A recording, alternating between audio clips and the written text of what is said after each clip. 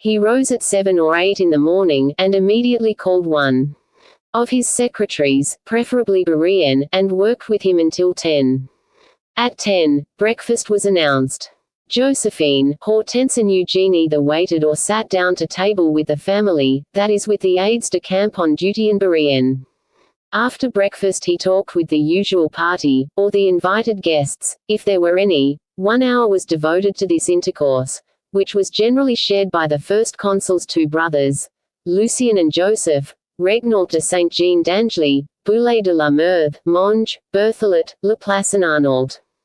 Toward noon Cambacérès arrived. As a general thing Bonaparte devoted half an hour to his chancellor, then suddenly, without warning, he would rise and say, "Au revoir, Josephine, au revoir, Hortense. Come, Berean, let us go to work."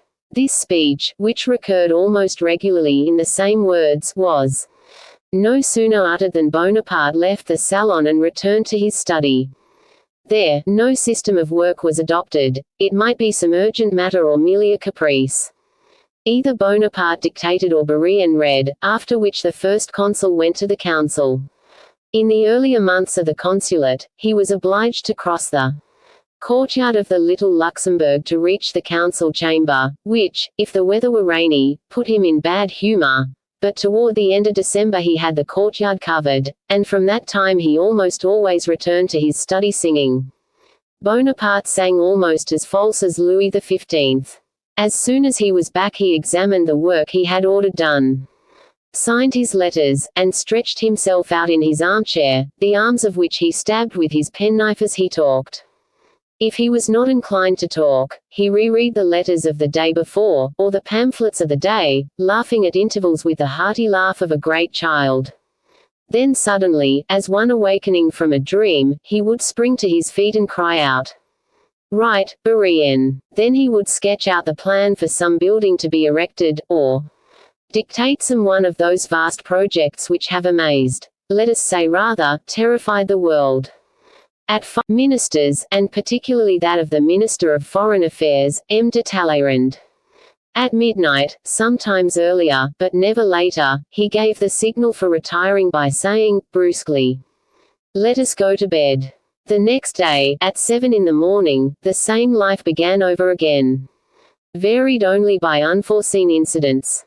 After these details of the personal habits of the great genius we are trying to depict under his first aspect, his personal portrait ought, we think, to come. Bonaparte, first consul, has left fewer indications of his personal appearance than Napoleon, emperor. Now, as nothing less resembles the emperor of 1812 than the first consul of 1800, let us endeavor, if possible, to sketch with a pen those features which the brush has never fully portrayed, that countenance which neither bronze nor marble has been able to render. Most of the painters and sculptors who flourished during this illustrious period of art, Gros, David, Proudhon, Girodet and Bozio, have endeavored to transmit to posterity the features of the man of destiny, at the different epochs when the vast providential vistas which beckoned him first revealed themselves. Thus, we have portraits of Bonaparte, Commander-in-Chief, Bonaparte, First Consul, and Napoleon, Emperor, and although some painters and sculptors have caught more or less successfully the type of his face, it may be said that there does not exist, either of the general, the First Consul, or the Emperor, a single portrait or bust which perfectly resembles him. It was not within the power of even genius to triumph over an impossibility. During the first part of Bonaparte's life it was possible to paint or chisel Bonaparte's protuberant skull, his brow furrowed by the sublime line of thought, his pale elongated face, his granite complexion, and the meditative character of his countenance.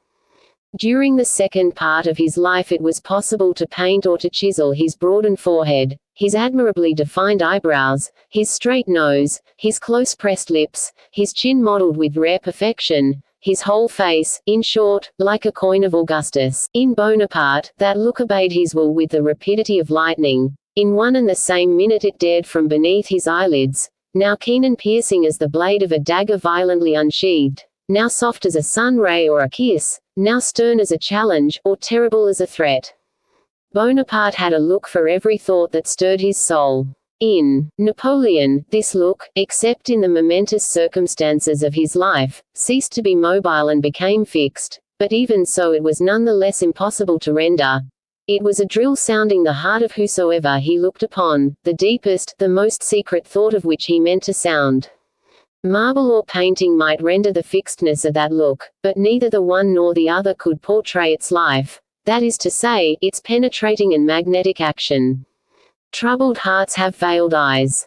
Bonaparte, even in the days of his leanness, had beautiful hands, and he displayed them with a certain coquetry. As he grew stouter his hands became superb. He took the utmost care of them, and looked at them when talking, with much complacency. He felt the same satisfaction in his teeth, which were handsome, though not with the splendor of his hands.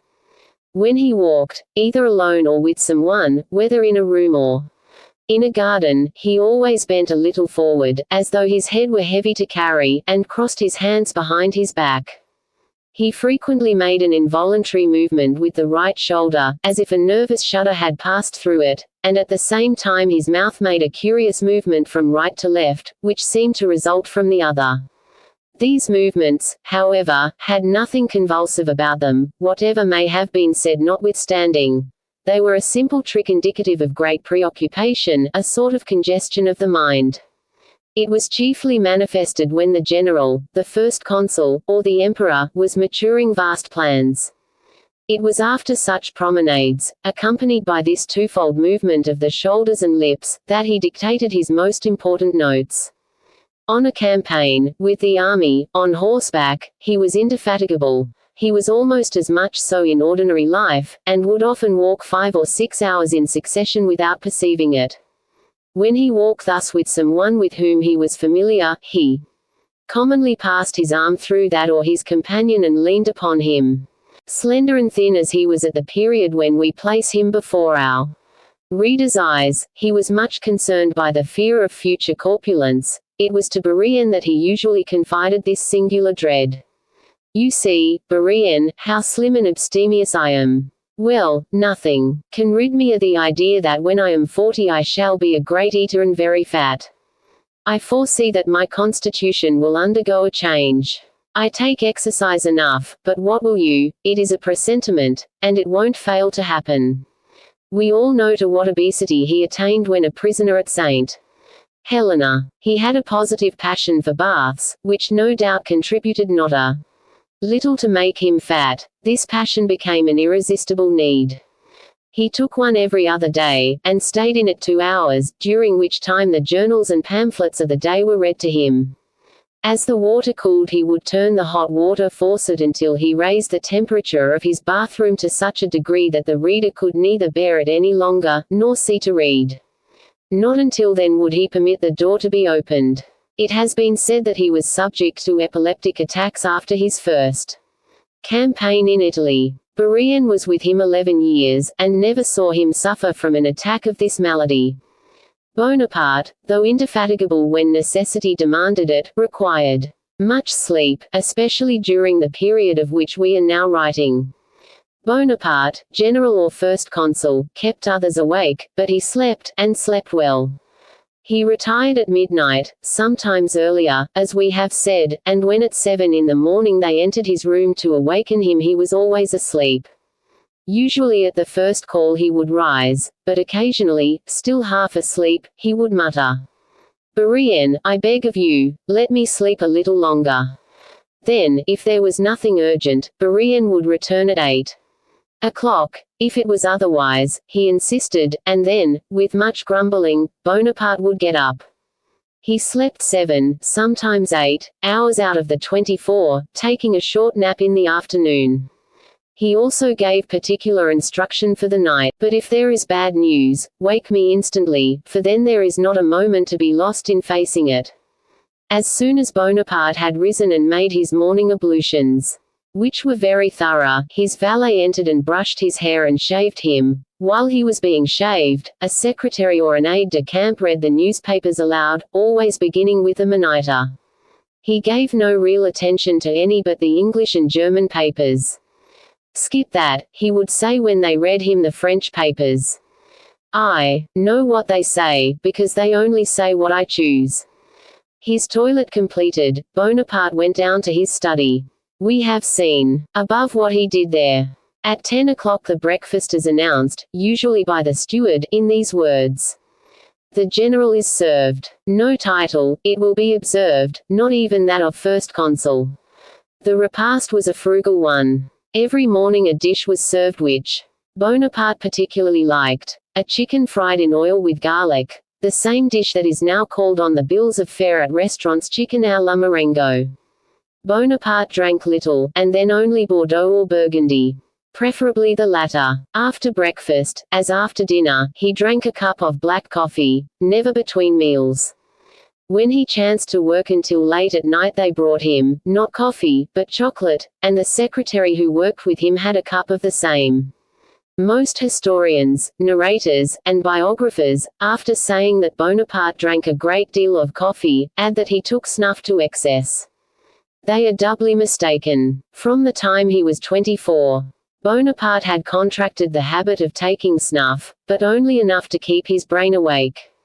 He took it habitually, not, as biographers have declared, from the pocket of his waistcoat, but from a snuff box which he changed almost every day for a new one, having in this matter of collecting snuff boxes a certain resemblance to the great Frederick.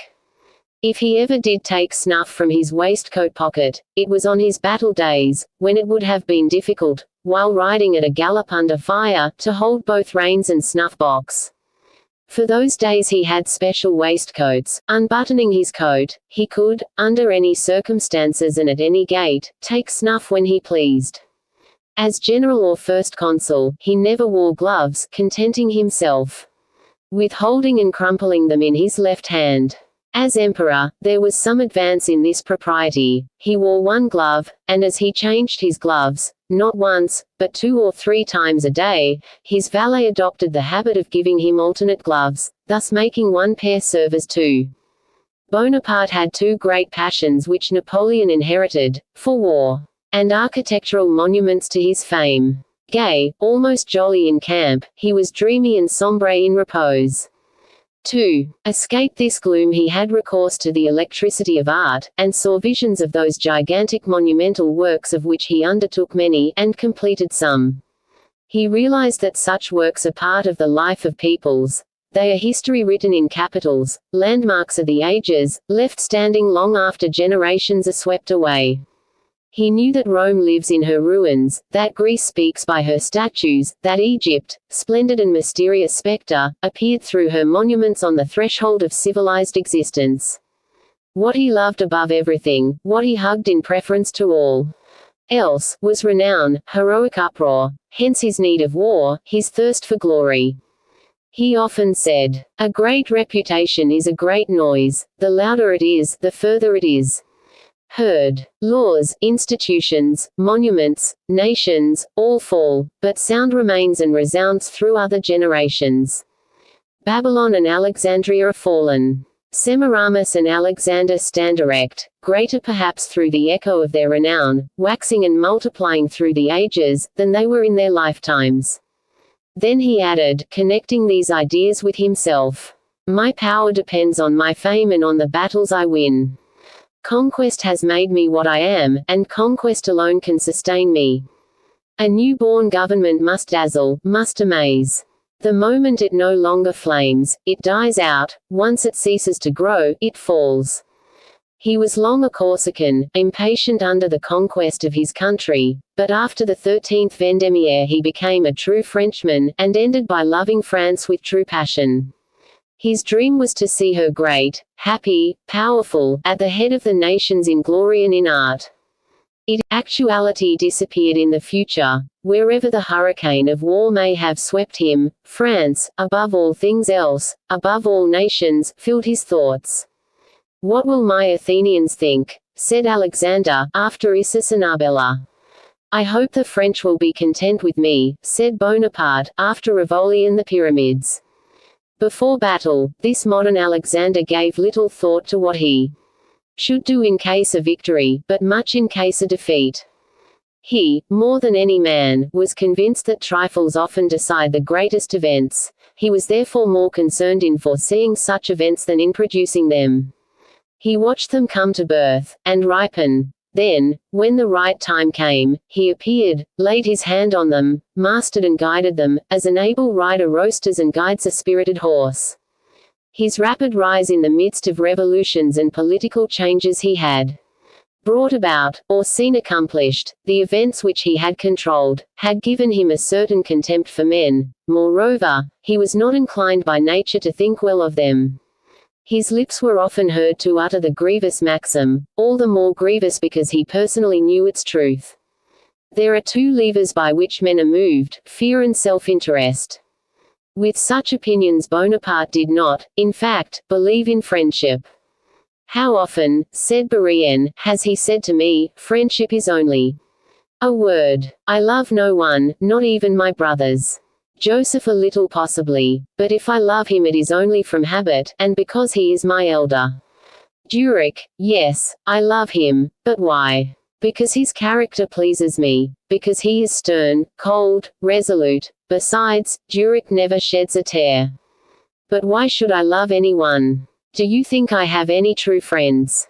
As long as I am what I am, I shall have friends, apparently at least, but when my luck ceases, you'll see.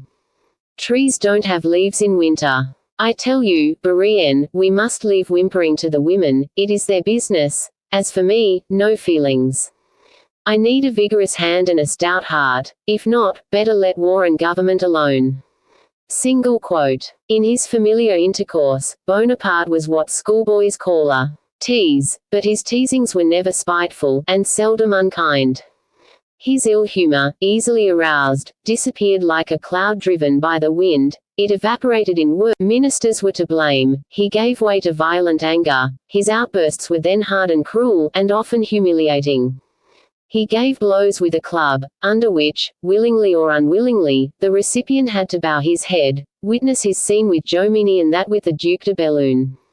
Bonaparte had two sets of enemies, the Jacobins and the Royalists. He detested the first and feared the second. In speaking of the Jacobins, he invariably called them the murderers of Louis XVI. As for the Royalists, that was another thing. One might almost have thought he foresaw the Restoration. He had about him two men who had voted the death of the king, Fouché and Cambacérès. He dismissed Fouché, and, if he kept Cambacérès, it was because he wanted the services of that eminent legist. But he could not endure him, and he would often catch his colleague, the second consul, by the ear, and say, "My poor Cambacérès, I'm so sorry for you, but your goose is cooked. If ever the Bourbons get back they will hang you." One day Cambacérès lost his temper, and with a twist of his head he pulled his ear from the living pincers that held it. "Come," he said, "have done with your foolish joking." Whenever Bonaparte escaped any danger, a childish habit, a Corsican habit, reappeared. He always made a rapid sign of the cross on his breast with the thumb. Whenever he met with any annoyance, or was haunted with a disagreeable thought, he hummed, "What air?" An air of his own that was no air at all, and which nobody ever noticed. He sang so false. Then, still singing, he would sit down before his writing desk, tilting in his chair, tipping it back till he almost fell over, and mutilating, as we have said, its arms with a penknife, which served no other purpose, inasmuch as he never mended a pen himself. His secretaries were charged with that duty, and they mended them in the best manner possible, mindful of the fact that they would have to copy that terrific writing, which, as we know, was not absolutely illegible. The effect produced on Bonaparte, the sound died away in space. He resumed his work, saying to those who asked him to explain this singular liking for the iron voice, "It reminds me of my first years at Brienne. I was happy then." At the period of which we are writing, his greatest personal interest was the purchase he had made of the domain of Malmaison. He went there every night like a schoolboy off for his holiday, and spent Sunday and often Monday there. There, work was neglected for walking expeditions, during which he personally superintended the improvements he had ordered. Occasionally, and especially at first, he would wander beyond the limits of the estate, but these excursions were thought dangerous by the police, and given up entirely after the conspiracy of the arena and the affair of the infernal machine. The revenue derived from Malmaison, calculated by Bonaparte himself, on the supposition that he should sell his fruits and vegetables, did not amount to more than 6,000 francs. "That's not bad," he said to Bourrienne, "but," he added with a sigh, "one must have 30,000 a year to be able to live here." Bonaparte introduced a certain poesy in his taste for the country. He liked to see a woman with a tall flexible figure glide through the dusky shrubberies of the park, only that woman must be dressed in white. He hated gowns of a dark color and had a horror of stout women. As for pregnant women, he had such an aversion for them that it was very seldom he invited one to his soirees or his fêtes. For the rest, with little gallantry in his nature, too overbearing to attract, scarcely civil to women, it was rare for him to say, even to the prettiest, a pleasant thing. In fact, he often produced a shudder by the rude remarks he made even to Josephine's best friends. To one he remarked, "Oh, what red arms you have." To another, "What an ugly headdress you are wearing." To a third, "Your gown is dirty.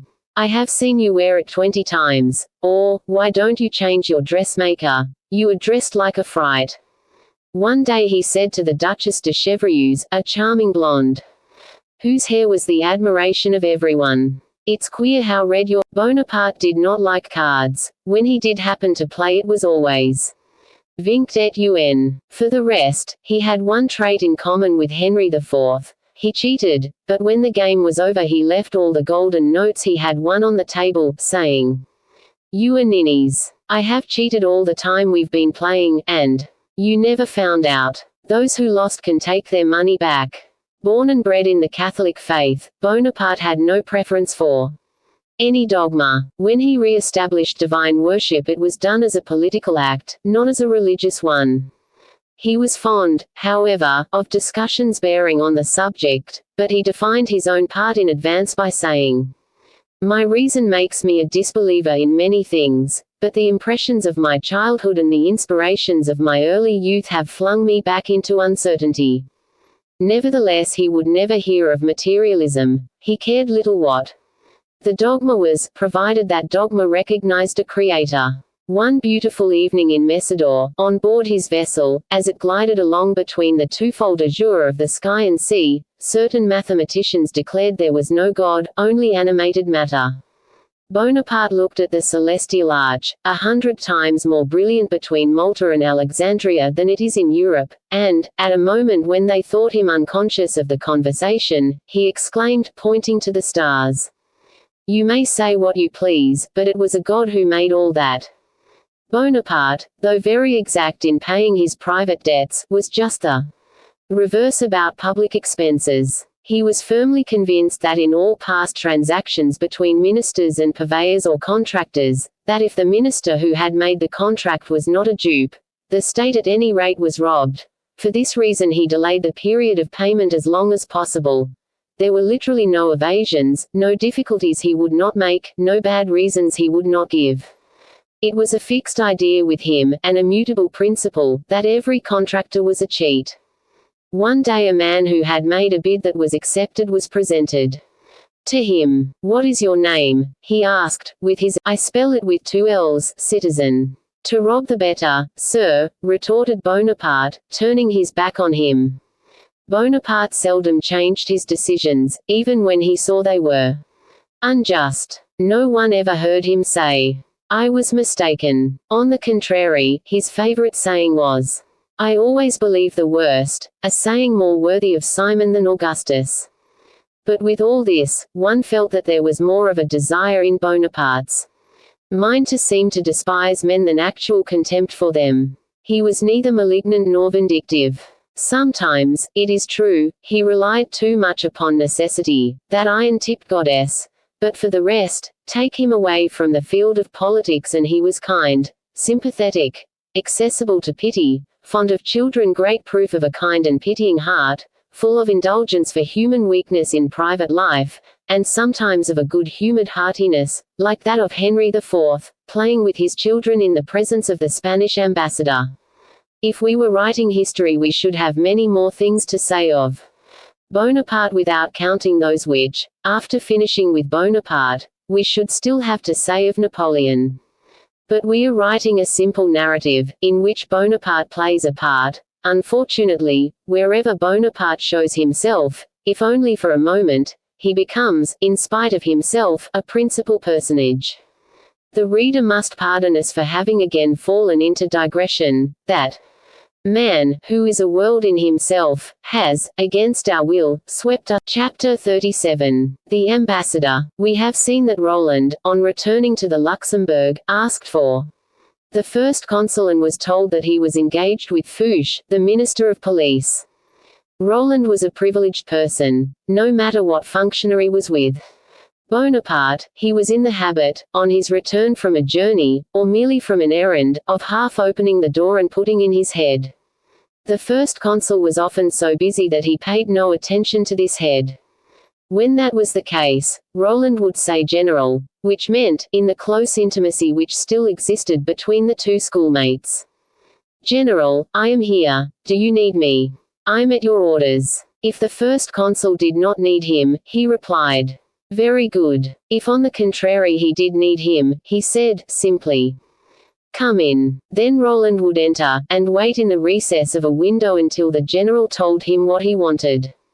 On this occasion, Roland put his head in as usual, saying, General, come in, replied the first consul, with visible satisfaction. Come in, come in. Roland entered. Bonaparte was, as he had been told, busy with the Minister of Police. The affair on which the first consul was engaged, and which seemed to absorb him a great deal, had also its interest for Roland. It concerned the recent stoppages of diligences by the companions of jehu. On the table lay 3 procès-verbaux relating the stoppage of 1 diligence and 2 mail coaches. Tribia, the paymaster of the army of Italy, was in one of the latter. The stoppages had occurred, one on the highroad between Meximio and Montleuil, on that part of the road which crosses the commune of Bellignou. The second, at the extremity of the lake of Sillons, in the direction of Nantua. The third, on the highroad between Saint-Étienne and Bourg, at a spot called Les Carinières. A curious fact was connected with these stoppages. A sum of 4,000 francs and a case of thoughtum lost, when the justice of the peace at Nantua received an unsigned letter telling him the place where these objects had been buried, and requesting him to return them to their rightful owners, as the companions of jehu made war upon the government and not against private individuals.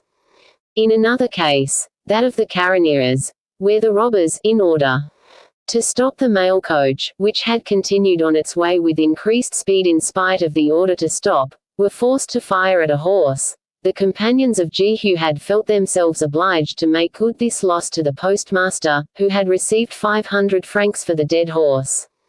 That was exactly what the animal had cost 8 days before, and this valuation proved that they were dealing with men who understood horses. The procès-verbaux sent by the local authorities were accompanied by the affidavits of the travelers. Bonaparte was singing that mysterious tune of which we have spoken, which showed that he was furious. So, as Roland might be expected to bring him fresh information, he had called him 3 times to come in. Well, said he, your part of the country is certainly in revolt against me. Just look at that. Roland glanced at the papers and understood at once. Exactly what I came to speak to you about, General, said he. Then begin at once, but first go ask Ariane for my department. Atlas. Roland fetched the atlas, and, guessing what Bonaparte desired to look at, opened it at the department of the Aisne. That's it, said Bonaparte. Show me where these affairs happened. Roland laid his finger on the edge of the map, in the neighborhood of Lyons. There, General, that's the exact place of the first attack, near the village of Bellignou. And the second. Here, said Roland, pointing to the other side of the department. Toward Geneva. There's the. Roland laid his finger on the center of the map. General, there's the exact spot. Les Carinières are not marked on the map because of their slight importance. What are Les Carinières? Asked the first consul. General, in our part of the country the manufactories of tiles are Called caraneras. They belong to Citizen Terrier. That's the place they ought to be on the map. And Roland made a pencil mark on the paper to show the exact spot where the stoppage occurred. What? Exclaimed Bonaparte. Why, it happened less than a mile and a half from Bourg. Scarcely that, General. That explains why the wounded horse was taken back to Bourg and died in the stables of the Belle Alliance. Do you hear all these details, sir? Said Bonaparte, addressing the Minister of Police. Yes, Citizen First Consul, answered the latter. You know I want this brigandage to stop. I shall use every effort. It's not a question of your efforts, but of its being done. The minister bowed. It is only on that condition, said Bonaparte, that I shall admit you are the able man you claim to be. I'll help you, citizen, said Roland. I did not venture to ask for your assistance, said the minister. Yes, but I offer it. Don't do anything that we have not planned together. The minister looked at Bonaparte. Quite right, said Bonaparte. You can go. Roland will follow you to the ministry. Fouché bowed and left the room. Now, continued the first consul, your honor depends upon your exterminating these bandits, Roland. In the first place, they carried on in your department, and next, they seem to have some particular grudge against you and your family. On the contrary, said Roland, that's what makes me so furious. They spare me and my family. Let's go over it again, Roland. Every detail is of importance. It is a war of Bedouins over again. Just notice this, General. I spend a night in the Chartreuse of Sayon. Because I have been told that it was haunted by ghosts. Sure enough, a ghost appears, but a perfectly inoffensive one. I fire at it twice, and it doesn't even turn around. My mother is in a diligence that is stopped, and faints away. One of the robbers pays her the most delicate attentions, bathes her temples with vinegar, and gives her smelling salts. My brother Edouard fights them as best he can. They take him in their arms, kiss him, and make him all sorts of compliments on his courage. A little more and they would have given him sugar plums as a reward for his gallant conduct. Now, just the reverse. My friend Sir John follows my example, goes where I have been. He is treated as a spy and stabbed, as they thought, to death. But he didn't die. No, on the contrary, he is so well that he wants to marry my sister. Aha! Has he asked for her? Officially. And you answered. I answered that the matter depended on two persons. Your mother and you, that's true. No, my sister herself, and you. Your sister I understand, but didn't you tell me, General, that you would take charge of marrying her? Bonaparte walked up and down the room with his arms crossed, then, suddenly stopping before Roland, he said, What is your Englishman like? You have seen him, General.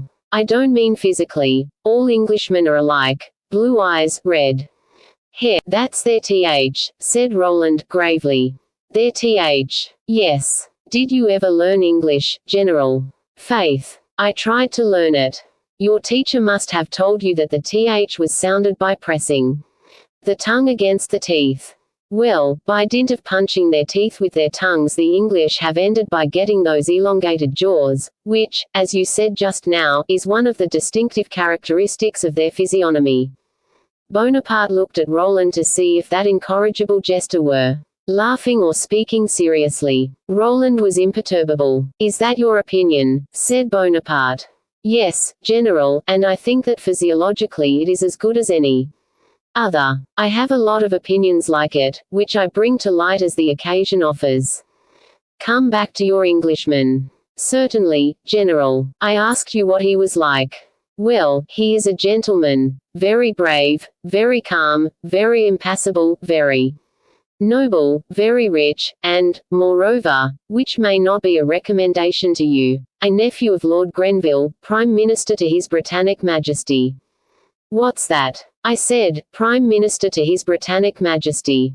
Bonaparte resumed his walk. Then, presently returning to Roland, he said, Can I see your Englishman? You know, General, that you can do anything. Where is he? In Paris. Go find him and bring him here. Roland was in the habit of obeying. 5 minutes later Bourrienne appeared. "Sit down there, Bourrienne," said the first consul, "and write." Bourrienne sat down, arranged his paper, dipped his pen in the ink, and waited. "Ready?" asked the first consul, sitting down upon the writing table. Which was another of his habits, a habit that reduced his secretary to despair, for Bonaparte never ceased swinging himself back and forth all the time he dictated, a motion that shook the table as much as if it had been in the middle of the ocean with a heaving sea. "I'm ready," replied Bourrienne, who had ended by forcing himself to endure, with more or less patience, all Bonaparte's eccentricities. "Then write." And he dictated. Bonaparte, First Consul of the Republic, to His Majesty the King of Great Britain and Ireland. Called by the will of the French nation to the Chief Magistracy of the Republic, I think it proper to inform your Majesty personally of this fact. Must the war, which for 2 years has ravaged the 4 quarters of the globe, be perpetuated? Is there no means of staying it? How is it that 2 nations, the most enlightened of Europe, more powerful and strong than their own safety and independence require, how is it that they sacrifice to their ideas of empty grandeur or bigoted antipathies the welfare of commerce, eternal prosperity, the happiness of families? How is it that they do not recognize that peace is the first of needs and the first of a nation's glories? These sentiments cannot be foreign to the heart of a king who governs a free nation with the sole object of rendering it happy. Your Majesty will see in this overture my sincere desire to contribute efficaciously, for the second time, to a general pacification, by an advance frankly made and free of those formalities which, necessary perhaps to disguise the dependence of feeble states, only disclose in powerful nations a mutual desire to deceive. France and England can, for a long time yet, by the abuse of their powers, and to the misery of their people, carry on the struggle without exhaustion. But, and I dare say it, the fate of all the civilized nations depends on the conclusion of a war which involves the universe. Bonaparte paused. "I think that will do." Bourrienne read the letter he had just written. After each paragraph the first consul nodded approvingly, and said, "Go on." Before the last words were fairly uttered, he took the letter from Bourrienne's hands and signed it with a new pen. It was a habit of his never to use the same pen twice. Nothing could be more disagreeable to him than a spot of ink on his fingers. "That's good," said he. "Seal it and put on the address. To Lord Grenville." Single quote. Bourrienne did as he was told. At the same moment the noise of a carriage was heard entering the courtyard of the Luxembourg. A moment later the door opened and Roland appeared. "Well," asked Bonaparte, "didn't I tell you you could have anything you wanted, General? Have you brought your Englishman? I met him in the Place de Bussy, and, knowing that you don't like to wait, I caught him just as he was, and made him get into the carriage.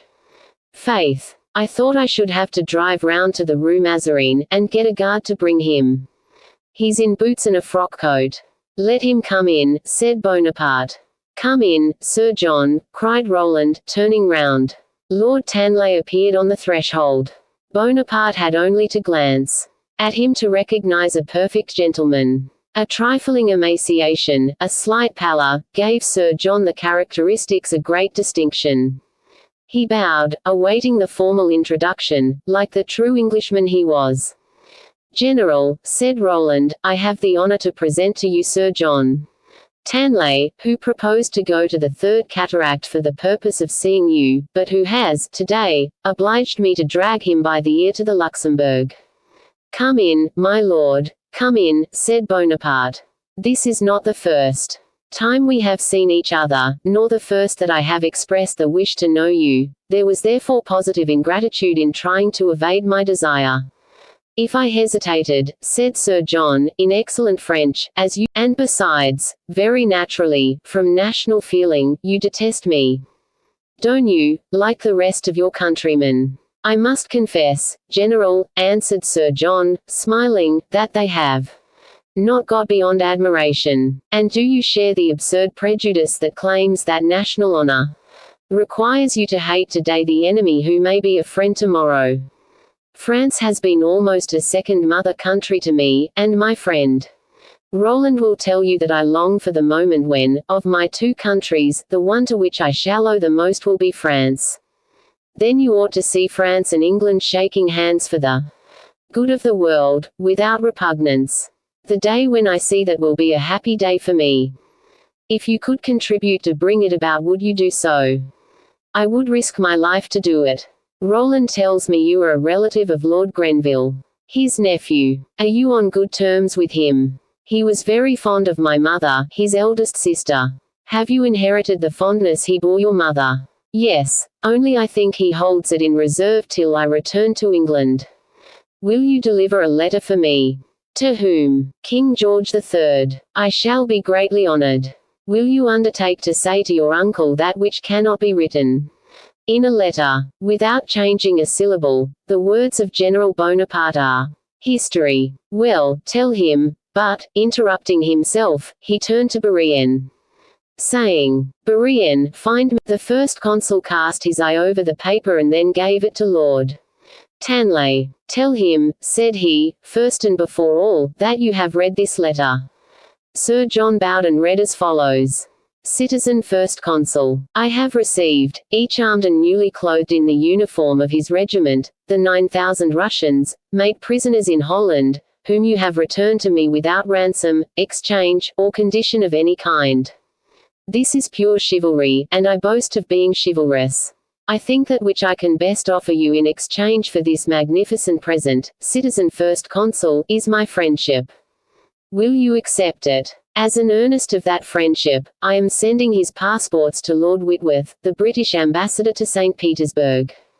Furthermore, if you will be, I do not say my second, but my witness, I will challenge personally every king who will not take part against England and close his ports to her. I begin with my neighbor the King of Denmark, and you will find in the Gazette de la Cour the ultimatum I have sent him. What more can I say to you? Nothing, unless it be that you and I together can give laws to the world. I am your admirer and sincere friend, Paul. Lord Tanley turned to the First Consul. Of course you know, said he, that the Emperor of Russia is mad. Is it that letter that makes you think so, my lord? Asked Bonaparte. No, but it confirms my opinion. It was a madman who gave Henry VI, of Lancaster the crown of St. Louis, and the blazon of England still bears, until I scratch him out with my sword, the fleur-de-lis of France. Sir John smiled. His national pride revolted at this assumption in the conqueror of the pyramids. But, said Bonaparte, that is not the question today, everything in its own time. Yes, murmured Sir John, we are too near Aboukir. Oh, I shall never defeat you at sea, said Bonaparte, it would take 50 years to make France a maritime nation. But over there, and the question is not war but peace. I must have peace to accomplish my dream, and, above all, peace with England. You see, I play above board. I am strong enough to speak frankly. If the day ever comes when a diplomatist tells the truth, he will be the first diplomatist in the world, for no one will believe him, and he will attain, unopposed, his ends. Then I am to tell my uncle that you desire peace, at the same time letting him know that I do not fear war. If I can't ally myself with King George, I can, as you see, do so with the Emperor Paul, but Russia has not reached that point of civilization that I desire in an ally. A tool is sometimes more useful than an ally. Yes, but, as you said, the Emperor is mad, and it is better to disarm than to arm a madman. I tell you that two nations like France and England ought to be inseparable friends or relentless enemies. Friends, they are the poles of the world, balancing its movements with perfect equilibrium. Enemies, one must destroy the other and become the world's sole axis. But suppose Lord Grenville, not doubting your genius, still doubts your power. If he holds the opinion of our poet Coleridge, that our island needs no rampart, no bulwark, other than the raucous murmur of the ocean, what shall I tell him? Unroll the map of the world, Bourrienne, said Bonaparte. Bourrienne unrolled a map. Bonaparte stepped over to it. Do you see those two rivers? Said he, pointing to the Volga and the Danube. That's the road to India, he added. I thought Egypt was, General, said Sir John. So did I for a time, or, rather, I took it because I had no other. But the Tsar opens this one, your government can force me to take it. Do you follow me? Yes, citizen, go on. Well, if England forces me to fight her, if I am obliged to accept this alliance with Catherine's successor, this is what I shall do. I shall embark 40,000. Sir John bowed in sign of deep attention. Bonaparte continued. I shall embark 40,000 Frenchmen on the Danube. Excuse me, citizen first consul, but the Danube is an Austrian river. I shall have taken Vienna. Sir John stared at Bonaparte. I shall have taken Vienna, continued the latter. I shall then embark 40,000 Frenchmen on the Danube. I find Russian vessels at its mouth ready to transport them to Taganrog. I march them by land along the course of the Don to Pratisbianskaya, whence they move to Tsaritsyn. There they descend the Volga in the same vessels that have transported the 40,000 Russians to Astrabad. 15 days later I have 80,000 men in western Persia. From Astrabad, these united corps will march to the Indus. Persia, the enemy of England, is our natural ally. Yes, but once in the Punjab, the Persian alliance will do you no good, and an army of 80,000 men cannot drag its provisions along with it. You forget one thing, said Bonaparte, as if the expedition were already underway. I have left bankers at Tehran and Kabul. Now, remember what happened 9 years ago in Lord Cornwallis' war with Tippoo Saib. The commander-in-chief fell short of provisions, and a simple captain. I forget his name. Captain Malcolm, said Lord Tanley. That's it, cried Bonaparte. You know the story. Captain Malcolm had recourse to the Brinjaris, those Bohemians of India, who cover the whole Hindustan peninsula with their encampments, and control the grain supplies. Well, those Bohemians are faithful to the last penny to those who pay them. They will feed me. You must cross the Indus. What of that? Exclaimed Bonaparte. I have 180 miles of bank between Dera Ismail Khan and Attic to choose from. I know the Indus as well as I do the Seine. It is a slow current flowing about 3 miles an hour. It's, yes, in so far as it follows a broad uninterrupted stretch of fertile, well-watered provinces. That I avoid the sandy deserts which separate the lower valley of the Indus from Rajputana, and also that I follow the general bases of all invasions of India that have had any success, from Mahmud of Ghazni, in the year 1000, to Nadir Shah, in 1739. And how many have taken the route I mean to take between the two epochs? Let us count them. After Mahmud of Ghazni came Muhammad Ghari, in 1184, with 120,000 men. After him, Timur Tang, or Timur the Lame, whom we call Tamerlane, with 60,000 men. After Tamerlane, Babar. After Babar, Humayun, and how many more I can't remember. Why, India is there for whoever will go and take it. You forget, citizen first consul, that all the conquerors you have named had only the aboriginal populations to deal with, whereas you have the English.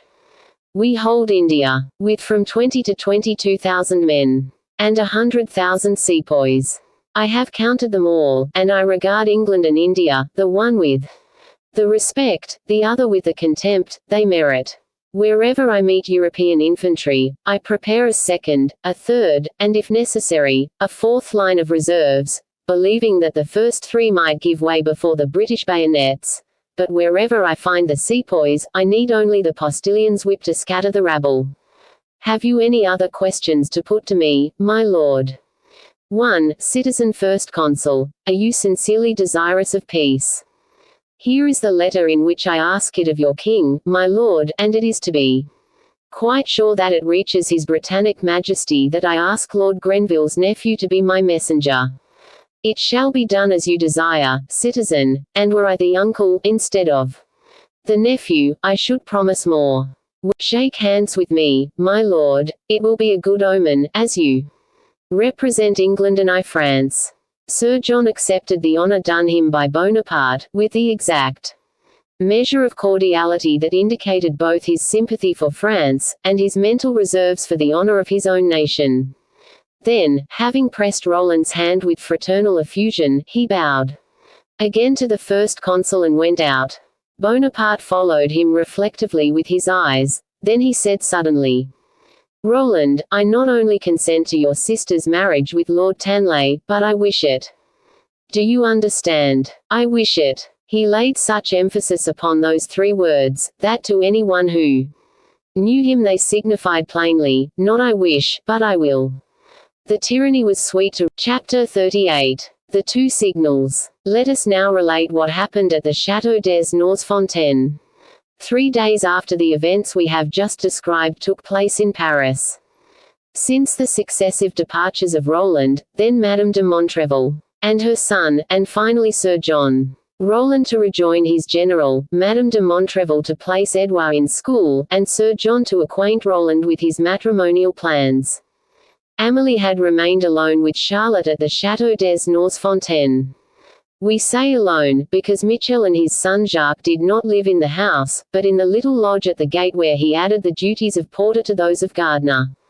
It therefore happened that at night all the windows, excepting those of Amélie, which, as we have said, were on the first floor overlooking the garden, and that of Charlotte in the attic, were left in darkness. Madame de Montrevel had taken the second chambermaid with her. The 2 young girls were perhaps rather isolated in their part of the house, which consisted of a dozen bedrooms on 3 floors, especially at a time when so many rumors of robberies on the highroads reached them. Michel, therefore, proposed to his young mistress that he sleep in the main building, so as to be near her in case of need. But she, in a firm voice, assured him that she felt no fear, and desired no change in the customary routine of the chateau. Michel did not insist, and retired, saying that mademoiselle might, in any case, sleep in peace, for he and Jacques would make the rounds of the house during the night. Amélie at first seemed anxious about those rounds, but she soon noticed that Michel and Jacques contented themselves with watching on the edge of the forest of Sayon, and the frequent appearance of a jugged hare, or a haunch of venison on the table, proved to her that Michel kept his word regarding the promised rounds. She therefore ceased to trouble about Michael's rounds, which were always, now, as we have said, 3 days after the events we have just related. Or, to speak more correctly, during the night following the 3rd day, those who were accustomed to see no light save in Amélie's windows on the 1st floor and Charlotte's on the 3rd, might have observed with surprise that, from 11 o'clock until midnight, the 4 windows on the 1st floor were illuminated. It is true that each was lighted by a single wax candle. They might also have seen the figure of a young girl through the shades, staring in the direction of the village of Césariette. This young girl was Amélie, pale, breathing with difficulty, and seeming to watch anxiously for a signal.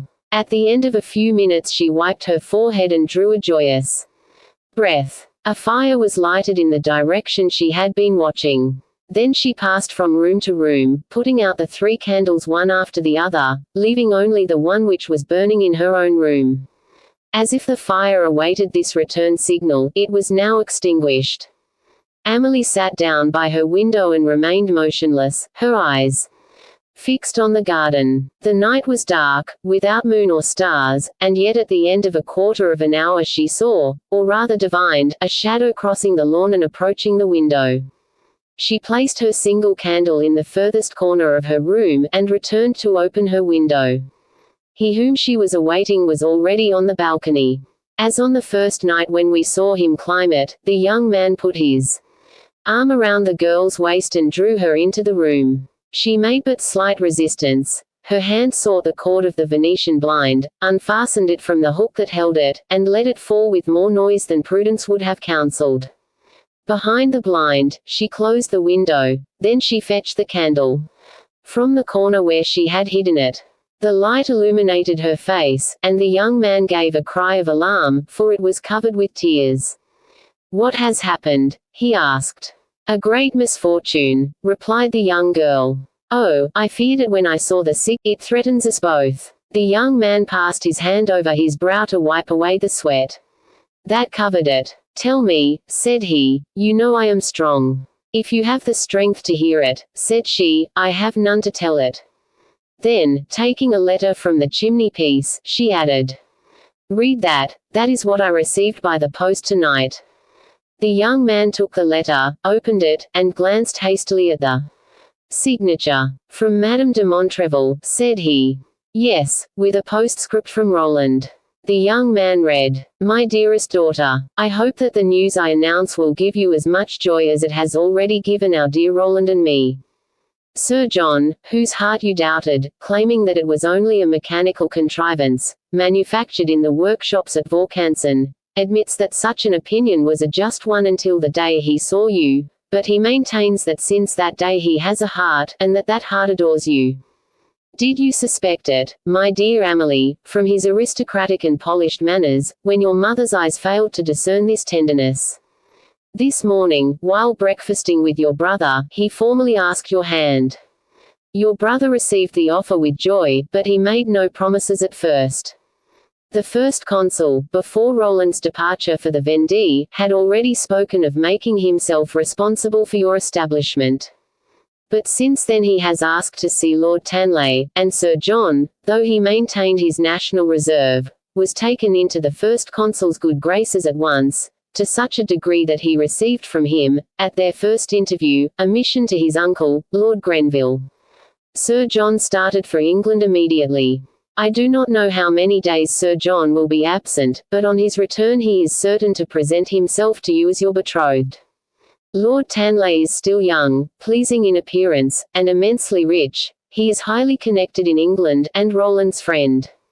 I do not know a man who has more right, I will not say to your love, but to your profound esteem. The rest of my news I can tell you in 2 words. The first consul is still most kind to me and to your 2 brothers, and Madame Bonaparte has let me know that she your mother, who loves you, Clotilde de Remontrevel. Without pausing, the young man turned to Roland's postscript. It was as follows. You have read, my dear little sister, what our good mother has written. This marriage is a suitable one under all aspects.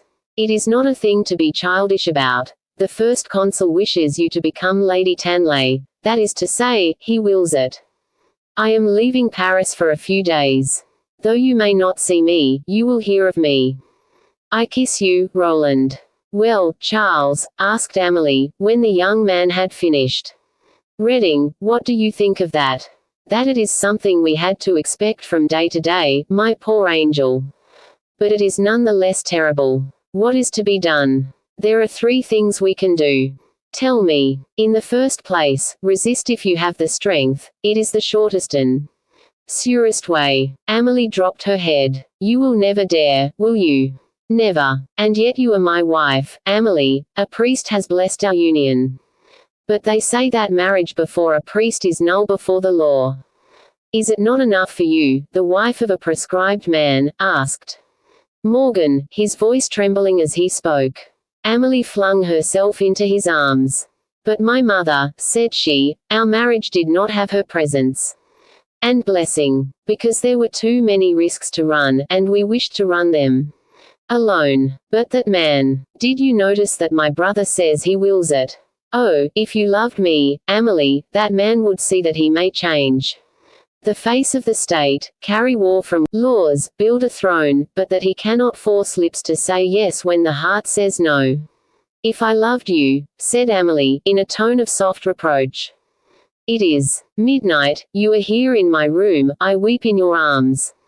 I, the daughter of General de Montrevel and the sister of Roland, and you say, if you loved me. I was wrong, my darling Amelie. Yes, I know that you were brought up in adoration of that man. You cannot understand that any one should resist him, and whoever does resist him is a rebel in your eyes. Charles, you said there were 3 things that we could do. What is the second? Accept apparently the marriage they propose to you, and gain time by delaying under various pretexts. The man is not immortal. No, but is too young for us to count on his death. The third way, dear friend, fly, but that is a last resource, Amelie. There are 2 objections. First, your repugnance. I am yours, Charles. I will surmount my repugnance. And, added the young man, my engagements. Your engagements. My companions are bound to me, Amelie, but I, too, am bound to them. We also have a man to whom we have sworn obedience. That man is the future King of France.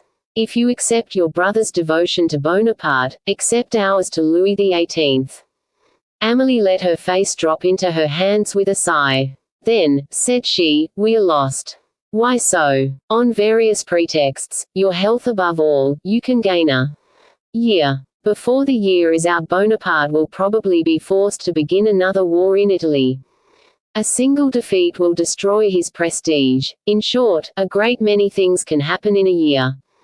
Did you read Roland's postscript, Charles?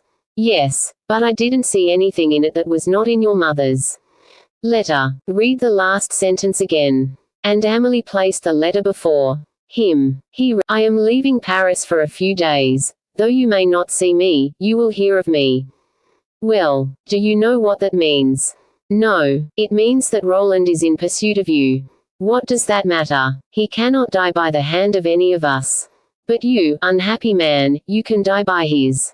Do you think I should care so very much if he killed me, Amélie? Oh, even in my gloomiest moments I never thought of that. So you think your brother is on the hunt for us? I am sure of it. What makes you so certain? Because he swore over Sir John's body, when he thought him dead, to avenge him. If he had died, exclaimed the young man, bitterly, we should not be where we are, Amélie. God saved him, Charles. It was therefore good that he did not die. For us. I cannot fathom the ways of the Lord. I tell you, my beloved Charles. Beware of Roland. Roland is close by. Charles smiled incredulously. I tell you that he is not only near here, but he has been seen. He has been seen. Where? Who saw him? Who saw him? Yes. Charlotte, my maid, the jailer's daughter. She asked permission to visit her parents yesterday, Sunday. You were coming, so I told her she could stay till this morning. Well, she therefore spent the night with her parents. At 11 o'clock the captain of the gendarmerie brought in some prisoners. While they were locking them up, a man, Captain. Charlotte thought she recognized the newcomer's voice. She looked at him attentively. His cloak slipped from his face, and she saw that it was my brother. The young man made a movement. Now do you understand, Charles? My brother comes to Bourg. Mysteriously, without letting me know. He asks for the captain of the gendarmerie, follows him into the prison, speaks only to him, and disappears. Is that not a threatening outlook for our love? Tell me, Charles. As Amélie spoke, a dark cloud spread slowly over her lover's face. Amélie, said he, when my companions and I bound ourselves together, we did not deceive ourselves as to the risks we ran. But, at least, said Amélie, you have changed your place of refuge, you have abandoned the Chartreuse of Sayon. None but our dead are there now. Is the grotto of Césaret perfectly safe? As safe as any refuge can be that has two exits. The Chartreuse of Sayon had two exits. Yet, as you say, you left your dead there. The dead are safer than the living. They are sure not to die on the scaffold. Amélie felt a shudder go through her. Charles, she murmured. Listen, said the young man. God is my witness, and you too, that I have always put laughter and gaiety between your presentiments and my fears, but today the aspect of things has changed. We are coming face to face with the crisis. Whatever the end brings us, it is approaching. I do not ask of you, my Amélie, those selfish, unreasonable things that lovers in danger of death exact from their mistresses. I do not ask you to bind your heart to the dead, your love to a corpse. Friend, said the young girl, laying her hand on his arm, take care, you are doubting me. No, I do you the highest honor in leaving you free to accomplish the sacrifice to its full extent. But I do not want you to be bound by an oath, no tie shall fetter you. So be it, said Amélie. What I ask of you, continued the young man, and I ask you to swear it on our love, which has been, alas, so fatal to you, is this. If I am arrested and disarmed, if I am imprisoned and condemned to death, I implore you, Amélie, I exact of you, that in some way you will send me arms, not only for myself, but for my companions also, so that we may still be masters of our lives. But in such a case, Charles, may I not tell all to my brother? May I not appeal to his tenderness, to the generosity of the first consul? Before the young girl had finished, her lover seized her violently by the wrist. Amelie, said he, it is no longer one promise I ask of you, there are two. Swear to me, in the first place, and above all else, that you will not solicit my pardon. Swear it, Amelie, swear it. Do I need to swear, dear? Asked the young girl, bursting into tears. I promise it. Promise it on the hour when I first said I loved you, on the hour when you answered that I was loved. On your life, on mine, on the past, on the future, on our smiles, on our tears. I should die in any case, you see, Amelie, even though I had to beat my brains out against the wall, but I should die dishonored. I promise you, Charles. Then for my second request, Amelie, if we are taken and condemned, send me arms or poison, the means of dying, any means.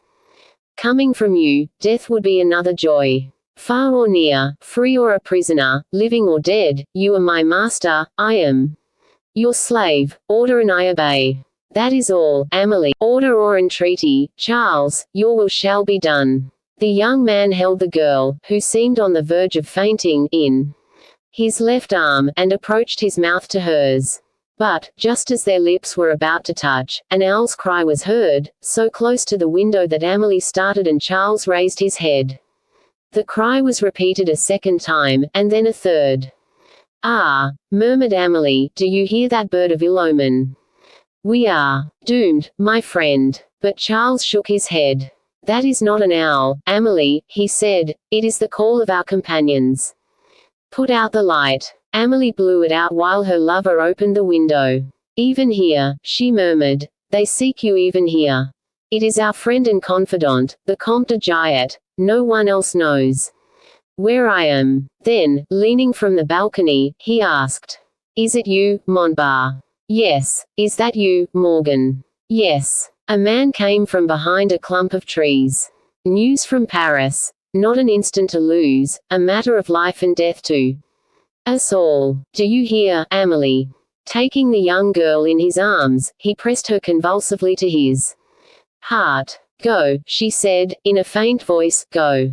Did you not hear him say it was a matter of life and death for all of you? Farewell, my Amelie, my beloved, farewell.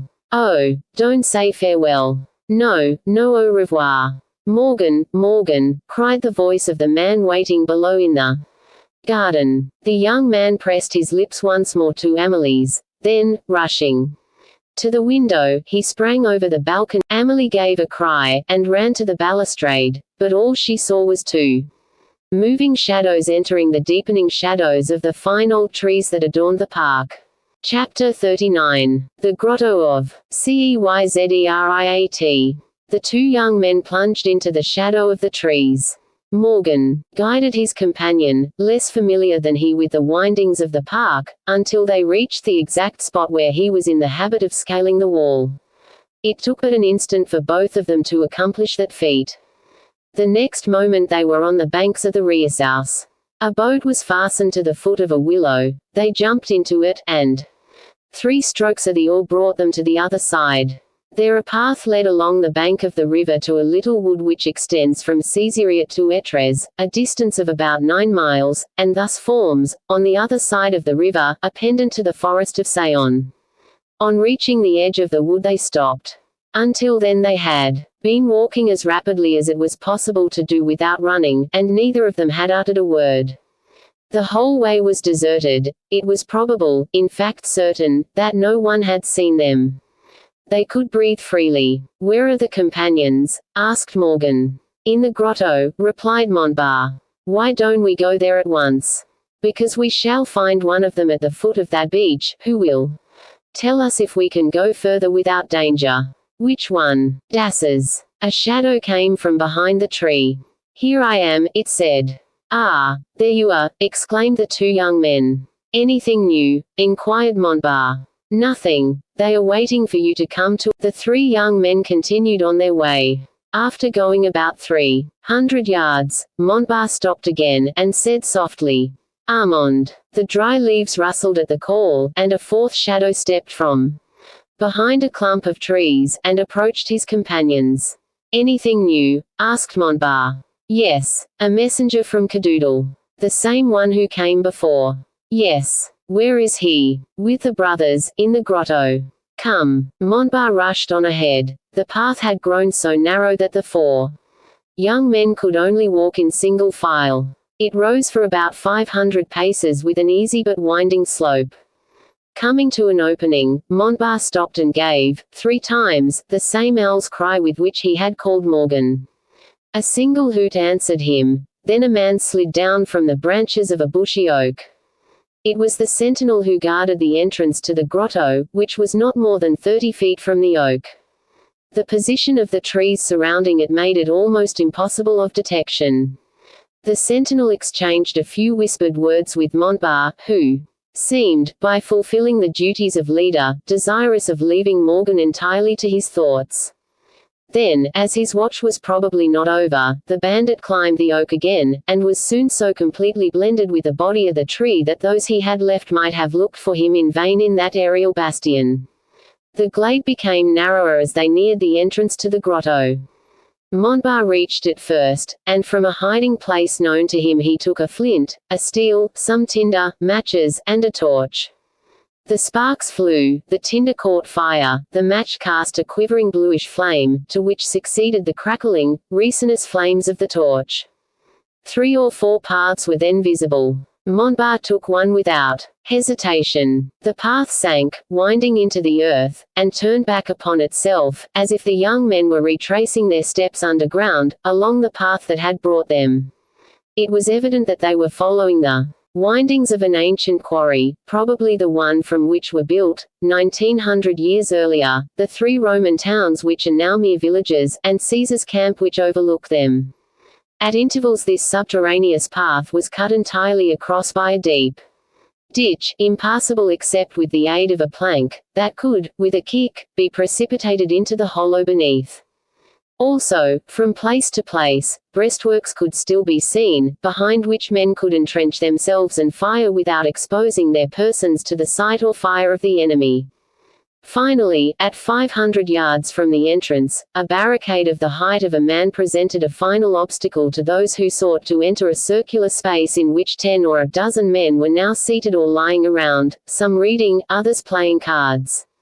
Neither the readers nor the players moved at the noise made by the newcomers, or at the gleam of their light playing upon the walls of the quarry, so certain were they that none but friends could reach this spot, guarded as it was. For the rest, the scene of this encampment was extremely picturesque. Wax candles were burning in profusion. The companions of Jehu were too aristocratic to make use of any other light and cast their reflection upon stands of arms of all kinds, among which double-barreled muskets and pistols held first place. Foils and masks were hanging here and there upon the walls, several musical instruments were lying about, and a few mirrors in gilt frames proclaimed the fact that dress was a pastime by no means unappreciated by the strange inhabitants of that subterranean dwelling. They all seemed as tranquil as though the news which had drawn Morgan from Amelie's arms was unknown to them, or considered of no importance. Nevertheless, when the little group from outside approached, and the words, the captain," were heard, all rose, not with the servility of soldiers toward their approaching chief, but with the affectionate deference of strong and intelligent men for one stronger and more intelligent than they. Then Morgan shook his head, raised his eyes, and, passing before, "Yes, Captain," answered a voice. "The police of the First Consul does us the honor to be interested in us." "Where is the messenger?" asked Morgan. "Here," replied a young man, wearing the livery of a cabinet courier, who was still covered with mud and dust. "Have you any dispatches?" "Written, no. Verbal, yes." "Where do they come from?" "The private office of the Minister of Police." "Can they be trusted?" "I'll answer for them. They are positively official." "It's a good thing to have friends everywhere," observed Montbar. Parenthetically. "Especially near M. Fouche," resumed Morgan. "Let us hear the news." "Am I to tell it aloud, or to you privately?" I presume we are all interested, so tell it aloud. Well, the first consul sent for Citizen Fouche at the Louvre, and lectured him on our account. Capital. What next? Citizen Fouche replied that we were clever scamps, very difficult to find, and still more difficult to capture when we had been found. In short, he praised us highly. Very amiable of him. What next? Next, the first consul replied that that did not concern him, that we were brigands, and that it was our brigandage which maintained the war in Vendée, and that the day we ceased sending money to Brittany there would be no more Brittany. Excellent reasoning, it seems to me. He said the West must be fought in the East and the Midi, like England in India. Consequently he gave Citizen Fouche full powers, and, even if it cost $1 million and he had to kill 5, well, he knows his man when he makes his demand. Remains to be seen if we let him have them. So Citizen Fouche went home furious, and vowed that before 8 days passed there should not be a single companion of Jehu left in France. The time is short. That same day couriers started for Lyons, Macon, Sens-le-Saulnier, Besançon and Geneva, with orders to the garrison commanders to do personally all they could for our destruction, but above all to obey unquestioningly M. Roland de Montrevel, aide-de-camp to the first consul, and to put at his disposal as many troops as he thought needful. And I can add, said Morgan, that M. Roland de Montrevel is already in the field. He had a conference with the captain of the gendarmerie, in the prison at Bourg, yesterday. Does anyone know why? Asked a voice. The deuce, said another, to engage ourselves. Do you still mean to protect him? Asked Asses. More than ever. Ah, that's too much, muttered a voice. Why so? Retorted Morgan imperiously, isn't it my right as a companion? Certainly, said two other voices. Then I use it, both as a companion and as your leader. But suppose in the middle of the fray a stray ball should take him, said a voice. Then, it is not a right I claim, nor an order that I give, but an entreaty I make. My friends, promise me, on your honor, that the life of Roland de Montrevel will be sacred to you. With unanimous voice, all stretching out their hands, they replied, We swear on our honor. Now, resumed Morgan, let us look at our position under its true aspect, without deluding ourselves in any way. Once an intelligent police force starts out to pursue us, and makes actual war against Boer, but our resistance will be merely a matter of time, that's all. At least that is my opinion. Morgan questioned his companions with his eyes, and their acquiescence was unanimous, though it was with a smile on their lips that they recognized their doom. But that was the way in those strange days. Men went to their death without fear, and they dealt it to others without emotion. And now, asked Montbar, have you anything further to say? Yes, replied Morgan, I have to add that nothing is easier than to procure horses, or even to escape on foot. We are all hunters and more or less mountaineers.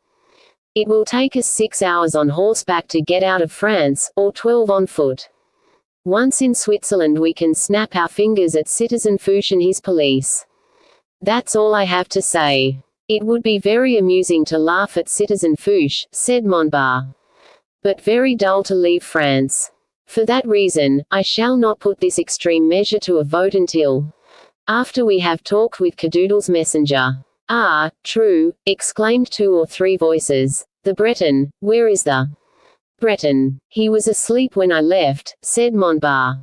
And he is still sleeping, said Adler, pointing to a man lying on a heap of straw in a recess of the grotto. They wakened the Breton, who rose to his knees, rubbing his eyes with one hand and feeling for his carbine with the other. You are with friends, said a voice. Don't be afraid. Afraid, said the Breton. Who are you, over there, who thinks I am afraid? Someone who probably does not know what fear is, my dear. Branch d'Or, said Morgan, who recognized in Cadoudal's messenger the same man whom they had received at the Chartreuse the night he himself arrived from Avignon. I ask pardon on his behalf. Branch d'Or looked at the young men before him with an air that left no doubt of his repugnance. He said, with a tolerably gracious air. Which of you gentlemen is captain? I have a letter for him from my captain. Morgan advanced a step and said, I am. Your name. I have two. Your fighting name. Morgan. Yes, that's the one the general told me. Besides, I recognize you. You gave me a bag containing 60,000 francs the night I saw the monks. The letter is for you then. Give it to me. The peasant took off his hat, pulled out the lining, and from between it and the felt he took a piece of paper which resembled another lining, and seemed at first sight to be blank. Then, with a military salute, he offered the paper to Morgan, who turned it over and could see no writing, at least none was apparent. A candle, he said. They brought a waxlight. Morgan held the paper to the flame. Little by little, as the paper warmed, the writing appeared. The experience appeared familiar to the young men. The Breton alone seemed surprised. To his naive mind the operation probably seemed like witchcraft, but so long as the devil was aiding the royalist cause the Chouan was willing to deal with him. Gentlemen, said Morgan, do you want to know what the master says? All bowed and listened, while the young man read. My dear Morgan, if you hear that I have abandoned the cause, and am in treaty with the government of the First Consul and the Vendine leaders, do not believe it. I am a Breton of Brittany, and consequently as stubborn as a true Breton. The First Consul sent one of his aides de camp to offer me an amnesty for all my men, and the rank of colonel for myself. I have not even consulted my men, I refused for them and for me. Now, all depends on us. As we receive from the princes neither money nor encouragement, you are our only treasurer. Close your coffers, or rather cease to open. I need not tell you that my life will have ended first. Our mission is dangerous. Probably it will cost us our heads, but what can be more glorious than to hear posterity say of us, if one can hear beyond the grave? All others despaired, but they, never. One of us will survive the other, but only to succumb later. Let that survivor say as he dies. Etiam si omnis, ego non. Count on me as I count on you. Cadoudal. P.S. You know that you can safely give Branch d'Or all the money you have for the cause. He has promised me not to let himself be taken, and I trust his word. A murmur of enthusiasm ran through the group, as Morgan finished the last words of the letter. You have heard it, gentlemen, he said. Yes, yes, yes, repeated every voice. In the first place, how much money have we to give to Branchedor? 13,000 francs from the Lake of Sillons, 22,000 from Lake Araniras, 14,000 from Meximio, 49,000 in all, said one of the group.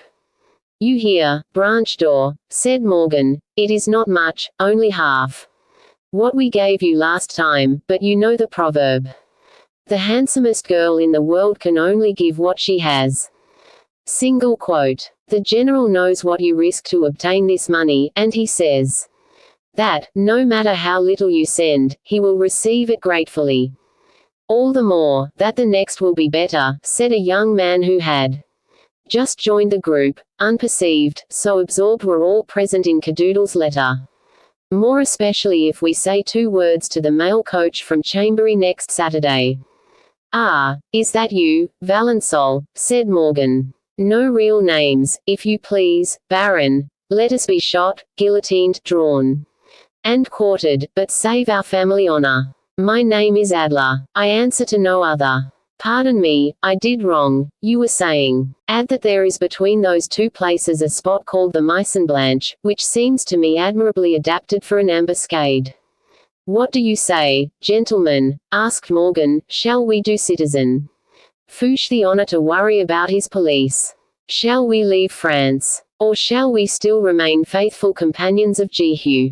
There was but one reply. We stay. Right, said Morgan. Brothers, I recognize you there. Cadoudal points out our duty in that admirable letter we have just received. Let us adopt his heroic motto. Etiam si omnis, ego non. Then addressing the peasant, he said, Branch d'Or, the 49,000 francs are at your disposal. You can start when you like. Promise something better next time, in our name, and tell the general for me that, wherever he goes, even though it be to the scaffold, I shall deem it an honor to follow, or to precede him. Au revoir, branch door.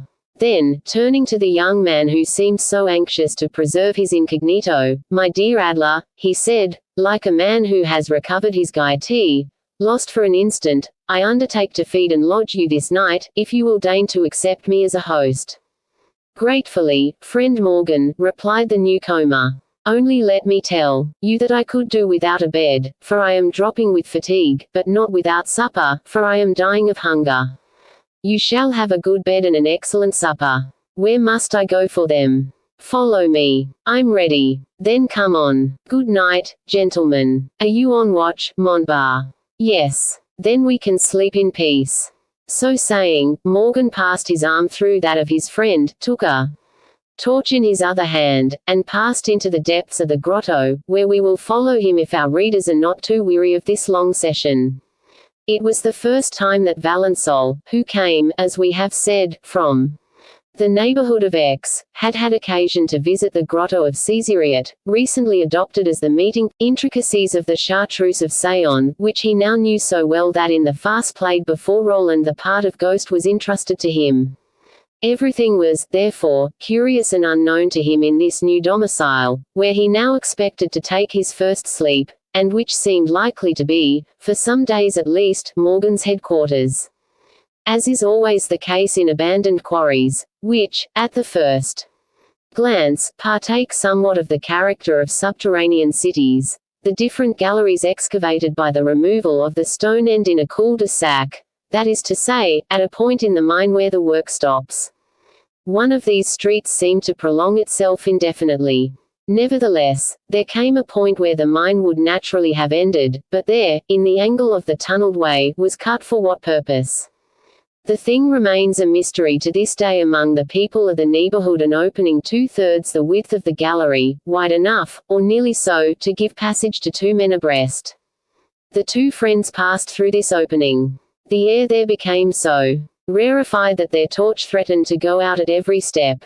Valensole felt drops of ice-cold water falling on his hands and face. "Bless me," said he, "does it rain down here?" "No," replied Morgan, laughing, "only we are passing under the Riesaus. Then we are going to Borg. That's about it." "All right, you are leading me. You have promised me supper and a bed, so I have nothing to worry about. Unless that light goes out," added the young man, looking at the paling flame of the torch. "That wouldn't matter. We can always find ourselves here. In the end," said Valensole.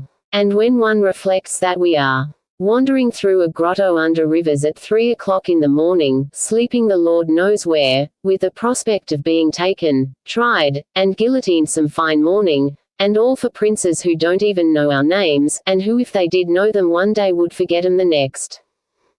Sublime. Well, well," said Valensole, "I see that you will lose more than I do. In this business. I put devotion into it, but you put enthusiasm." Morgan sighed. "Here we are," said he, letting the conversation drop, like a burden too heavy to be carried longer. In fact, his foot had just struck against the first step of a stairway. Preceding Valensole, for whom he lighted the way, Morgan went up 10 steps and reached the gate. Taking a key from his pocket, he opened it.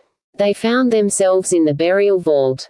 On each side of the vault stood coffins on iron tripods, ducal crowns and escutcheons, blazoned azure, with the cross argent, indicated that these coffins belonged to the family of Savoy before it came to bear the royal crown.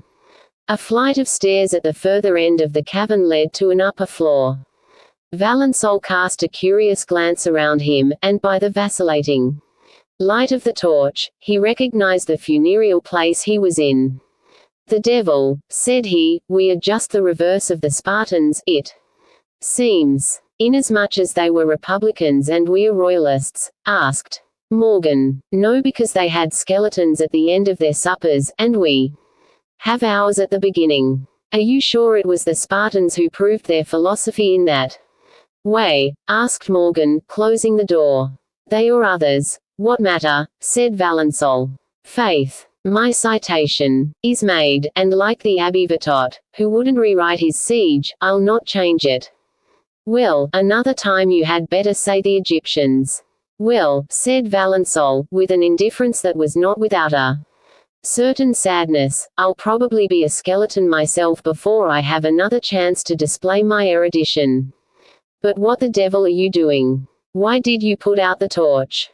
You're not going to make— Morgan had in fact extinguished the torch at the foot of the steps leading to the upper floor. Give me your hand, said the young man. Valensole seized his friend's band with an eagerness that showed how very slight a desire he had to make a longer stay in the gloomy vaults of the Dukes of Savoy, no matter what honor there might be in such illustrious companionship. Morgan went up the steps. Then, by the tightening of his hand, Valensole knew he was making an effort. Presently a stone was raised, and through the opening a trembling gleam of twilight met the eyes of the young men, and a fragrant aromatic odor came to comfort their sense of smell after the mephitic atmosphere of the vaults. Ah, cried Valensole, we are in a barn. I prefer that. Morgan did not answer. He helped his companion to climb out of the vault, and then let the stone drop back in its place. Valensole looked about him. He was in the midst of a vast building, filled with hay, into which the light filtered through windows of such exquisite form that they certainly could not be those of a barn. Why, said Valensole, we are not in a barn. Climb up the hay and sit down near that window, replied Morgan. Valensole obeyed and scrambled up the hay like a schoolboy in his holidays. Then he sat down, as Morgan had told him, before a window. The next moment Morgan placed between his friend's legs a napkin containing a pâté, bread, a bottle of wine, 2 glasses, 2 knives and 2 forks. The deuce, cried Valensole, Lucullus sups with Lucullus. Then gazing through the panes at a building with numberless windows, which seemed to be a wing of the one they were in, and before which a sentry was pacing, he exclaimed, positively, I can't eat my supper till I know where we are. What is this building? And why that sentry at the door? Well, said Morgan, since you absolutely must know, I will tell you. We are in the church of Brou, which was converted into a fodder storehouse by a decree of the municipal council. That adjoining barracks are the gendarmerie, and that sentry is posted to prevent anyone from disturbing our supper or surprising us while we sleep. Brave fellows, said Valensole, filling his glass, their health. Morgan. And ours, said the young man, laughing, the devil take me if any one could dream of finding us here. Morgan had hardly drained his glass, when, as if the devil had accepted the challenge, the sentinel's harsh, strident voice cried, Qui vive? Hey! Exclaimed the 2 young men, what does this mean? A body of 30 men came from the direction of Pont-d'Ain, and, after giving the countersign to the sentry, at once dispersed. The larger number, led by 2 men, who seemed to be officers, entered the barracks, the others continued on their way.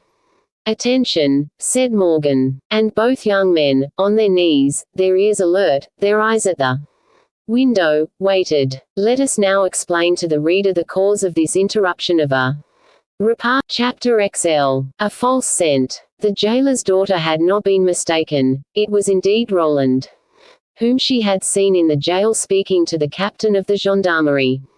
Neither was Amélie wrong in her terror.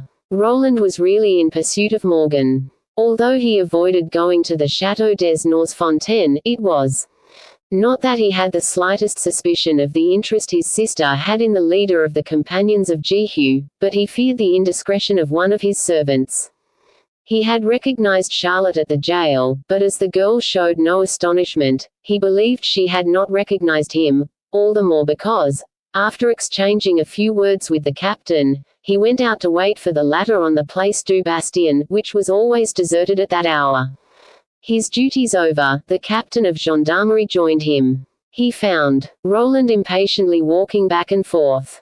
Roland had merely made himself known at the jail, but here he proceeded to explain the matter, and to initiate the captain into the object of his visit. Roland had solicited the first consul, as a favor to himself, that the pursuit of the companions of Jehu be entrusted to him personally, a favor he had obtained without difficulty. An order from the Minister of War placed at his disposal not only the garrison of Bourg, but also those of the neighboring towns. An order from the Minister of Police enjoined all the officers of the gendarmerie to render him every assistance. He naturally applied in the first instance to the captain of the gendarmerie at Bourg, whom he had long known personally as a man of great courage and executive ability. He found what he wanted in him. The captain was furious against the companions of Jehu, who had stopped diligences within a mile of his town, and on whom he was unable to lay his hand. He knew of the reports relating to the last 3 stoppages that had been sent to the Minister of Police, and he understood the latter's anger. But Roland brought his amazement to a close. Had spent at the Chartreuse of Sayon, and of what had happened to Sir John at that same Chartreuse during the succeeding night. The captain had heard by common rumour that Madame de Montrevel's guest had been stabbed, but as no one had lodged a complaint, he did not think he had the right to investigate circumstances which it seemed to him Roland wished to keep in the dark. In those troublous days more indulgence was shown to officers of the army than they might have received at other times. As for Roland, he had said nothing because he wished to reserve for himself the satisfaction of pursuing the assassins and sham ghosts of the Chartreuse when the time came. He now arrived with full power to put that design into execution, firmly resolved not to return to the first consul until it was accomplished. Besides, it was one of those adventures he was always seeking, at once dangerous and picturesque, an opportunity of pitting his life against men who cared little for their own, and probably less for his. Roland had no conception of Morgan's safeguard which had twice protected him from danger, once on the night he had watched at the Chartreuse, and again when he had fought against Cadoudal. How could he know that a simple cross was drawn above his name, and that this symbol of redemption guaranteed his safety from one end of France to the other? For the rest, the first thing to be done was to surround the Chartreuse of Sayon, and to search thoroughly into its most secret places, a thing Roland believed himself perfectly competent to do. The night was now too far advanced to undertake the expedition, and it was postponed until the one following. In the meantime Roland remained quietly in hiding in the captain's room at the barracks that no one might suspect his presence at Bourg nor its cause. The following night he was to guide the expedition. In the course of the morrow, one of the gendarmes, who was a tailor, agreed to make him a sergeant's uniform. He was to pass as a member of the brigade at Sons-le-Saulnier, and, thanks to the uniform, could direct the search at the Chartreuse without being recognized. Everything happened as planned. Roland entered the barracks with the captain. Even without Roland's help, that worthy officer could have directed the expedition without going an inch astray.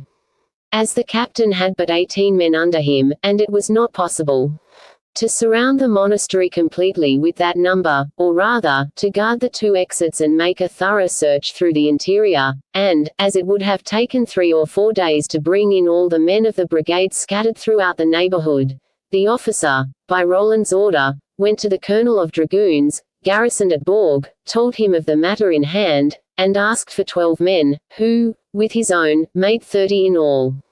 The colonel not only granted the 12 men, but, learning that the expedition was to be commanded by Colonel Roland de Montrevel, aide-de-camp to the first consul, he proposed that he himself should join the party at the head of his 12 men. Roland accepted his cooperation, and it was agreed that the colonel. We employ the words colonel and chief of brigade indifferently, both being interchangeable terms indicating the same rank, and his 12 dragoons should pick up Roland, the captain, and his 18 men, the barracks being directly on their road to the Chartreuse. The time was set for 11 that night. At 11 precisely, with military punctuality, the colonel of dragoons and his 12 men joined the gendarmes, and the 2 companies, now united in one, began their march.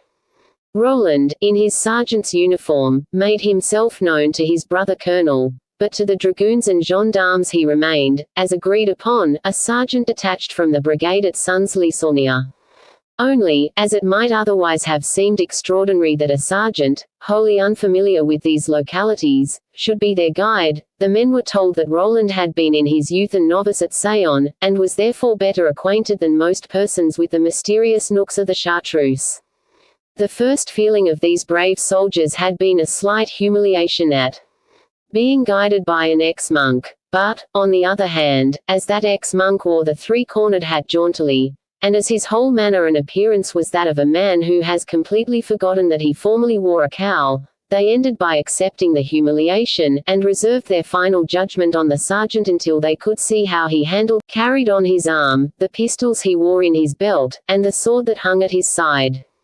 The party was supplied with torches, and started in perfect silence. They were divided into 3 squads, one of 8 men, led by the captain of gendarmerie, another of 10, commanded by the colonel, and the third of 12 men, with Roland at its head. On leaving the town they separated. The captain of the gendarmerie, who knew the localities better than the colonel of dragoons, took upon himself to guard the window of La Correrie, giving upon the forest of Sayon, with his 8 men.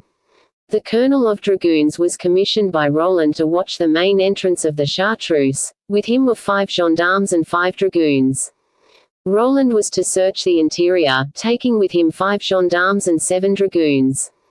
Half an hour was allowed each squad to reach its post. It was more than was needed. Roland and his men were to scale the orchard wall when 11:30 was ringing from the belfry at Péronaz. The captain of gendarmerie followed the main road from Pont d'Ain to the edge of the woods, which he skirted until he reached his appointed station. The colonel of dragoons took the crossroad which branches from the highway of Pont d'Ain and leads to the great portal of the Chartreuse. Roland crossed the fields to the orchard wall which, as the reader will remember, he had already climbed on 2 occasions. Punctually at 11:30 he gave the signal to his men to scale the wall. By the time they reached the other side the men, if they did not yet know that Roland was brave, were at least sure that he was active. Roland pointed in the dusk to a door, the one that led from the orchard into the cloister. Then he sprang ahead through the rank grasses. First, he opened the door. First, he entered the cloister. All was dark, silent and solitary. Roland, still guiding his men, reached the refectory. Absolute solitude. Utter silence. They crossed the hall obliquely, and returned to the garden without alarming a living creature except the owls and the bats. There still remained the cistern, the mortuary vault, and the pavilion, or rather, the chapel in the forest, to be searched. Roland crossed the open space between the cistern and the monastery. After descending the steps, he lighted 3 torches, kept one, and handed the other 2, one to a dragoon, the other to a gendarme. Then he raised the stone that concealed the step. The gendarmes who followed Roland began to think him as brave as he was active. They followed the subterranean passage to the first gate. It was closed, but not locked. They entered the funereal vault. Here was more than solitude, more than silence. Here was death. The bravest felt a shiver in the roots of their hair. Roland went from tomb to tomb, sounding each with the butt of the pistol he held in his hand. Silence everywhere. They crossed the vault, reached the second gate, and entered the chapel. The same silence, the same solitude. All was deserted, as it seemed, for years. Roland went straight to the choir. There lay the blood on the stones. No one had taken the trouble to efface it. Here was the end of his search, which had proved futile. Roland could not bring himself to retreat. He fancied he was not attacked because of his numerous escort. He therefore left 10 men and a torch in the chapel, told them to put themselves in communication, through the ruined window, with the captain of the gendarmerie, who was ambushed in the forest within a few feet of the window, while he himself, with 2 men, retraced his steps. This time the 2 men who followed Roland thought him more than brave, they considered him foolhardy. But Roland, caring little whether they followed or not, retraced his own steps in default of those of the bandits.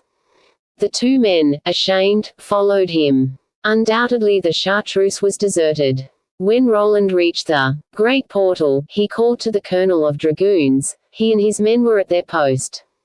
Roland opened the door and joined them. They had seen nothing, heard nothing. The whole party entered the monastery, closing and barricading the door behind them to cut off the bandits' retreat, if they were fortunate enough to meet any. Then they hastened to rejoin their comrades, who, on their side, had united with the captain and his 8 men, and were waiting for them in the choir. There was nothing for it but to retire. 2 o'clock had just struck. Nearly 3 hours had been spent in fruitless search.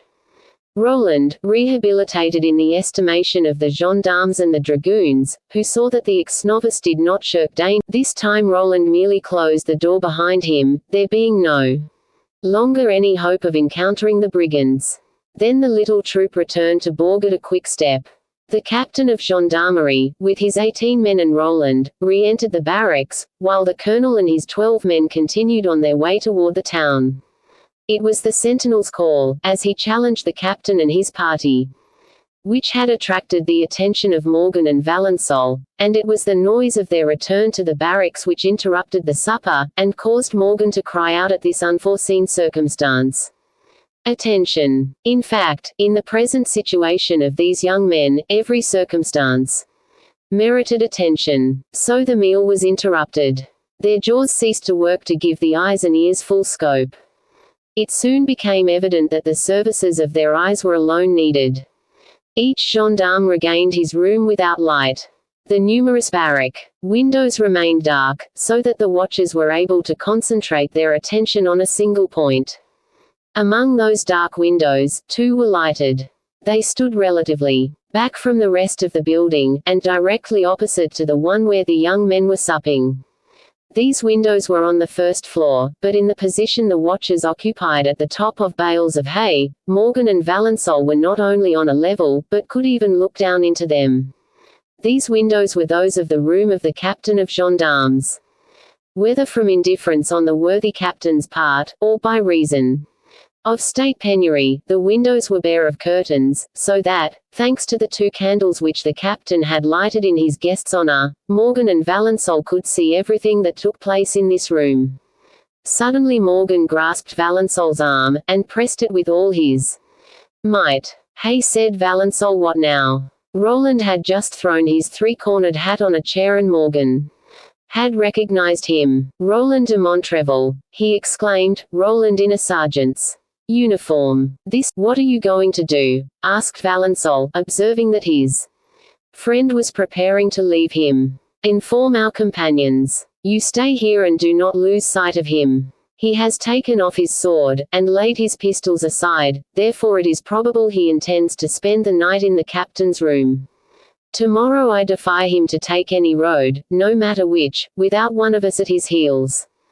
And Morgan, sliding down the declivity of the hay, disappeared from sight, leaving his companion crouched like a sphinx, with his eyes fixed on Roland de Montrevel. A quarter of an hour later Morgan returned. By this time the officers' windows were dark like all the others of the barracks.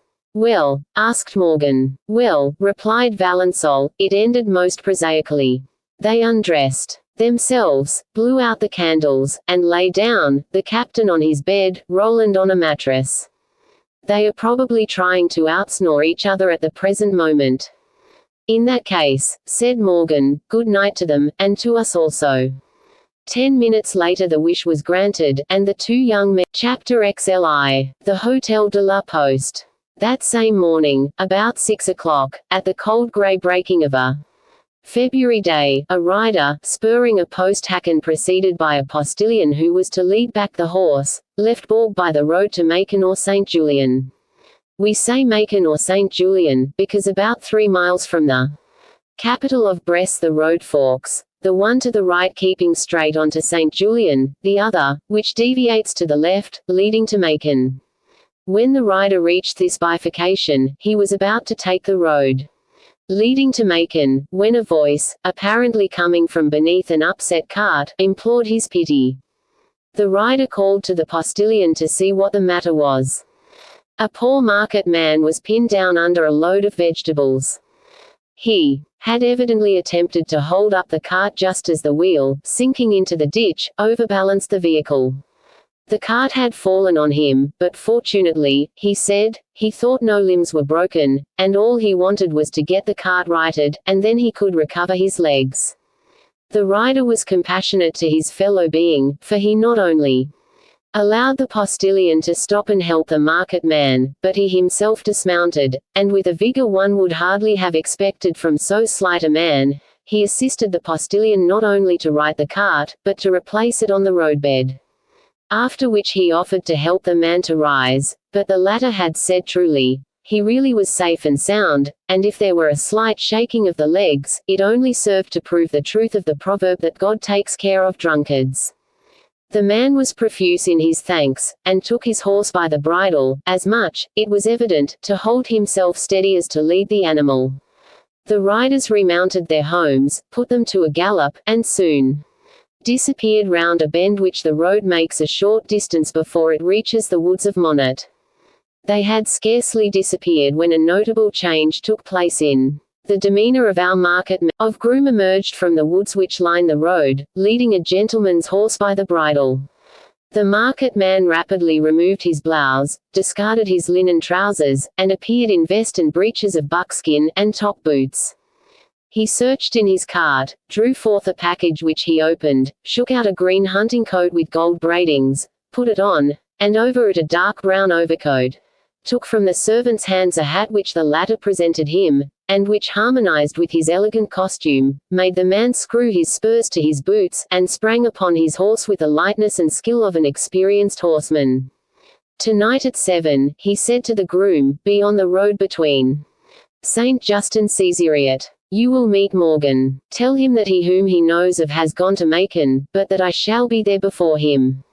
Then, without troubling himself about his cart and vegetables, which he left in his servant's charge, the ex-marketman, who was none other than our old acquaintance Montbar, turned his horse's head toward the Monet woods, and set out at a gallop.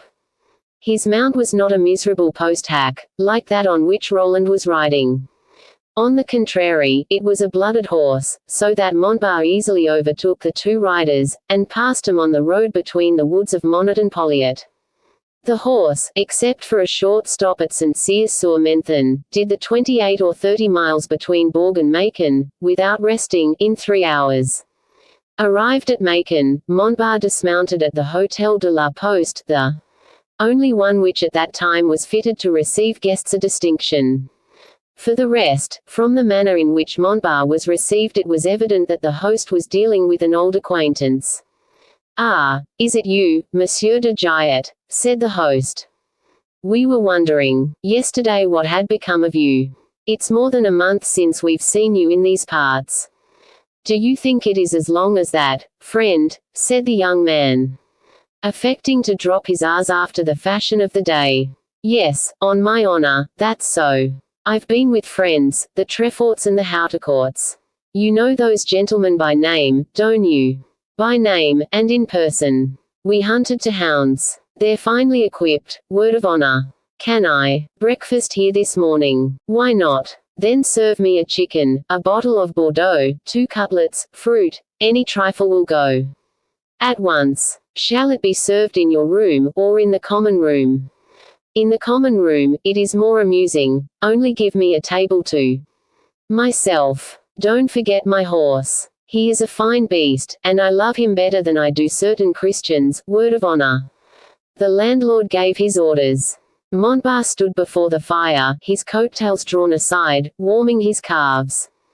"So you still keep to the posting business?" he said to the landlord, as if desirous of keeping up the conversation. "I should think so. Then you relay the diligences?" "Not the diligences, but the mail coaches." "Ah, tell me. I want to go to Chambery some of these days. How many places are there in the mail coach?" "3, 2 inside, and 1 out with the courier." "Do I stand any chance of finding a vacant seat?" "It may happen, but the safest way is to hire your own conveyance." "Can't I engage a place beforehand?" "No, for don't you see, Monsieur de Giat, that if travelers take places from Paris to Lyons, they have the first right." "See, the aristocrats," said Montbar, laughing. "Apropos of aristocrats, there is one behind me posting here. I passed him about a mile the other side of Poliet. I thought his hack a little wind-broken." "Oh," exclaimed the landlord, "that's not astonishing. My brother's in the business have a poor lot of horses." "Why, there's our man," continued Montbar. "I thought I had more of a lead of him." Roland was, in fact, just passing the windows at a gallop. Do you still want chamber no. 1, Monsieur de Giat. Because it is the best one, and if you don't take it, I shall give it to that man, provided he wants to make any stay. Oh, don't bother about me. I shan't know till later in the day whether I go or stay. If the newcomer means to remain, give him no L. I will content myself with no. 2. The gentleman is served, said the waiter, looking through the door, which led from the kitchen to the common room. Montbar nodded and accepted the invitation. He entered the common room just as Roland came into the kitchen. The dinner was on the table. Montbar changed his plate and sat down with his back to the door. The precaution was useless. Roland did not enter the common room, and Montbar breakfasted without interruption. When dessert was over, however, the host himself brought in his coffee. Montbar understood that the good man was in talkative humor, a fortunate circumstance, for there were certain things he was anxious to hear about. Well, said Montbar, what became of our man? Did he only change horses? No, no, no, said the landlord, as you said, he's an aristocrat. He ordered breakfast in his own room. His room or my room? Asked Montbar, for I'm certain you put him in that famous no. 1. Confound it. Monsieur de Giat, it is your own fault.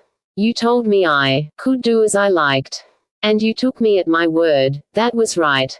I shall be satisfied with no. 2. You'll be very uncomfortable. It's only separated from number 1 by a partition, and you can hear everything that happens from one room to the other. Nonsense, my dear man. Do you think I've come here to do improper things, or sing seditious songs, that you are afraid so your new guest is a roisterer? No, he looks to me like an officer. What makes you think so? His manner, in the first place. Then he inquired what regiment was in garrison at Macon, and when I told him it was the 7th Mounted Chasseurs, he said, good, the colonel is a friend of mine. Can a waiter take him my card and ask him to breakfast with me? Single quote. Ah, ha. So you see how it is. When officers get together they make so much racket and noise. Perhaps they'll not only breakfast, but dine and sup together. I've told you already, my good man, that I am not sure of passing the night here. I am expecting letters from Paris, paste restant, which will decide me. In the meantime, light a fire in number 2, and make as little noise as possible, to avoid annoying my neighbors. And, at the same time, send me up pen and ink, and some paper. I have letters to write. Montbar's orders were promptly executed, and he himself followed the waiter to see that Roland was not disturbed by his proximity. The chamber was just what the landlord had said. Not a movement could be made, not a word uttered in the next room, that was not heard. Consequently Montbar distinctly heard the waiter announce Colonel St. Maurice, then the resounding steps of the latter in the corridor, and the exclamations of the two friends, delighted to meet again. On the other hand, Roland, who had been for a moment disturbed by the noise in the adjoining room, forgot it as soon as it had ceased, and there was no danger of its being renewed. Montbar, left alone, seated himself at the table, on which were paper, pen and ink, and remained perfectly motionless. The two officers had known each other in Italy, where Roland was under the command of St. Maurice, the latter being then a captain and Roland a lieutenant. At present their rank was equal, but Morgan had not been mistaken in supposing that Amelie's brother was in pursuit of the companions of Jehu. If Roland's nocturnal search at the Chartreuse of Sayon was not convincing, the conversation between the young officer and his colleague was proof positive. In it developed that the first consul was really sending 50,000 francs as a gift to the monks of St. Bernard, by post, but that this money was in reality a trap devised for the capture of the companions of Jehu, if all means failed to surprise them in the Chartreuse of Sayon or some other refuge. It now remained to be seen how these bandits should be captured. The case was eagerly debated between the two officers while they had breakfast. By the time dessert was served they were both agreed upon a plan. That same evening, Morgan received the following letter. Just as Adler told us, next Friday at 5 o'clock the mail coach will leave Paris with 50,000 francs for the Fathers of St. Bernard. The 3 places, the one in the coupe and the 2 in the interior, are already engaged by 3 travelers who will join the coach, one at Sens, the other 2 at Tonnerre. The travelers are, in the coupe, one of Citizen Fouche's best men, in the interior M. Roland de Montrevel and the colonel of the 7th Chasseurs, garrisoned at Macon. They will be in civilians' clothes not to excite suspicion, but armed to the teeth. 12 mounted chasseurs, with muskets, pistols, and sabres, will escort the coach, but at some distance behind it, so as to arrive during the fray. The first pistol fired will be the signal for putting their horses to a gallop and falling upon us. Now my advice is that, in spite of these precautions, in fact because of these precautions, the attack should be made at the place agreed upon, namely the Maison Blanche. If that is also the opinion of the comrades, let me know it. I will myself take the coach, as postilion, from Macon to Belleville. I will undertake to settle the colonel, and one of you must be responsible for Fouche's agent. As for M. Roland de Montrevel, no harm will befall him, for I have a means, known to me alone and by me invented, by which he can be prevented from leaving the coach. The precise day and hour at which the mail to Chambéry will pass the Maison Blanche is Saturday at 6 in the evening. Answer in these words, Saturday, 6 of the evening, and all will go on rollers. Montbar. At midnight Montbar, who had complained of the noise his neighbor made, and had removed to a room at the opposite end of the inn, was awakened by a courier, who was none other than the groom who had brought him his horse ready bridled and saddled in the morning. The letter contained only these words, followed by a postscript. Saturday, 6 of the evening. Morgan. P.S. Do not forget, even when fighting, above all when fighting, that Roland de Montrevel's life is safeguarded. The young man read this reply with visible satisfaction. The matter was no longer a mere stoppage of a diligence, but a species of affair of honor among men of differing opinions, with clashes of courage and bravery. It was no longer a matter of gold spilled upon the highroad, but of blood to be shed, not of pistols loaded with powder, and wielded by a child's hands, but of deadly weapons handled by soldiers accustomed to their use. For the rest, as Montbar had all the day that was dawning and the morrow before him in which to mature his plans, he contented himself with asking his groom to inquire which postilion would take the coach at Macon at 5 o'clock for the 2 stages between Macon and Belleville. He also sent him to buy 4 screw rings and 2 padlocks fastening with keys. He already knew that the mail was due at Macon at 4:30. Waited for the travelers to dine, and started again punctually at 5. No doubt all his plans were previously laid, for, after giving these directions, Montbar dismissed his servant and went to sleep like a man who has long arrears of slumber to make up. The next morning he did not wake, or rather did not come downstairs, until 9 o'clock. He asked casually what had become of his noisy neighbor, and was told that he had started in the Lyons mail at 6 in the morning, with his friend the colonel of the chasseurs, but the landlord thought they had only engaged places as far as Tonnerre. If Monsieur de Giot had interested himself in the young officer, the latter, in turn, had made inquiries about him, asking who he was, whether he came habitually to the hotel, and whether he would be willing to sell his horse. The landlord had replied that he knew Monsieur de Giot well, for he was in the habit of coming to the hotel whenever business brought him to Macon, and that, as for the horse, he did not believe, considering the affection the young gentleman showed for the animal, that he, after breakfast M. de Giot, who seemed to find time hanging heavily on his hands, ordered his horse, mounted it, and rode out from Macon by the Lyons road. As long as he was in the town he allowed his horse to take the pace his fancy dictated, but once beyond it, he gathered up the reins and pressed the animal with his knees. The hint sufficed, and the animal broke into a gallop. Montbar passed through the villages of Varennes, La Crèche, and Chapel de Guinchay, and did not stop until he reached the Maison Blanche. The spot was exactly as Valençol had described it, and was admirably adapted for an ambuscade. The Maison Blanche stood in a tiny valley between a sharp declivity and a rise in the ground. A little rivulet without a name flowed past the corner of the garden and made its way to the Saron just above Chal. Tall bushy trees followed the course of the little stream, and described a half-circle, enclosing the house on 3 sides. The house itself was formerly an inn which proved unproductive to the innkeeper. It had been closed for 7 or 8 years, and was beginning to fall into decay. Before reaching it, the main road coming from Macon made a sharp turn. Montbar examined the locality with the care of an engineer choosing his ground for a battlefield. He drew a pencil and a notebook from his pocket and made an accurate plan of the position. Then he returned to Macon. 2 hours later his groom departed, carrying the plan to Morgan. Having informed his master that Antoine was the name of the postilion who was to take the coach from Macon to Belleville. The groom also gave him the 4 screw rings and the 2 padlocks he had purchased. Montbar ordered up a bottle of old Burgundy, and sent for Antoine. 10 minutes later Antoine appeared. He was a fine, handsome fellow. 25 or 6 years of age, about Montbar's height, a fact which the latter, in looking him over from head to foot, remarked with satisfaction.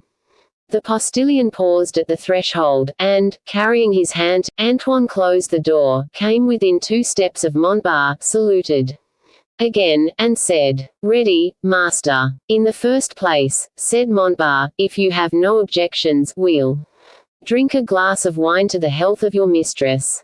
"Oh, my mistress," cried Antoine. "Can fellows like me afford mistresses? They're all very well for gentlemen such as you." "Come, you scamp," said Montbar. "You can't make me believe that. With your make-up, you've made a vow of chastity." "Oh, I don't say I'm a monk in that particular. I may have a bit of a love affair here and there along the high road. Yes, at every tavern, and that's why we stop so often with our return horses to drink a drop or fill a pipe." "Confound it," said Antoine, with an indescribable twist of the shoulders. "A fellow must have his fun. Well, taste the wine, my lad. I'll warrant it won't make you weep." And filling a glass, Montbar signed to the postilion to fill the other. "A fine honor for me. To your health and that of your company." This was an habitual phrase of the worthy postilion, a sort of extension of politeness which did not need the presence of others to justify it in his eyes. "Ha," said he, after drinking and smacking his lips, "there's vintage for you," and I have gulped it down at a swallow as if it were heel taps. "That was a mistake, Antoine." "Yes, it was a mistake. Luckily," said Montbar, refilling his glass, "you can repair it." "No higher than my thumb, citizen," said the facetious postilion, taking care that his thumb touched the rim of the glass. "1 minute," said Montbar, just as Antoine was putting his glass to his lips. "Just in time," said the postilion, "it was on its way." "Oh, that's never refused, especially with such wine. To the health of your mistress and her company." Thereupon citizen Antoine swallowed the crimson liquor, tasting and relishing it this time. "Hey," exclaimed Montbar, "you're in too much of a hurry, my friend." "Pooh," retorted the postilion. "Yes. Suppose I have several mistresses. If I don't name the one we drink to, what good will it do her?" "Why, that's true. Sad, but you'll have to try again, my friend." "Ha. Try again, of course.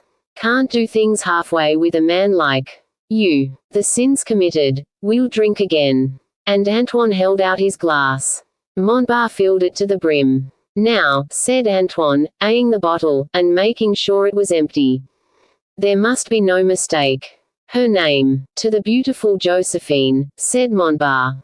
"To the beautiful Josephine," repeated Antoine. And he swallowed the Burgundy with increasing satisfaction. Then, after drinking, and wiping his lips on his sleeve, he said, as he set the glass on the table, "Hey, 1 moment, citizen." "What now?" exclaimed Montbar. "Anything wrong this time?" "I should say so. We've made a great blunder, but it is too late now." "Why so?" "The bottle is empty." "That one, yes, but not this one." So saying, Montbar took from the chimney corner another bottle, already uncorked. Ah, exclaimed Antoine, a radiant smile lighting his face. Is there any remedy for it? Asked Montbar. There is, well, said the postilion, holding the ruby liquid to the light and admiring its sparkle. As I was saying, we drank to the health of the beautiful Josephine. Yes, said Montbar. But, said Antoine, there are a devilish lot of Josephines in France. True. How many do you suppose there are, Antoine? Perhaps 100,000. Granted. What then? Well, out of that 100,000 a tenth of them must be beautiful. That's a good many. Say a 20th. All right. That makes 5,000. The devil. You're strong in arithmetic. I'm the son of a schoolmaster. Well, to which of those 5,000 did we drink, hey? You're right, Antoine. The family name must follow. To the beautiful Josephine. Stop. This glass was begun. It won't do. If the health is to do her any good, we'll have to empty it and fill it again. He put the glass to his lips. There, it is empty, he said. And full, added Montbar, putting the bottle to the glass. I'm ready. To the beautiful Josephine. To the beautiful Josephine. Lolia. And Montbar emptied his glass. By the Lord, exclaimed Antoine. Wait a moment. Josephine. Exactly. Damn it, exclaimed the postilion, you're not to be pitied, a pretty slip of a girl. To the health of beautiful Josephine Lolia. And he swallowed his 5th glass of Burgundy.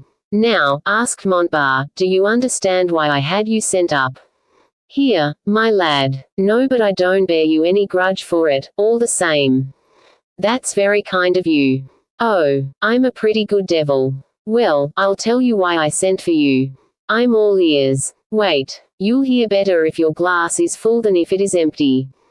Are you a doctor for deaf folk? Asked the postilion, banteringly. No, but I've lived a good deal among drunkards, replied Montbar, filling Antoine's glass again. A man is not a drunkard because he likes wine, said Antoine. I agree with you, my good fellow, replied Montbar. A man is only a drunkard when he can't carry his liquor. Well said, cried Antoine, who seemed to carry his pretty well.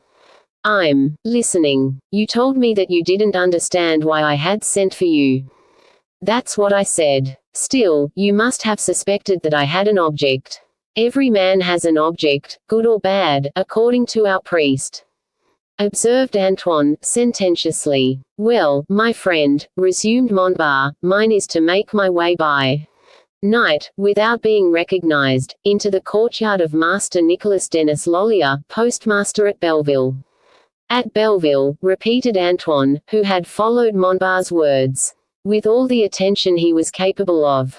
You wish to make your way by night, without being recognized, into the courtyard of Master Nicolas Denis Lollier, postmaster at Belleville, in order to see the beautiful Joseph. You have it, my dear Antoine, and I wish to get in without being recognized, because Father Lollier has discovered everything, and has forbidden his daughter to see me.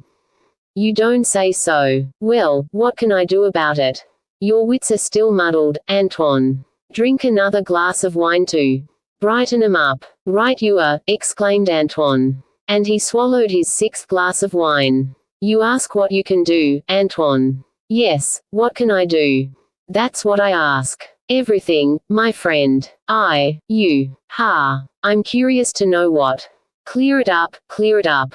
And he held out his glass. You drive the mail to Chambery tomorrow, don't you? Yes, at 6 o'clock. Well, suppose that Antoine is a good fellow. No supposing about it, he is. Well, this is what Antoine does. Go on, what does he do? In the first place, he empties his glass. Done. That's not difficult. Then he takes these 10 louis. Montbar spread 10 louis on the table. Exclaimed Antoine, yellow boys, real ones. I thought those little devils had all emigrated. You see there are some left. And what is Antoine to do to put them in his pocket? Antoine must lend me, and let me take his place tomorrow night. Yes, so that you can see the beautiful Josephine tomorrow night. Of course. I reach Belleville at 8, drive into the courtyard, and say, the horses are tired and must rest from 8 till 10, and from 8 to 10. You can fool Perilolia. Well, there you are, Antoine. There I am. When a fellow's young he goes with the young uns. When he's a bachelor he's in with the bachelors.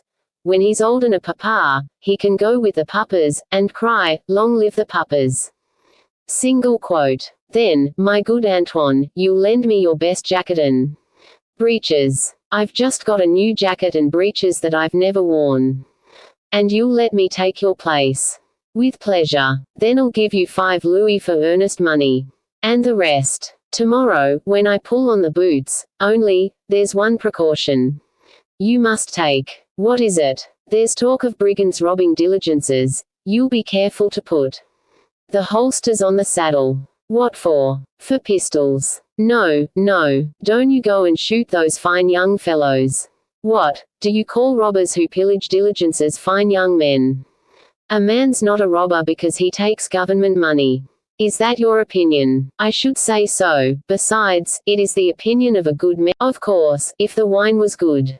I dare you to do it, said Montbar, emptying the last of the second bottle into Antoine's glass. You know the proverb, said the postilion. What is it? Never defy a fool to commit his folly. To the health of the companions of Jehu. Amen, responded Montbar. And the 5 louis? Asked Antoine, putting his glass on the table.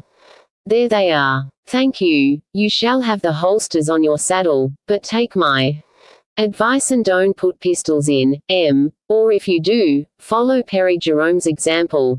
He's the conductor of the Geneva diligence, and put powder and no balls in, And with that philanthropic advice, the postilion took his leave, and went down the stairway singing a postilion's song in a Venus voice.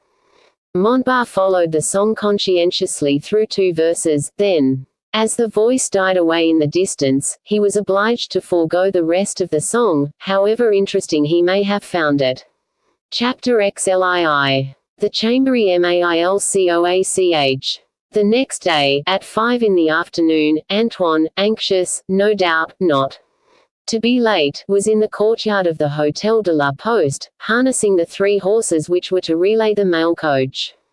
Shortly after, the coach rumbled into the courtyard at a gallop, and was pulled up under the windows of a room close to the servants' stairway, which had seemed greatly to occupy Antoine's attention. If anyone had paid attention to so slight a detail, it might have been observed that the window curtain was somewhat imprudently drawn aside to permit the occupant of the room to see the persons who got out of the coach. There were 3 men, who, with the haste of famished travelers, made their way toward the brilliantly lighted windows of the common room. They had scarcely entered, when a smart postilion came down the kitchen staircase, shod simply with thin pumps over which he intended to pull his heavy riding boots. These he received from Antoine, slipping 5 louis into his hand at the same time, and turned for the man to throw his riding cape over his shoulders, a protection rendered necessary by the severity of the weather. This completed, Antoine returned hastily to the stables and hid in the darkest corner. As for the man who had taken his place, reassured no doubt by the high collar of the cape that concealed half of his face, he went straight to the horses which stood ready harnessed, slipped his pistols into the holsters, and, profiting by the moment when the other horses were being led into the stable by their postilion, he took a gimlet, which might in case of need serve as a dagger, from his pocket, and screwed the 4 rings into the woodwork of the coach, 1 into each door, and the other 2 into the body of the coach. After which he put the horses to with a rapidity and skill which bespoke in him a man familiar from childhood with all the details of an art. That done, he waited, quieting his restless horses by voice and whip, judiciously combined, or used in turn. Everyone knows the rapidity with which the meals of the unhappy beings condemned to travel by mail are hurried through. The half-hour was not up, when the voice of the conductor was heard, calling, "Come, citizen travellers, take your places." Montbar placed himself close to the carriage door and recognized Roland and the colonel of the 7th Chasseurs, perfectly, in spite of their disguise, as they jumped into the coach, paying no attention whatever to the postilion. The latter closed the door upon them, slipped the padlock through the 2 rings and turned the key. Then, walking around the coach, he pretended to drop his whip before the other door, and, in stooping for it, slipped the second padlock through the rings, deftly turned the key as he straightened up, and, assured that the two officers were securely locked in, he sprang upon his horse, grumbling at the conductor who had left him to do his work. In fact, the conductor was still squabbling with the landlord over his bill when the third traveler got into his place in the coupe.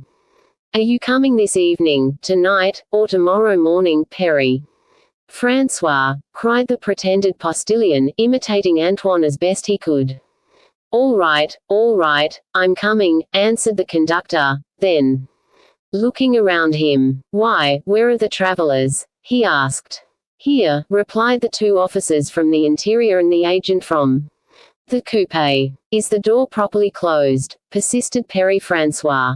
"I'll answer for that," said Montbar. "Then off you go, baggage," cried the conductor, as he climbed into the coupe and closed the door behind him. The postilion did not wait to be told twice. He started his horses, digging his spurs into the belly of the one he rode and lashing the others vigorously. The mail coach dashed forward at a gallop. Montbar drove as if he had never done anything else in his life. As he crossed the town, the windows rattled and the houses shook. As he left Macon, he saw a little troop of horse. They were the 12 chasseurs told off to follow the coach without seeming to escort it. The colonel passed his head through the window and made a sign to the sergeant who commanded them. Montbar did not seem to notice anything, but after going some 400 or 500 yards, he turned his head, while executing a symphony with his whip, and saw that the escort had started. "Wait, my babes," said Montbar, "I'll make you see the country."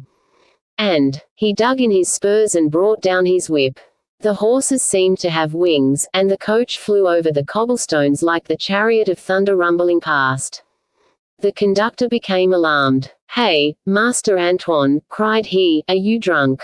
"Drunk? Fine drinking," replied Montbar. "I dined on a beetroot salad." "Damn him, if he goes like that," cried Roland, thrusting his head through the window. "The escort can't keep up."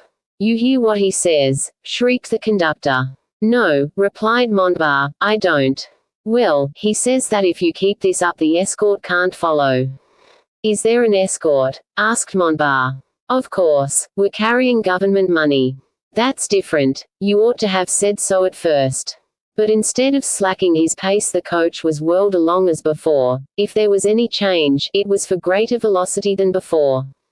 "Antoine, if there's an accident, I'll shoot you through the head," shouted the conductor. "Run along," exclaimed Montbar. "Everybody knows those pistols haven't any balls in them." "Possibly not, but mine have," cried the police agent. "That remains to be seen," replied Montbar, keeping on his way at the same pace without heed to these remonstrances.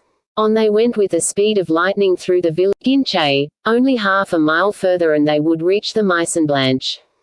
The horses were dripping, and tossed the foam from their mouths as they neighed with excitement. Montbar glanced behind him. More than a mile back the sparks were flying from the escort's horses. Before him was the mountainous declivity. Down it he dashed, gathering the reins to master his horses when the time came. The conductor had ceased expostulating, for he saw that the hand which guided the horses was firm and capable. But from time to time the colonel thrust his head through the window to look for his men. Halfway down the slope Montbar had his horses under control, without, however, seeming to check their course. Then he began to sing, at the top of his voice, the Réveil du Peuple, the song of the Royalists, just as the Marseillaise was the song of the Jacobins. "What's that rogue about?" cried Roland, putting his head through the window. "Tell him to hold his tongue, conductor, or I'll put a ball through his loins." Perhaps the conductor might have repeated Roland's threat to Montbar. But he suddenly saw a black line blocking the road. "Halt, conductor!" thundered a voice the next moment. "Postilion, drive over the bellies of those bandits," shouted the police agent. "Drive on yourself," said Montbar. "Do you suppose I'm going over the stomachs of friends? Who are?" The mail coach stopped as if by magic. Go on, cried Roland and the colonel, aware that the escort was too far behind to help them. Ha! You villain of a postilion, cried the police agent, springing out of the coupe, and pointing his pistol at Montbar, you shall pay for this. The words were scarcely uttered when Montbar, forestalling him, fired, and the agent rolled, mortally wounded, under the wheels of the coach. His fingers, convulsed by death, touched the conductor, shouted the two officers, by all the powers of heaven. Open, open, open quickly. Gentlemen, said Morgan, advancing, we are not attacking your persons, we merely want the government money. Conductor, that 50,000 francs, and quickly too. 2 shots from the interior made answer for the officers, who, after vainly shaking the doors, were still more fruitlessly attempting to force themselves through the windows. No doubt one of their shots took effect, for a cry of rage was heard and a flash illuminated the road. The colonel gave a sigh, and fell back against Roland. He was killed outright. Roland fired again, but no one replied to him. His pistols were both discharged. Locked in as he was, he could not use his saber, and he howled with rage. Meantime the conductor was forced, with a pistol at his throat, to give up the money. 2 men took the bags containing the 50,000 francs, and fastened them on Montbar's horse, which his groom had brought ready saddled and bridled, as if to a meet. Montbar kicked off his heavy boots and sprang into the saddle. My compliments to the first consul, Monsieur de Montreville, cried Morgan. Then, turning to his companions, he cried, scatter which way you will, you know the rendezvous for tomorrow night. Yes, yes, replied 10 or a dozen voices. And the band dispersed like a flock of birds, disappearing down the valley into the shadow of the trees that lined the banks of the little river and surrounded the Maison Blanche. At that moment the gallop of horses was heard, and the escort, alarmed by the pistol shots, appeared on the crest of the hill and came down the slope like an avalanche. But it came too late. It found only Chapter XLIII. Lord Grenville, S. Reply. While the events we have just recorded were transpiring, and occupying the minds and newspapers of the provinces, other events, of very different import, were maturing in Paris, which were destined to occupy the minds and newspapers of the whole world. Lord Tanley had returned, bringing the reply of his uncle, Lord Grenville. This reply consisted of a letter addressed to M. de Talleyrand, enclosing a memorandum for the first consul.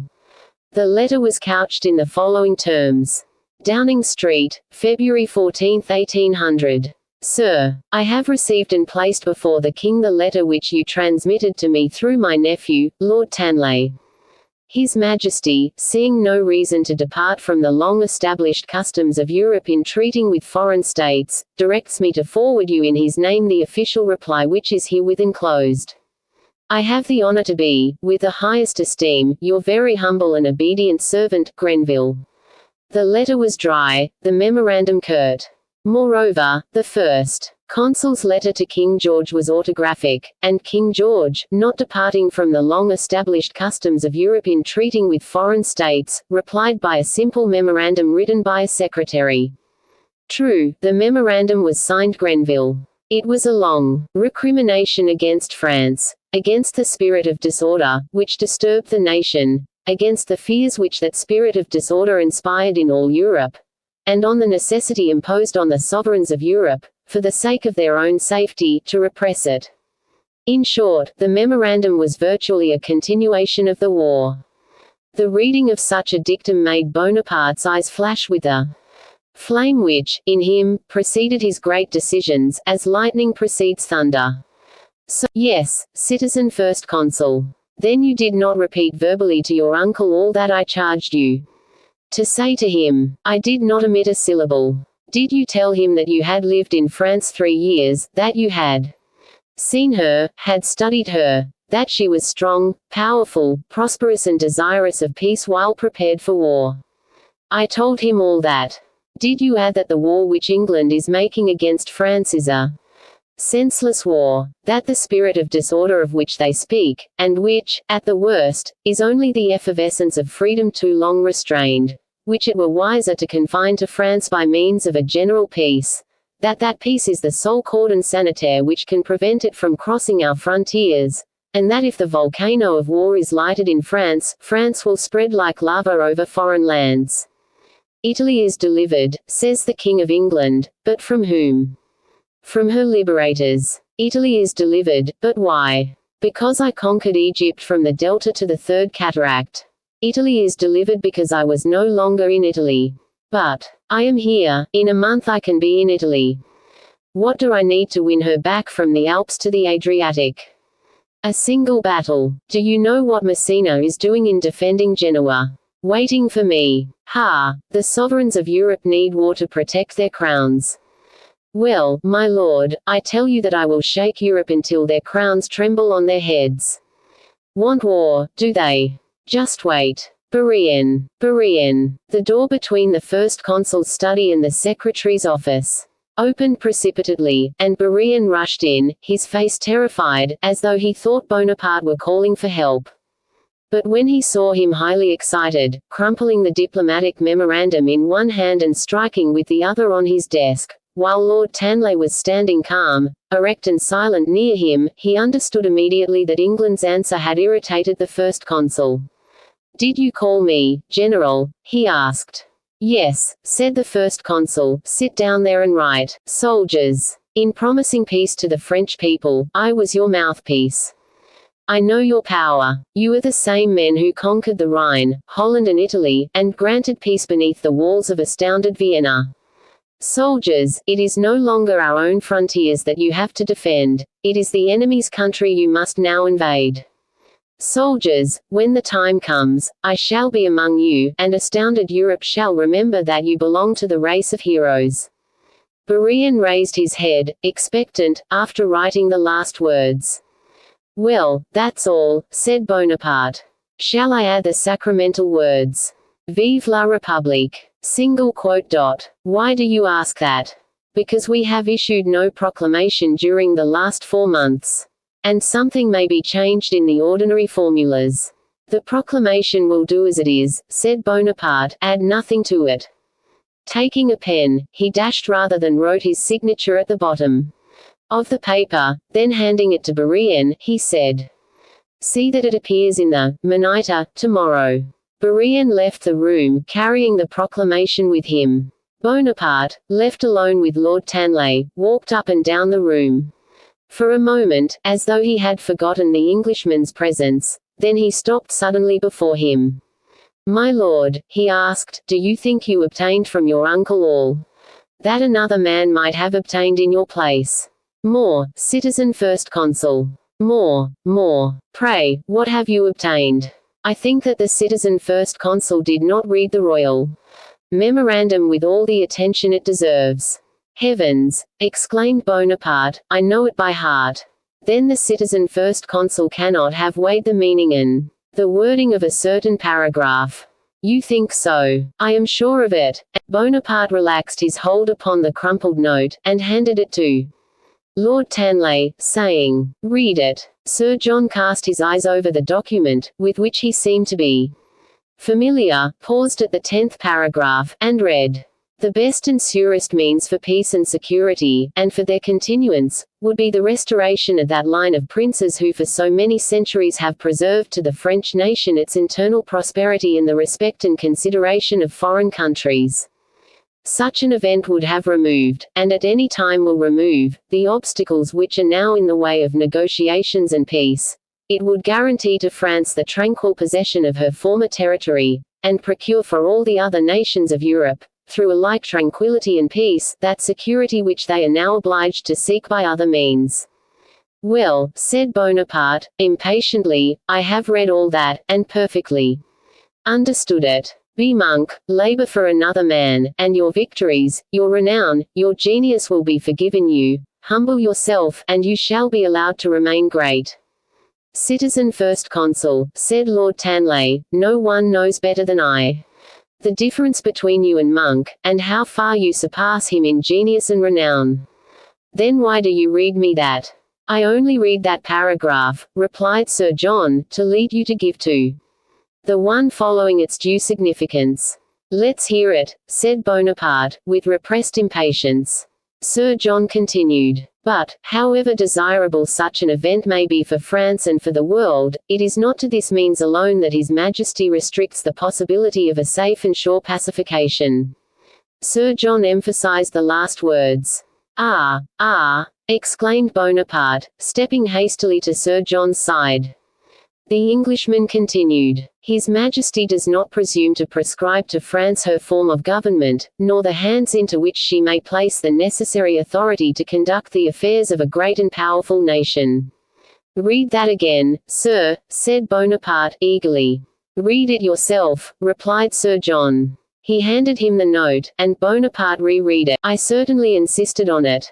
Bonaparte reflected. You are right, he said, a great step has been taken. The return of the Bourbons is no longer a condition sine qua non. I am accepted, not only as a military, but also as a political power. Then, holding out his hand to Sir John, he added, Have you anything to ask of me, sir? The only thing I seek has been asked of you by my friend Roland. And I answered, Sir, that I shall be pleased to see you the husband of his sister. If I were richer, or if you were less so, I would offer to dower her.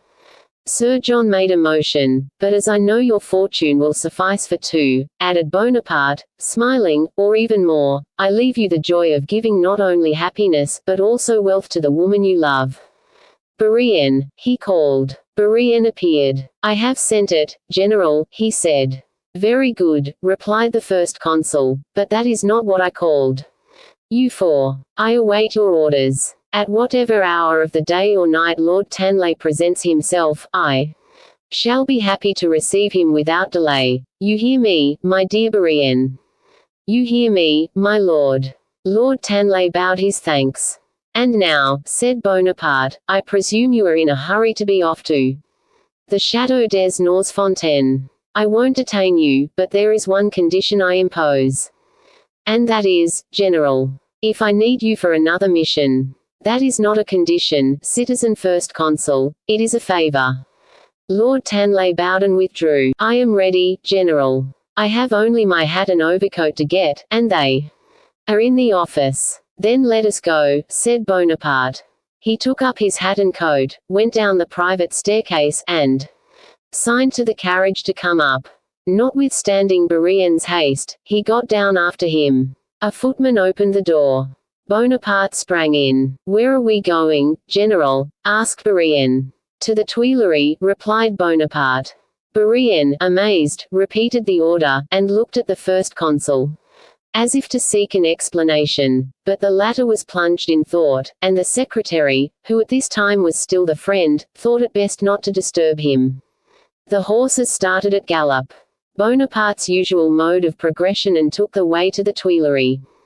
The Tuileries, inhabited by Louis XVI, after the days of the 5th and 6th of October, and occupied successively by the Convention and the Council of 500, had remained empty and devastated since the 18th Brumaire. Since that day Bonaparte had more than once cast his eyes on that ancient palace of royalty, but he knew the importance of not arousing any suspicion that a future king might dwell in the palace of the abolished monarchy.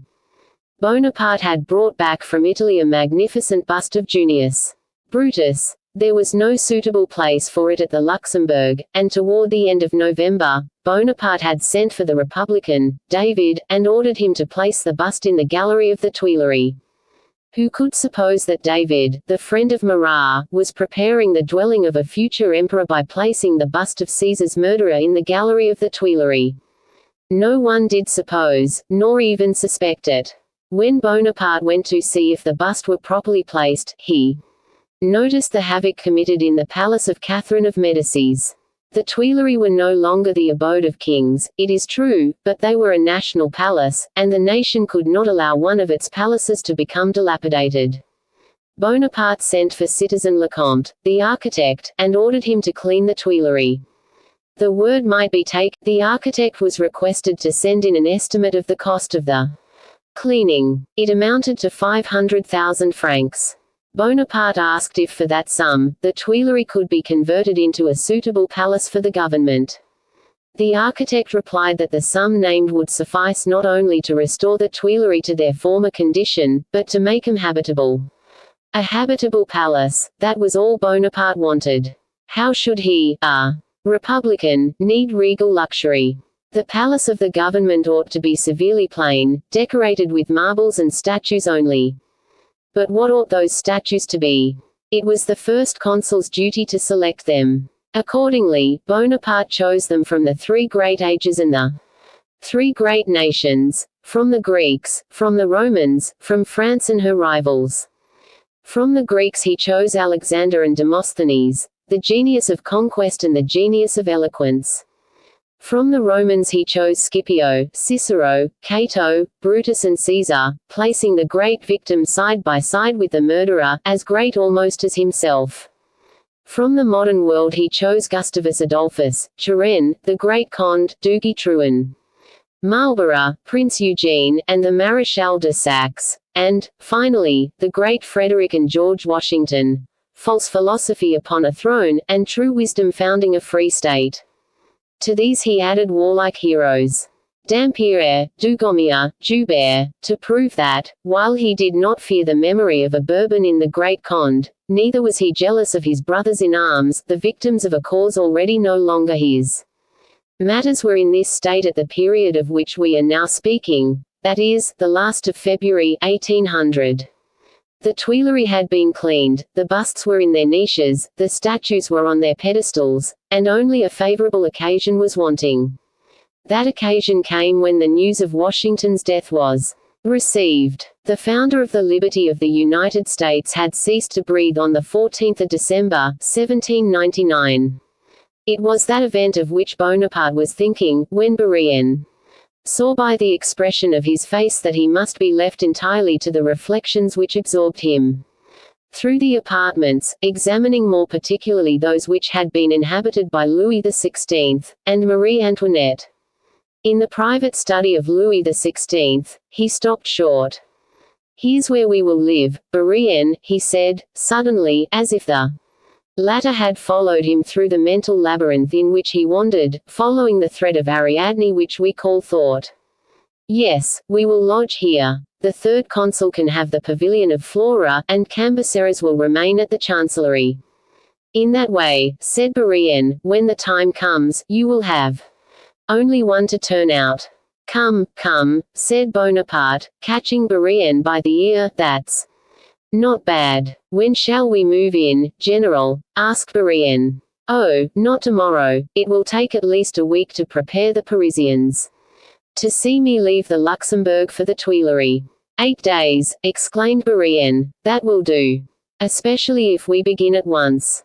Come, Bourrienne, to the Luxembourg." With the rapidity that characterized all his movements when serious matters were in question, he passed through the suites of apartments he had already visited, ran down the stairs, and sprang into the carriage, calling out to the Luxembourg. "Wait, wait," cried Bourrienne, still in the vestibule. "General, won't you wait for me?" "Laggard," exclaimed Bonaparte. And the carriage started, as it had come, at a gallop. When Bonaparte re-entered his study he found the Minister of Police awaiting him. "Well, what now, Citizen Fouché? You look upset. Have I, perchance, been assassinated?" "Citizen First Consul," said the evidently, since I sent Roland himself to pursue them. "Have you any news of them?" "We have." "From whom?" "Their leader himself." "Their leader. He has had the audacity to send me a report of their last exploit."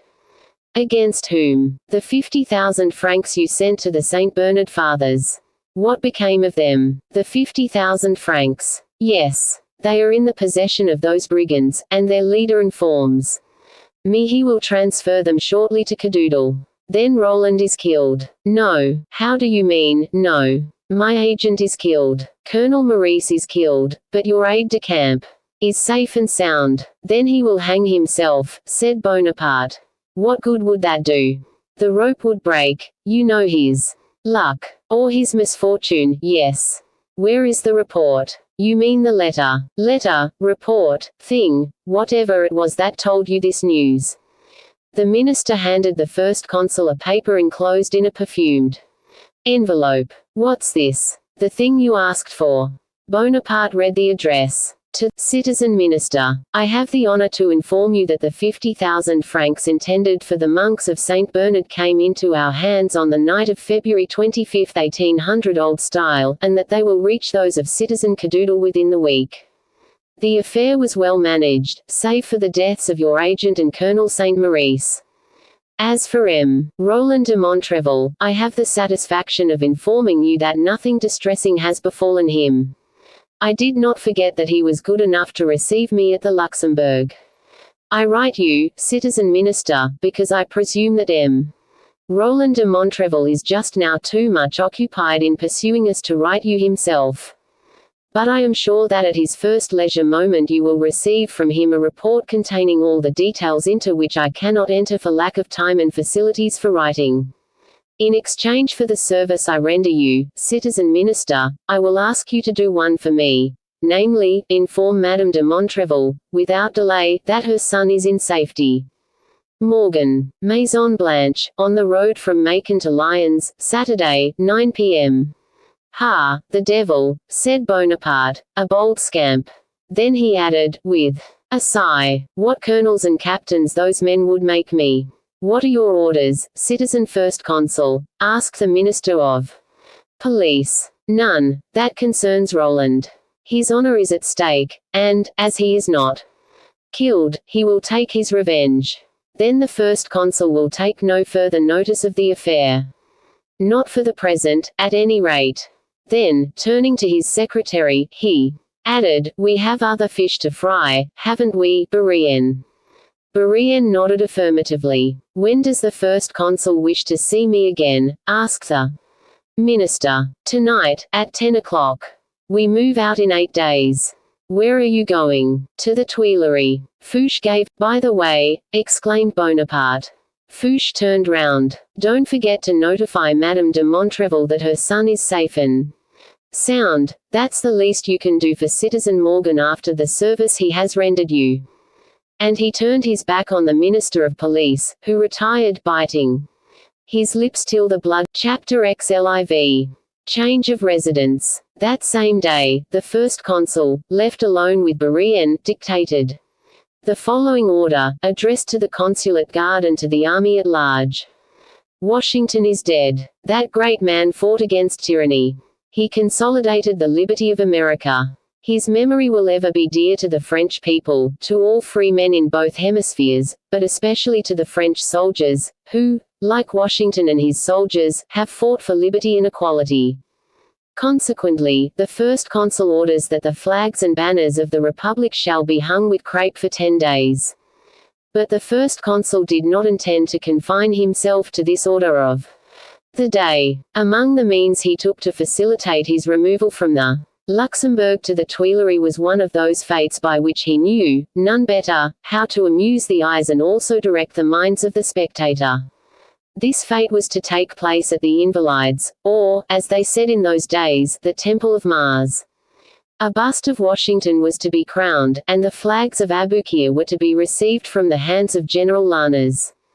It was one of those combinations which Bonaparte thoroughly understood, a flash of lightning drawn from the contact of contrasting facts.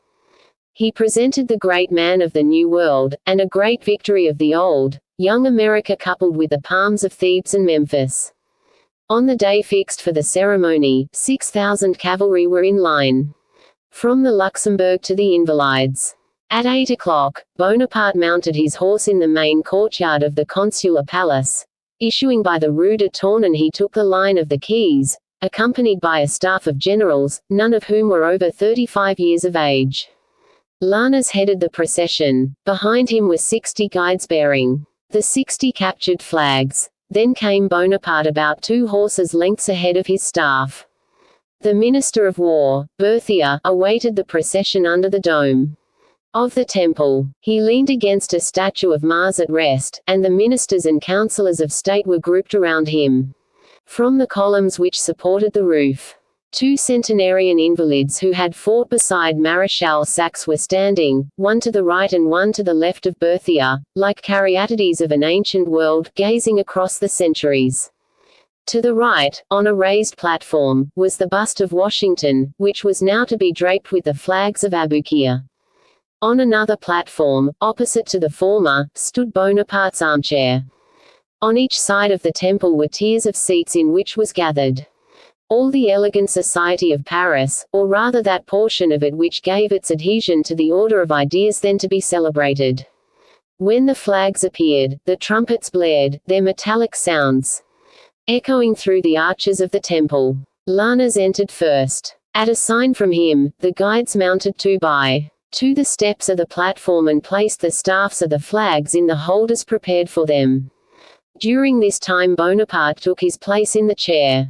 Then Lannes advanced to the Minister of War, and, in that voice that rang out so clearly on the battlefield, crying forward, he said, "Citizen Minister, these are the flags of the Ottoman army, destroyed before your eyes at Abukir. The army of Egypt, after crossing burning deserts, surviving thirst and hunger, found itself before an enemy proud of his numbers and his victories, and believing that he saw an easy prey in our troops, exhausted by their march and incessant combats. He had yet to learn that the French soldier is greater because he knows how to suffer than because he knows how to vanquish, and that his courage rises and augments in danger. 3,000 Frenchmen, as you know, fell upon 18,000 barbarians, broke their ranks, forced them back, pressed them between our lines and the sea, and the terror of our bayonets is such that the Mussulmans, driven to choose a death, rushed into the depths of the Mediterranean. On that memorable day hung the destinies of Egypt, France and Europe, and they were saved by your courage.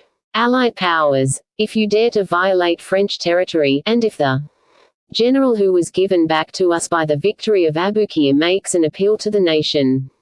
Allied powers, I say to you, that your successes would be more fatal to you than disasters."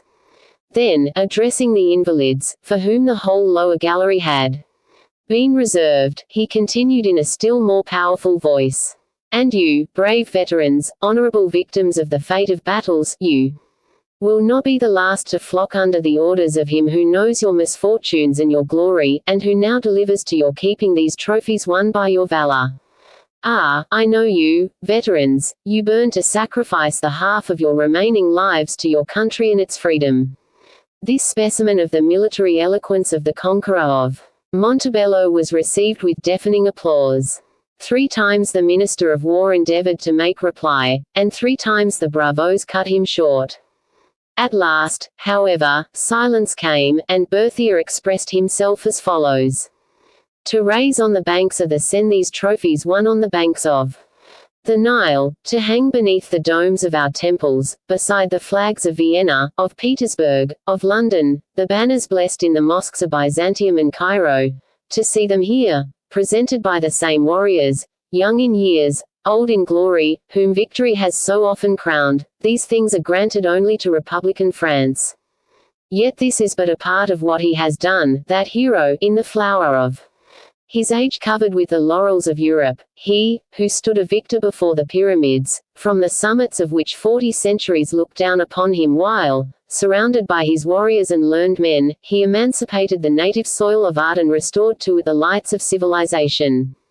Soldiers, plant in this temple of the warrior virtues those ensigns of the Crescent, captured on the rocks of Canopus by 3,000 Frenchmen from 18,000 Ottomans, as brave as they were barbarous.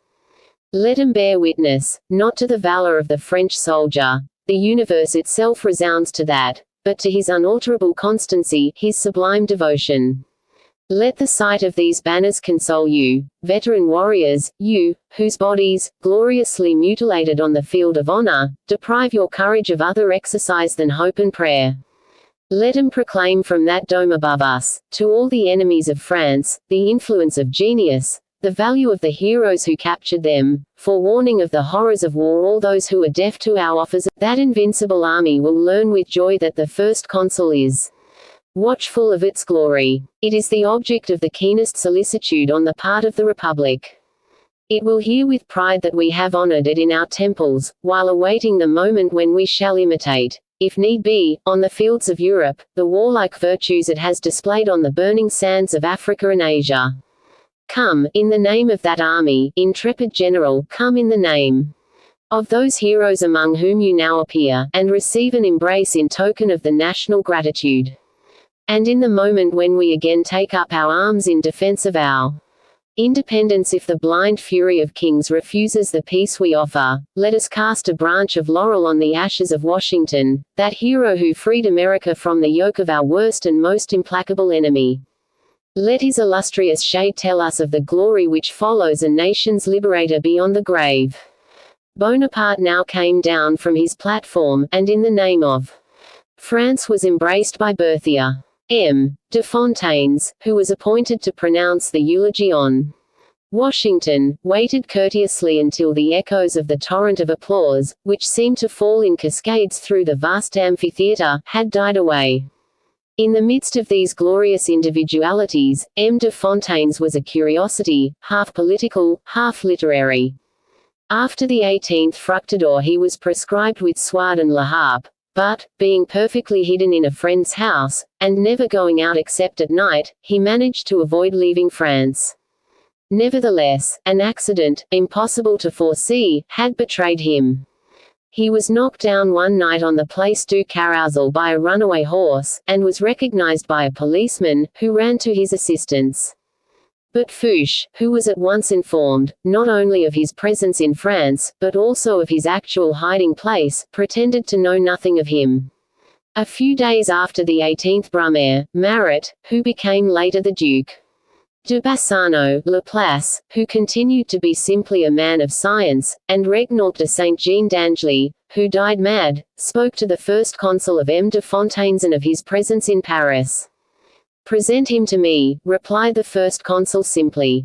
M. de Fontaines was presented to Bonaparte, who, recognizing he delivered the eulogy on Washington, and perhaps something of his own at the same time. M. de Fontaine's address was too long to be reported here. All that we shall say about it is, that it was precisely what Bonaparte desired. That evening there was a grand reception at the Luxembourg. During the ceremony a rumor was spread that the first consul contemplated removing to the Tuileries. Persons who were either bold or curious ventured on a few words to Josephine. She, poor woman, who still saw before her the tumbril and the scaffold of Marie Antoinette, had an instinctive horror of all that might connect her with royalty. She therefore hesitated to reply and referred all questions to her husband. Then another rumor began to be bruited about which served as a counterpoise to the former. Murat, it was said, had asked the hand of Mademoiselle Caroline Bonaparte in marriage. But this marriage was not without its obstacles. Bonaparte had had a quarrel, lasting over a year, with a man who aspired to the honor of becoming his brother-in-law. The cause of this quarrel will seem rather strange to our readers. Murat, the lion of the army. Murat, whose courage had become proverbial. Murat, who might well have been taken by a sculptor as a model for the god of war. Murat, on one occasion, when he must have slept ill or breakfasted badly, had a moment of weakness. It happened before Mantova, in which city Wurmser, after the Battle of Rivoli, was forced to shut himself up with 28,000 men. General Millis, with 4,000 only, was investing the place. During a sortie attempted by the Austrians, Murat, at the head of 500 men, received an order to charge 3,000. Murat charged, but feebly. Bonaparte, whose aide-de-camp he then was so irritated that he would not suffer him to remain about him. This was a great blow to Murat, all the more because he was at that time desirous of becoming the general's brother-in-law. He was deeply in love with Caroline Bonaparte. How had that love come about? It can be told in 2 words. Perhaps. Those who read our books singly are surprised that we sometimes dwell on certain details which seem somewhat long drawn out for the book in which they appear. The fact is, we are not writing isolated books, but, as we have already said, we are filling, or trying to fill, an immense frame. To us, the presence of our characters is not limited to their appearance in one book. The man you meet in one book may be a king in a second volume, and exiled or shot in a third. Balzac did a great and noble work with 100 aspects, and he called it the Comédie Humaine. Our work, begun at the same time as his, although, be it understood, we do not praise it, may fitly be called the drama of France. Now, let us return to Murat, and tell how this love, which had so glorious and, possibly, so fatal an influence on his destiny, came to him. In 1796, Murat was sent to Paris, charged with the duty of presenting to the Directory the flags and banners taken by the French army at the battles of Digo and Mondovi. During this voyage he made the acquaintance of Madame Bonaparte and Madame Tallien. At Madame Bonaparte's house he again met Mademoiselle Caroline Bonaparte. We say again, for that was not the first time he had met the woman who was to share the crown of Naples with him. They had met in Rome, at her brother's house, and, in spite of the rivalry of a young and handsome Roman prince, she had shown him a marked preference.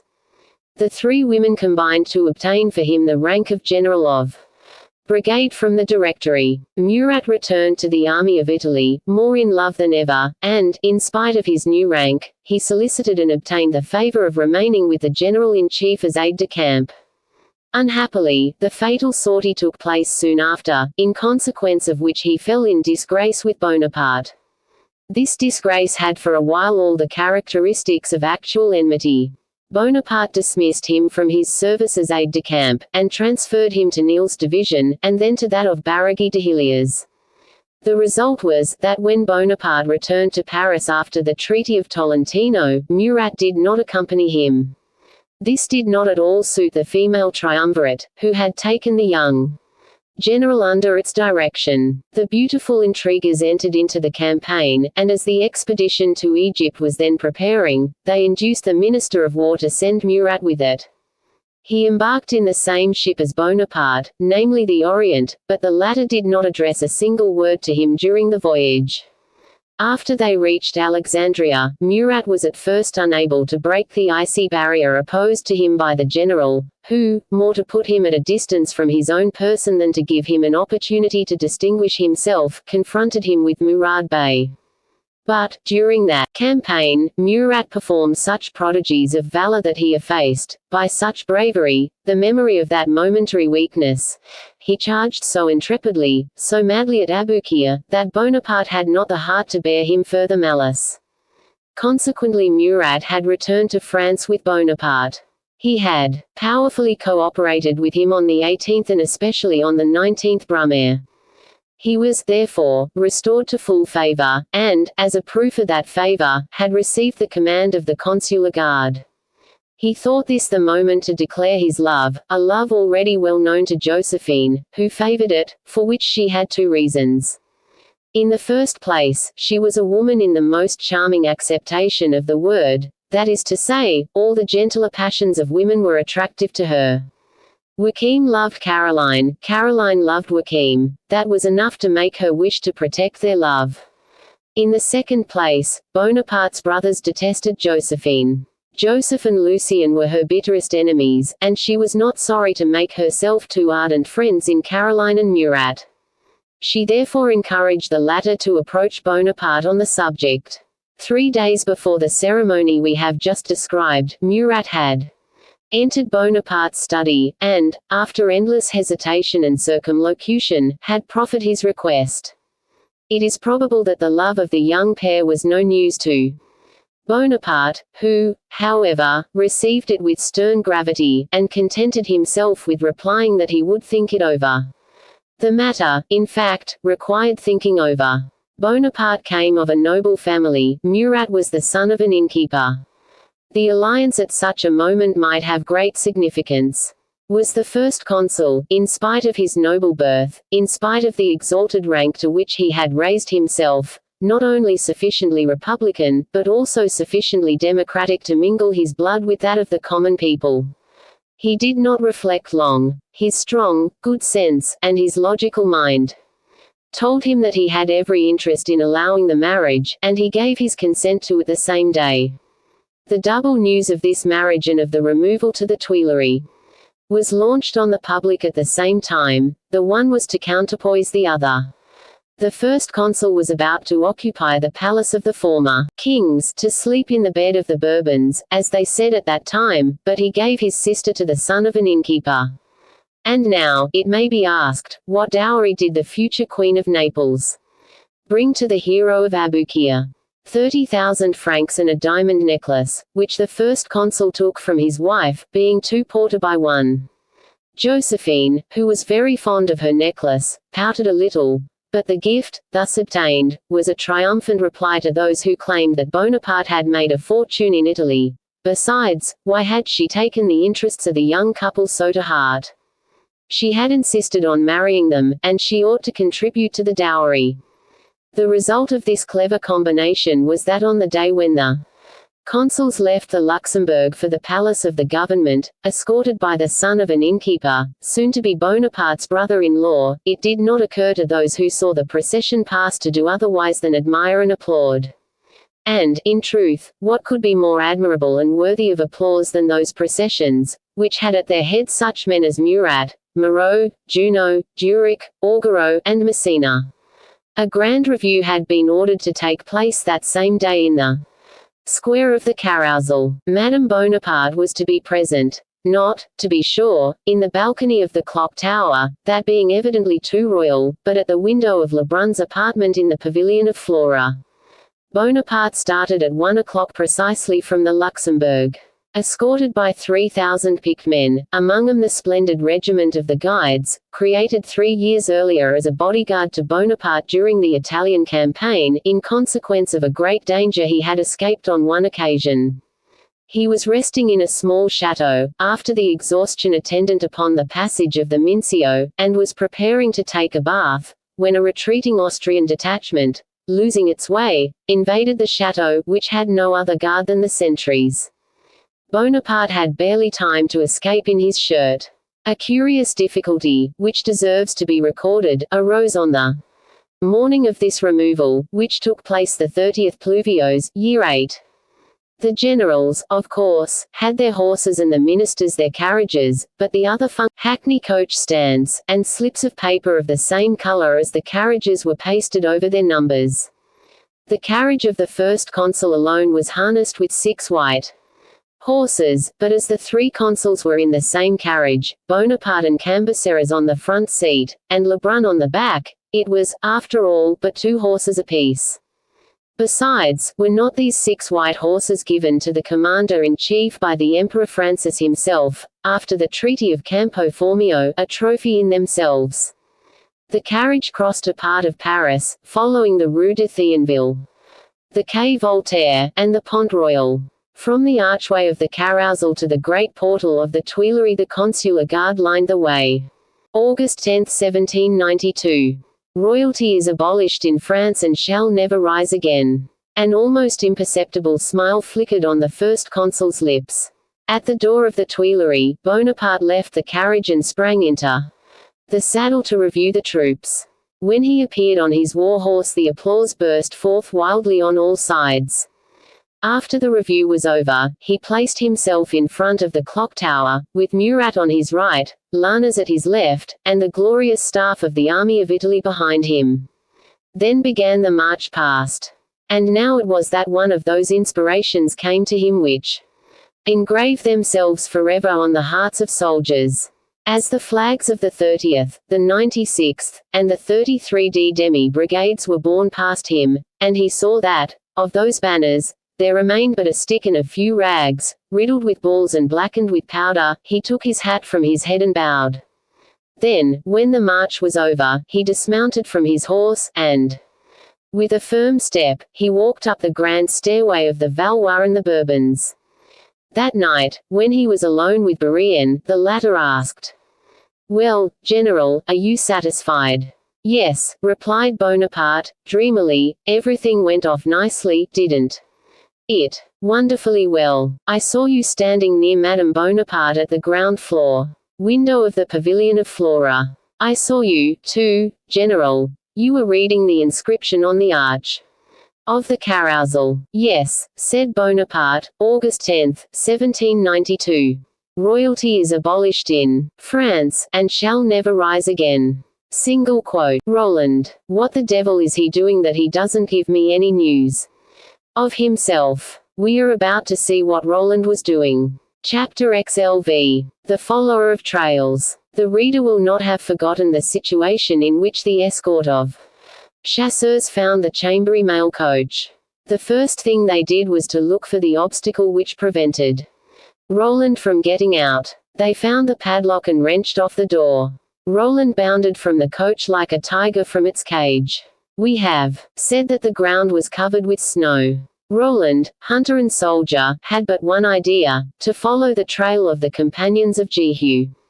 He had seen them disappear in the direction of Thwassee, but he believed they were not likely to continue in that direction because, between them and the little town ran the Saronne, and there were no bridges across the river between Belleville and Macon.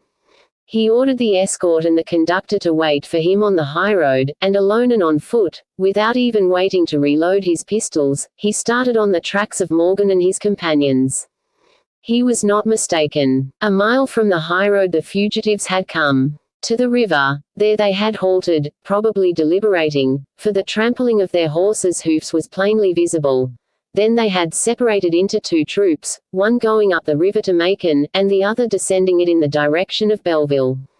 This separation was doubtless intended to puzzle their pursuers, if they were pursued. Roland had heard the parting call of the leader. Tomorrow night, you know where. He had no doubt, therefore, that whichever trail he followed, whether up or down, if the snow did not melt too fast, would lead him to the rendezvous, where, either together or singly, the companions of Jehu were certain to assemble.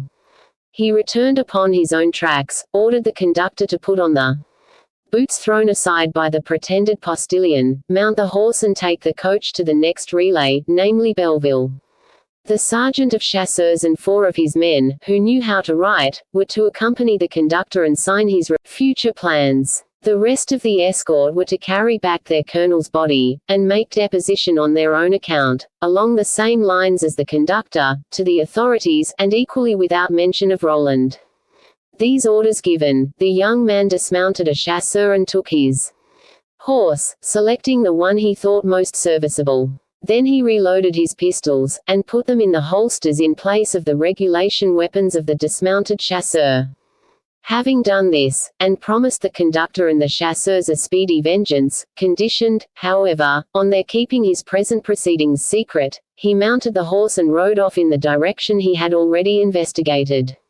When he reached the spot where the 2 troops had separated, he had to decide between the different trails. He chose that which descended the Saronne toward Belleville. He had excellent reason for making this choice, although it might possibly take him out of his way for 6 or 8 miles.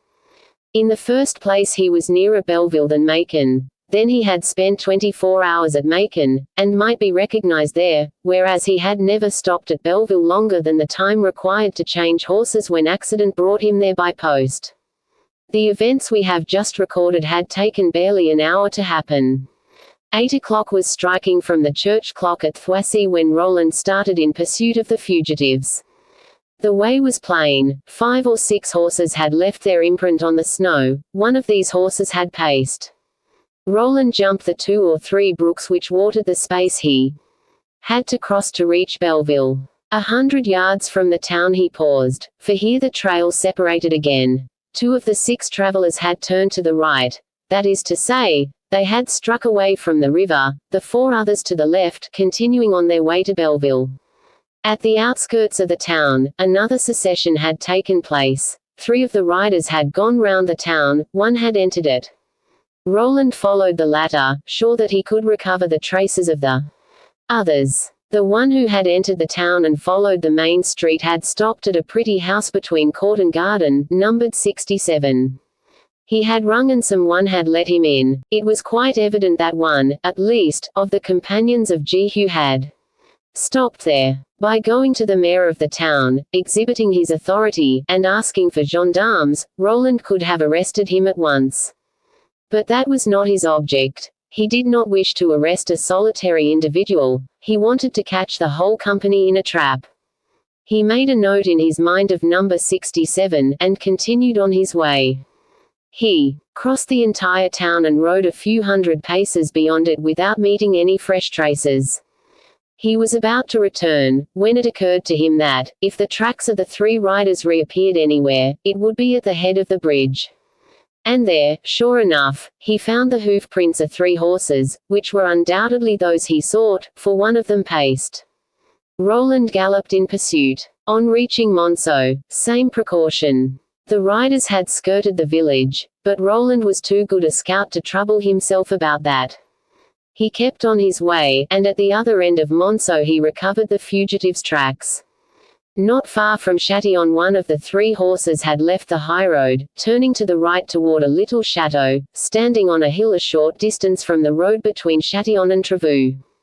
This time the three remaining riders, evidently believing they had done enough to mislead anyone who might be following, had kept straight on through Châtillon and taken the road to Neuville. The direction taken by the fugitives was eminently satisfactory to Roland. They were undoubtedly on their way to Bourg. If they had not intended to go there they would have taken the road to Marlou. Now, Bourg was the headquarters Roland had himself chosen for the center of his own operations. It was his own town, and he knew, with the minuteness of boyish knowledge, every bush, every ruin, every cavern in the neighborhood. At Neuville the riders had skirted the village. Roland did not trouble himself about a ruse, already known and thwarted, but on the other side he found but one trail. He could not be mistaken in that horse, however, it was the pacer. Certain of recovering the trail again, Roland retraced his steps. The two riders had separated at a road leading off to Vannes. One had taken that road, the other had skirted the village, which, as we have said, was on the road to Bourg. On his way to Bourg, and between Neuville and Bourg there was but one other village, that of Saint-Denis. For the rest, it was not probable that the solitary rider intended to go further than Bourg. Roland continued on his way with more eagerness than ever, convinced that he was nearing the end. In fact the rider had not skirted Bourg, but had boldly entered the town. There, it seemed to Roland that the man had hesitated, unless this hesitation were a last ruse to hide his tracks. But after 10 minutes spent in following his devious tracks Roland was sure of his facts. It was not trickery but hesitation. The print of a man's steps came from a side street. The traveler and the pedestrian had conferred together for a moment, and then the former had evidently employed the latter as a guide. From that point on, the footsteps of a man went side by side with those of the horse. Both came to an end at the Hôtel de la Belle Alliance. Roland remembered that the horse wounded in the attack at Les Carinières had been brought to this inn. In all probability there was some connivance between the innkeeper and the companion of Jehu. For the rest, in all probability the rider would stay there until the next evening. Roland felt by his own fatigue that the man he was following must need rest. And Roland, in order not to force his horse and the better to reconnoiter the tracks he was following, had taken 6 hours to do 30 miles. 3:00 was striking from the truncated bell tower of Notre Dame. Roland debated what to do. Should he stop at some inn in the town? Impossible, he was too well known in Bourg. Besides, his horse with its cavalry saddle-cloth would excite suspicion. It was one of the conditions of success that his presence at Bourg should remain unknown. He could hide at the Château des Nors-Fontaines and keep on the watch, but could he trust the servants? Michel and Jacques would hold their tongues. Roland was sure of them, but Charlotte, the jailer's daughter, she might gossip. However, it was 3:00 in the morning, everyone was asleep, and the safest plan was certainly to put himself in communication with Michel. Michel would find some way of concealing his presence. To the deep regret of his horse, who had no doubt scented a stable, Roland wheeled about and rode, where, in all probability, they and their captain were sleeping the sleep of the righteous. Roland cut through the little strip of forest which jutted into the road. The snow deadened the sound of his horse's hoofs. Branching into the road from the other side, he saw two men slinking along in the ditch, carrying a deer slung by its forelegs to a sapling. He thought he recognized the cut of the two men, and he spurred his horse to overtake them. The men were on the watch. They turned, saw the rider, who was evidently making for them, flung the animal into the ditch, and made for the shelter of the forest of Sayon. "Hey, Mitchell," cried Roland, more and more convinced that he had to do with his own gardener. Mitchell stopped short. The other man kept on his way across the fields. "Hey, Jacques," shouted Roland. The other man stopped. If they were recognized, it was useless to fly. Besides, there was nothing hostile in the call. The voice was friendly, rather than threatening. "Bless me," said Jacques, "it sounds like M. Roland." "I do believe it is he," said Mitchell. And the two men, instead of continuing their flight, returned to the highroad. Roland had not heard what the two poachers had said, but he had guessed. "Hey, the deuce, of course it is I," he shouted. A minute more and Mitchell and Jacques were beside him. The questions of father and son were a crossfire, and it must be owned they had good reason for amazement. Roland, in civilian's dress, on a cavalry horse, at 3 in the morning, on the road from Bourg to the chateau. The young officer cut short all questions. "Silence, poachers," said he, "put that deer behind me and be off at trot to the chateau. No one must know of my presence there, not even my sister." Roland spoke with behind his saddle, and followed the gentle trot of the horse at a run. There was less than a mile to do, and it took but 10 minutes. At a short distance from the chateau, Roland pulled up. The two men went forward as scouts to see if all were quiet. Satisfied on that point, they made a sign to Roland to advance. Roland came, dismounted, found the door of the lodge open, and entered. Mitchell took the horse to the stable and carried the deer to the kitchen, for Mitchell belonged to that honorable class of poachers, who kill game for the pleasure of killing, and not for the selfish interest of sale. There was no need for precaution, either for horse or deer, for Amélie took no more notice of what went on in the stable than of what they served her to eat. During this time Jacques lighted the fire. When Mitchell returned he brought the remains of a leg of mutton and some eggs for an omelette. Jacques made up a bed in the office. Roland warmed himself and ate his supper without saying a word. The two men looked at each other with an astonishment that was not devoid of a certain degree of anxiety. A rumor of the expedition to Sayon had got about, and it was whispered that Roland had led it. Apparently, he had returned for another similar expedition. When Roland had finished his supper he looked up and saw Mitchell. "Ah, so there you are," he exclaimed. "I am waiting for Monsieur's orders. Here they are, listen carefully. I'm all ears. It's a question of life or death, of more than that, of my honor. Speak, Monsieur Roland." Roland pulled out his watch. "It is now 5 o'clock. When the Inn of the Belle Alliance opens, be there, as if you were just sauntering by, then stop a minute to chat with whoever opens it. That will probably be Pierre. Pierre or another. Find out from him who the traveler is who arrived last night on a pacing horse. You know what pacing is, the deuce. You mean a horse that goes like a bear, both feet forward at the same time. Bravo. You can also find out whether the traveler is leaving this morning, or whether he proposes to spend the day at the hotel, can't you?" "Of course I can find that out."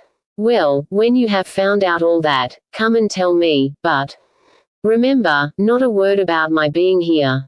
If anyone asks about me, say that they had a letter from me yesterday, and that I was in Paris with the first consul." "That's understood." Mitchell departed. Roland went to bed and to sleep, leaving Jacques to guard the building. When Roland awoke Mitchell had returned. He had found out all that his master desired to know. The horseman who had arrived in the night was to leave the next morning, and on the traveller's register, which every innkeeper was obliged by law to keep in those days, was entered Saturday, 30th Pluviose, 10 at night, the citizen Valençol, from Lyons going to Geneva.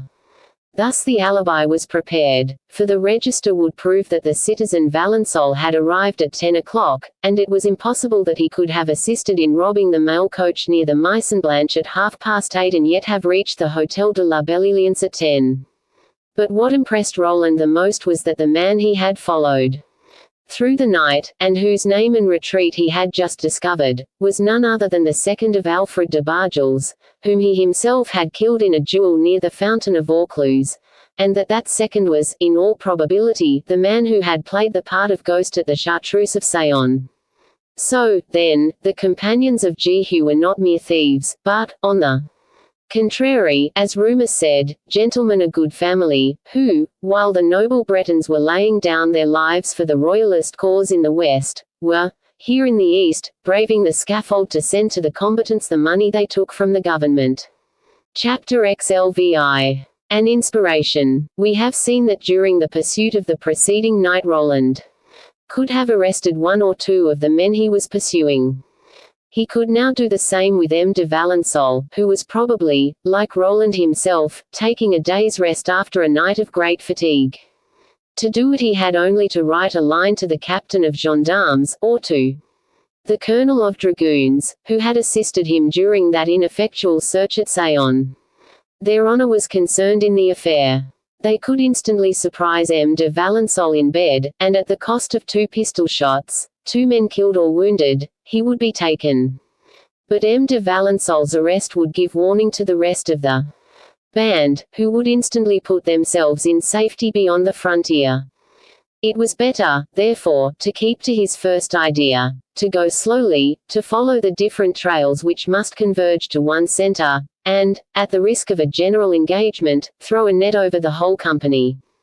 To do that, M. de Valensole must not be arrested. It was better to follow him on his pretended journey to Geneva, which was probably but a blind to foil investigation.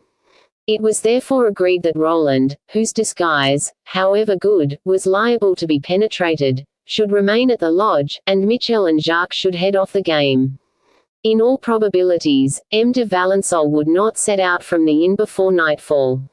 Roland made inquiries of Michel about the life his sister had led since her mother's departure. He learned that she had never once left the grounds during that time. Her habits were still the same, except for the walks and visits she had made with Madame de Montrevel. She rose at 7 or 8 in the morning, sketched or practiced her music till breakfast, and afterward read or employed herself at some kind of embroidery, or took advantage of the sunshine to go out with Charlotte to the river. Sometimes she bade Michel unfasten to Saint Just. During these trips she spoke to no one. Then she dined. After dinner, she retired to her bedroom and did not appear again. By 6:30, therefore, Michel and Jacques could decamp without arousing any suspicion as to their whereabout, and, accordingly, at that hour they took their blouses, game bags and guns, and started. Roland had given them their instructions. They were to follow the pacing horse until they had ascertained his destination, or until they had lost all trace of him. Michel was to lie in wait opposite the Inn of the Belle Alliance. Jacques was to station himself outside of Bourg, just where the main road divides into 3 branches, one going to Saint-Amour, another to Saint-Claude, and the third to Nantua. This last was at the same time the highroad to Geneva. It was evident that unless M. de Valensole returned upon his steps, which was not probable, he would take one or another of these 3 roads. The father started in one direction, the son in another. Michel went toward the town by the road to Pont-d'Ain, passing the church of Bru. Jacques crossed the Riessaus, followed the right bank of the little river, and found himself, after walking a few hundred yards beyond the town, at the sharp angle made by the parting of the 3 roads. Father and son reached their separate posts at about the same time. At this particular moment, that is to say, about 7 o'clock, the stillness and solitude surrounding the Château des Fontaines was broken by the arrival of a post-chaise, which stopped before the iron gate. A servant in livery got off the box and pulled the chain of the bell. It was Michael's business to open the gate, but Michel was away, as we know. Amélie and Charlotte probably counted on him, for the bell was rung 3 times before anyone answered it. At last the maid appeared at the head of the stairs calling Michel. Michel made no reply. Finally, protected by the locked gates, Charlotte ventured to approach them. In spite of the obscurity she recognized the servant. "Ah, is it you, Monsieur James?" she cried, somewhat reassured. James was Sir John's confidential valet. "Yes, mademoiselle, it is I, or rather it is Sir John." The carriage door opened at this moment, and his master's voice was heard saying, "Mademoiselle Morrow, if she will grant me that favor, ask her at what hour I shall least inconvenience her." Mademoiselle Charlotte had a high opinion of Sir John, consequently, she acquitted herself of the commission with the utmost alacrity. 5 minutes later she returned to announce that Sir John would be received the next day between 12 and 1 o'clock. Roland knew what the Englishman had come for. In his mind the marriage was an accomplished fact, and he regarded Sir John already as his brother-in-law. He hesitated a moment as to whether he should or should not make himself known to Sir John, and tell his friend about his projects, but he reflected that Sir John was not a man to let him work 'em out alone. He, too, had a revenge to take on the companions of Jehu. He would certainly insist on taking part in the expedition, whatever it was. And that expedition, however it might result, was certain to be dangerous, and another disaster might befall him. Roland's luck, as Roland well knew, did not extend to his friends. Sir John, grievously wounded, had barely escaped with his life, and the colonel of dragoons had been killed outright. He therefore allowed Sir John to drive away without giving any sign of his own proximity.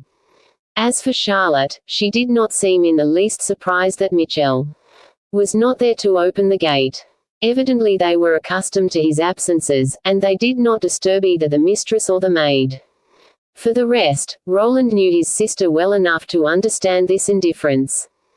Amélie, feeble under a moral suffering wholly unsuspected by Roland, who attributed to simple nervous crises the fluctuations of his sister's character, Amélie was strong and brave before real danger. That was no doubt why she felt no fear about remaining with Charlotte alone in the lonely house, without other protection than that afforded by the two gardeners, who spent their nights in poaching. As for ourselves, we know that Mitchell and his son did really serve their mistress' desire more in absenting themselves thus frequently from the chateau than in staying near it. Their absence left the coast clear for Morgan, and that was all Amélie really cared about. That evening and part of the night went by without bringing Roland any news. He tried to sleep, but succeeded ill. He fancied every minute that he heard someone at the door, through the shutters when the door did actually open. Mitchell and Jacques were returning, and this is what had happened to them. They had each gone to his post, Mitchell at the inn door, Jacques to the junction of the roads. 20 paces from the door Mitchell had met Pierre, and 3 words sufficed to show him that M. de Valençol was still at the inn. The latter had announced that, as he had a long journey before him, he would let his horse rest and would not start until nightfall. Pierre did not doubt that he was going to Geneva, as he said. Mitchell proposed a glass of wine to Pierre. Pierre accepted. After that, Mitchell was sure of being warned of any change. Pierre was the hostler, and nothing could be done in the stable without his knowledge. A lad attached to the inn promised to convey the news to Mitchell, in return for which Mitchell gave him 3 charges of powder with which to make firecrackers. At midnight the traveller had not yet started. They had drunk 4 bottles of wine, but Mitchell had partaken sparingly of them. He had found means to pour 3 of the 4 bottles into Pierre's glass, where they did not long remain. At midnight the wine shop closed, and Mitchell having nowhere to go for the 4 hours that still remained until daybreak, Pierre offered him a bed of straw in the stable. Mitchell accepted. The 2 friends went back arm in arm. Pierre staggering, Mitchell pretending to stagger. At 3 o'clock in the morning the servant of the hotel awakened Mitchell. The traveller wanted his horse. Mitchell, pretending that he must be off to see to his game, also rose. His toilet was not long in making. He had only to shake the straw from his hair, game bag, and blouse, after which he took leave of his friend Pierre and hid himself at the corner of the street. 15 minutes later the gate opened and a man rode out on a pacing horse. It was M. de Valençol. He took the street that led to the Geneva road. Mitchell followed without concealment, whistling a hunting air. Only, as Mitchell could not run for fear of attracting the rider's notice, he lost sight of him before long. But Jacques was there, thought he, waiting at the fork of the roads. Yes, Jacques had been there, but he had been there for over 6 hours of a winter's night, in 5 degrees of cold. Had he the courage to stand 6 hours in the snow and kick his soles against a tree? Thinking thus, Mitchell took a short cut through the streets and lanes, running at full speed. But horse and rider, in spite of the snow, trampled the day before, a Sunday, no longer showed distinct tracks. The steps of the horse were lost in the mud of the road. Nor did he waste further time in vain searching. He wondered what had become of Jacques, but his poachers I soon told him. Jacques had stood on watch at the foot of a tree. For how long? It was difficult to say, but long enough to become very cold. The snow was well beaten down by his heavy hunting boots. He had evidently tried to keep warm by walking up and down. Then suddenly he must have remembered a little mud hut on the other side of the road, such as the road menders build as a shelter against the rain. He had gone down the ditch and crossed the road. His trail, lost for a moment in the center of the road, was visible on the snow at either side.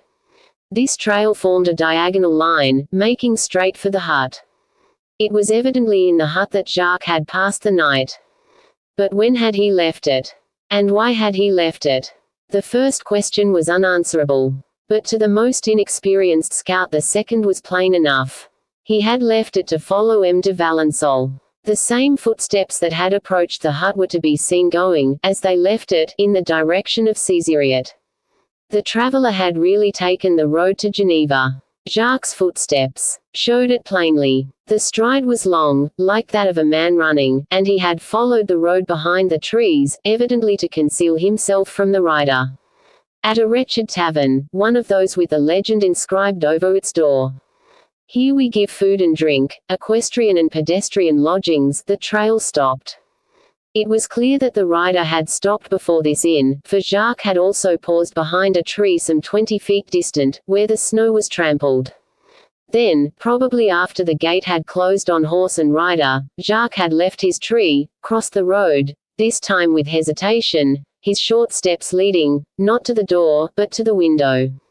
Mitchell put his own feet in his son's footprints and reached the window. Through the chinks in the shutter the interior, when lighted, could be seen, but now all was dark, and Mitchell could see nothing.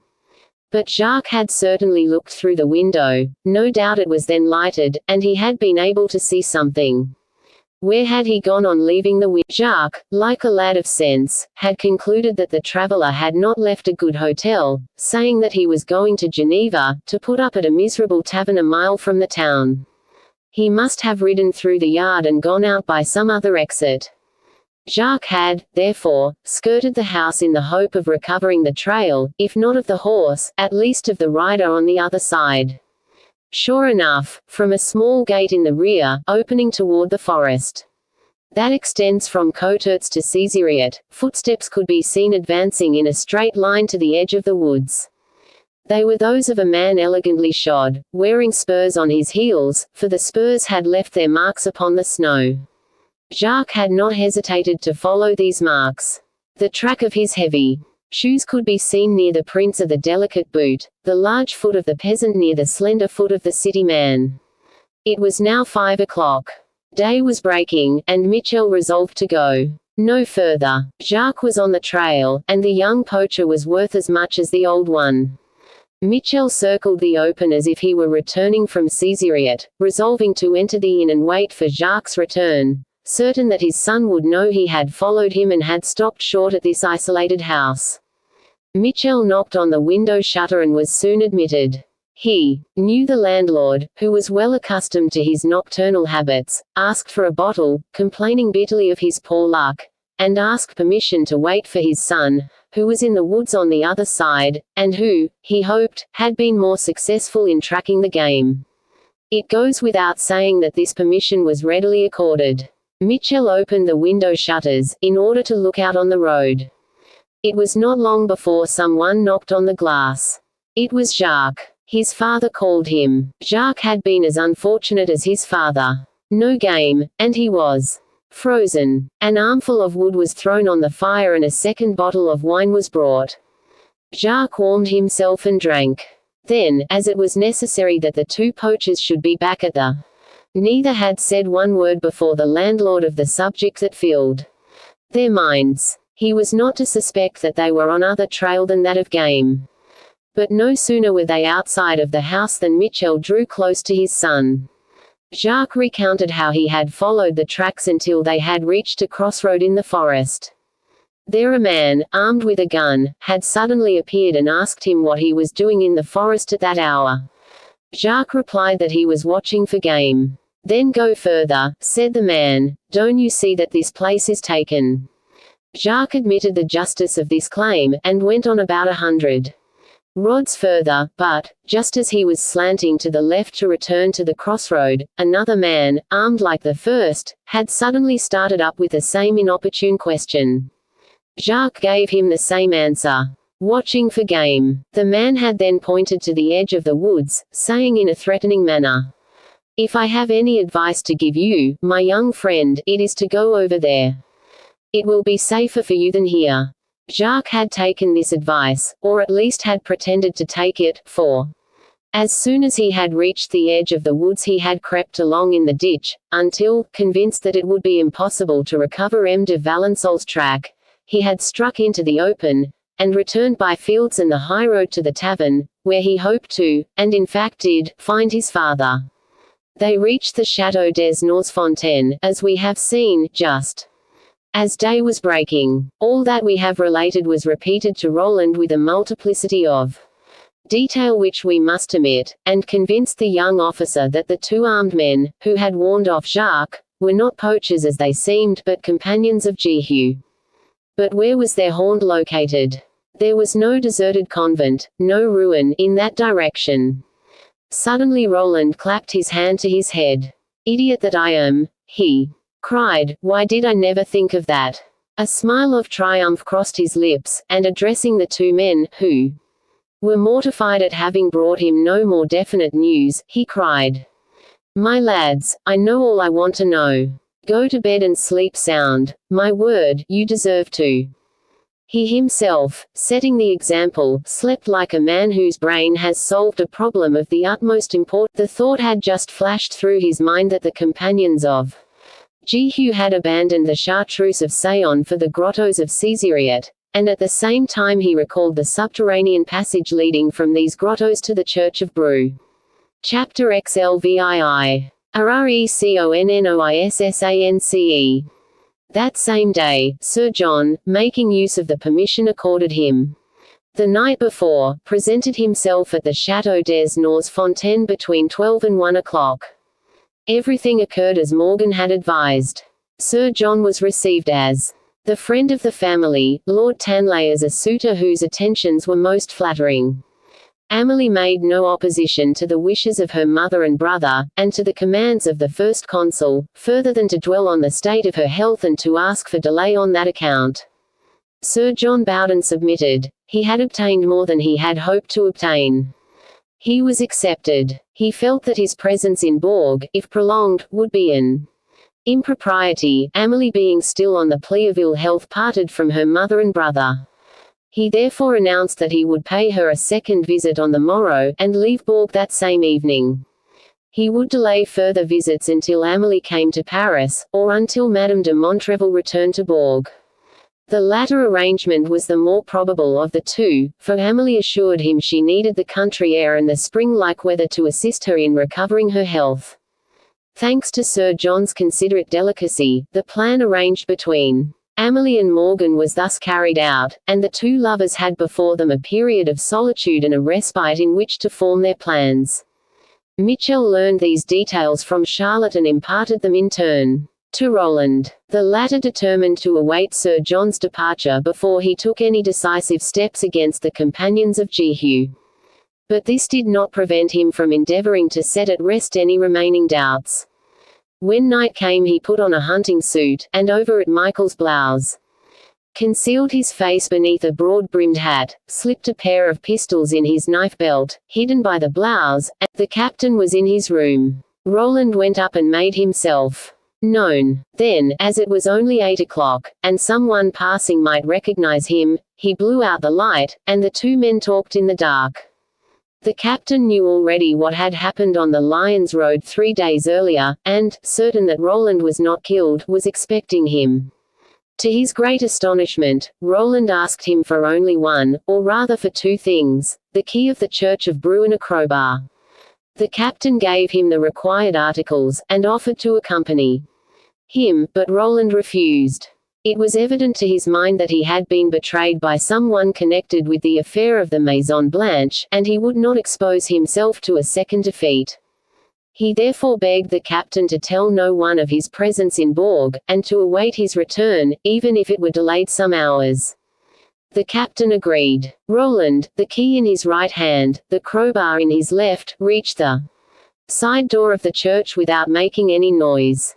This he unlocked, entered, relocked it behind him, and found himself facing a wall of hay. He listened. The most profound silence reigned. He remembered his boyish habits, took his bearings, put the key in his pocket, and scrambled up the wall of hay, which was about 15 feet high and formed a sort of platform. When he reached the top he slid down on the other side, as though he were descending the scarp of a fortification, and reached the flooring of the church, which was almost wholly composed of mortuary stones. The choir was empty, thanks to a rude screen which protected it on one side, and also to the walls which enclosed it to right and left. The door of the screen was open and Roland entered the choir without difficulty. He came face to face with a monument of Philippe le Beau. At the head of the tomb was a large square flagstone. It covered the steps which led to the burial vaults. Roland must have known the way, for as soon as he reached the stone, he knelt down and felt with his hand for the edge of it. When he found it he stood up, inserted his lever and raised the slab. With one hand he held it up while he went down the steps. Then he lowered it slowly. It seemed as though this nocturnal visitor were voluntarily separating himself from the land of the living, and must the impassibility of this young man have seemed, who passed among the dead in search of the living, and who, in spite of darkness and solitude, did not shudder at the touch of the mortuary marbles. He walked on, feeling his way among the tombs, until he came to the iron gate leading to the subterranean passage. He looked for the lock. It was only bolted. He inserted the end of his lever between the bolt and the staple, and pushed it gently. The gate opened. He drew it close after him, but did not lock it, so as to avoid delay on his return. The crowbar he left at the corner of the gate. Then, with straining ears, dilated pupils, every sense tense with this effort to hear, the need to breathe, the impossibility of seeing, he advanced slowly, a pistol in one hand, touching the wall with the other to guide himself. He walked thus for 15 minutes. A few drops of ice-cold water fell through the roof on his hands and shoulders, and told him he was passing under the river. At the end of this time he found the door which opened from the passage into the quarry. There he halted a moment. He could now breathe more freely, and, moreover, he fancied that he heard distant sounds, and could see flickering lights, like will-o'-the-wisps, on the pillars that supported the roof. An observer might have thought, not distinguishing the face of the silent listener, that he showed hesitation, but the moment his countenance was seen, no one could have mistaken its expression of hope. He then resumed his way, heading toward the light he thought he had seen. As he advanced, the lights and the noises grew more distinct. It was evident that the quarry was inhabited. By whom? He did not yet know, but he would know. He was already within 10 feet of that open clearing in the midst of the granite walls which we described on our first visit to the grotto of Cesariot. Roland clung closely to the wall, and moved forward almost imperceptibly. In the dim half-light he looked like a gliding bas-relief. At last his head passed beyond an angle of the wall, and his glance rested upon what we may call the camp of the companions of Jehu. A dozen or more of the members sat there at supper. Roland was seized with a wild desire to precipitate himself into their midst, beaming eyes and heart full of joy, returned, unseen and unsuspected, along the way he had come. Everything was now explained. the deserted Chartreuse, M. de Valençol's disappearance, and the counterfeit poachers near the entrance to the grotto of Caesariot. This time he was sure of his vengeance, his deadly, terrible vengeance, deadly, because, in like manner as he had been spared, he suspected intentionally, he meant to spare others, with this difference that, whereas he had been spared for life, he would order these men spared for death, death on the scaffold. Halfway back he thought he heard a noise behind him. He turned and was certain he saw a gleam of light. He quickened his steps. The gate once passed, there was no danger of losing his way. It was no longer a quarry with 1,000 windings, it was a straight and narrow vaulted passage leading to the mortuary grating. At the end of 10 minutes he again passed under the river. A couple of minutes later, his outstretched hand touched the iron gate. He took the crowbar from the place where he had left it, entered the vault, pulled the gate to, closed it gently and noiselessly, and, guiding himself by the tombs, he regained the staircase, pushed up the flagstone with his head, and stood once more in the land of the living. There it was comparative daylight. He left the choir, closed the door of the screen as he had found it, scaled the hay, crossed the platform, and slid down the other side. The key was still in his pocket. He unlocked the door and stepped out into the street. The captain of gendarmerie was anxiously awaiting him. They conferred together for a few moments, and then they returned to Bourg by the outer road to avoid being seen. Here they entered the town through the market gate, and followed the Rue de la Révolution, the Rue de la Liberté, and the Rue d'Espagne, since called the Rue Simoneau. There Roland ensconced himself in a corner of the Rue du Greffe and waited. The captain continued on his way alone. He went down the Rue des Ursules for the last 7 years, called the Rue des Casernes. This was where the colonel of dragoons lived. He had, when the colonel of dragoons and the captain of gendarmerie appeared in the square, a shadow detached itself from the opposite wall and came up to them. That shadow was Roland. The 3 men stood talking for about 10 minutes, Roland giving his orders, the other 2 listening and approving. Then they separated. The colonel returned home. Roland and the captain followed the Rue de la Toile, climbed the steps of the Jacobins, passed down the Rue du Bourgneuf, and reached the outer road once more.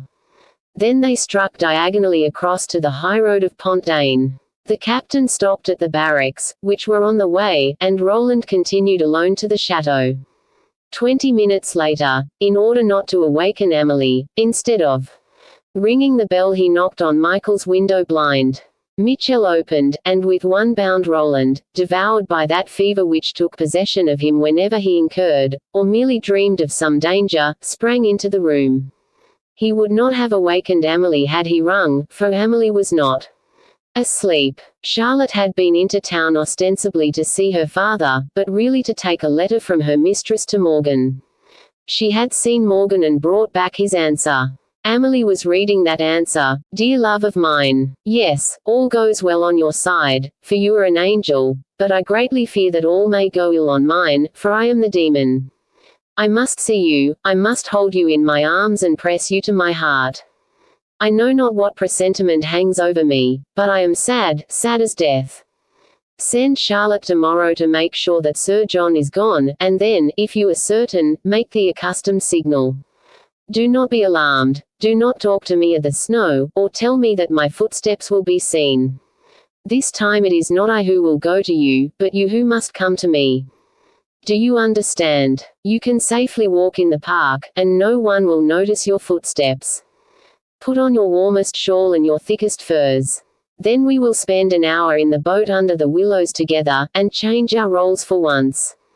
Usually I tell you of my hopes and you tell me of your fears, but tomorrow, you will tell me of your hopes and I will tell you of my fears, my darling Amélie. Only, be sure to come out as soon as you have made the signal.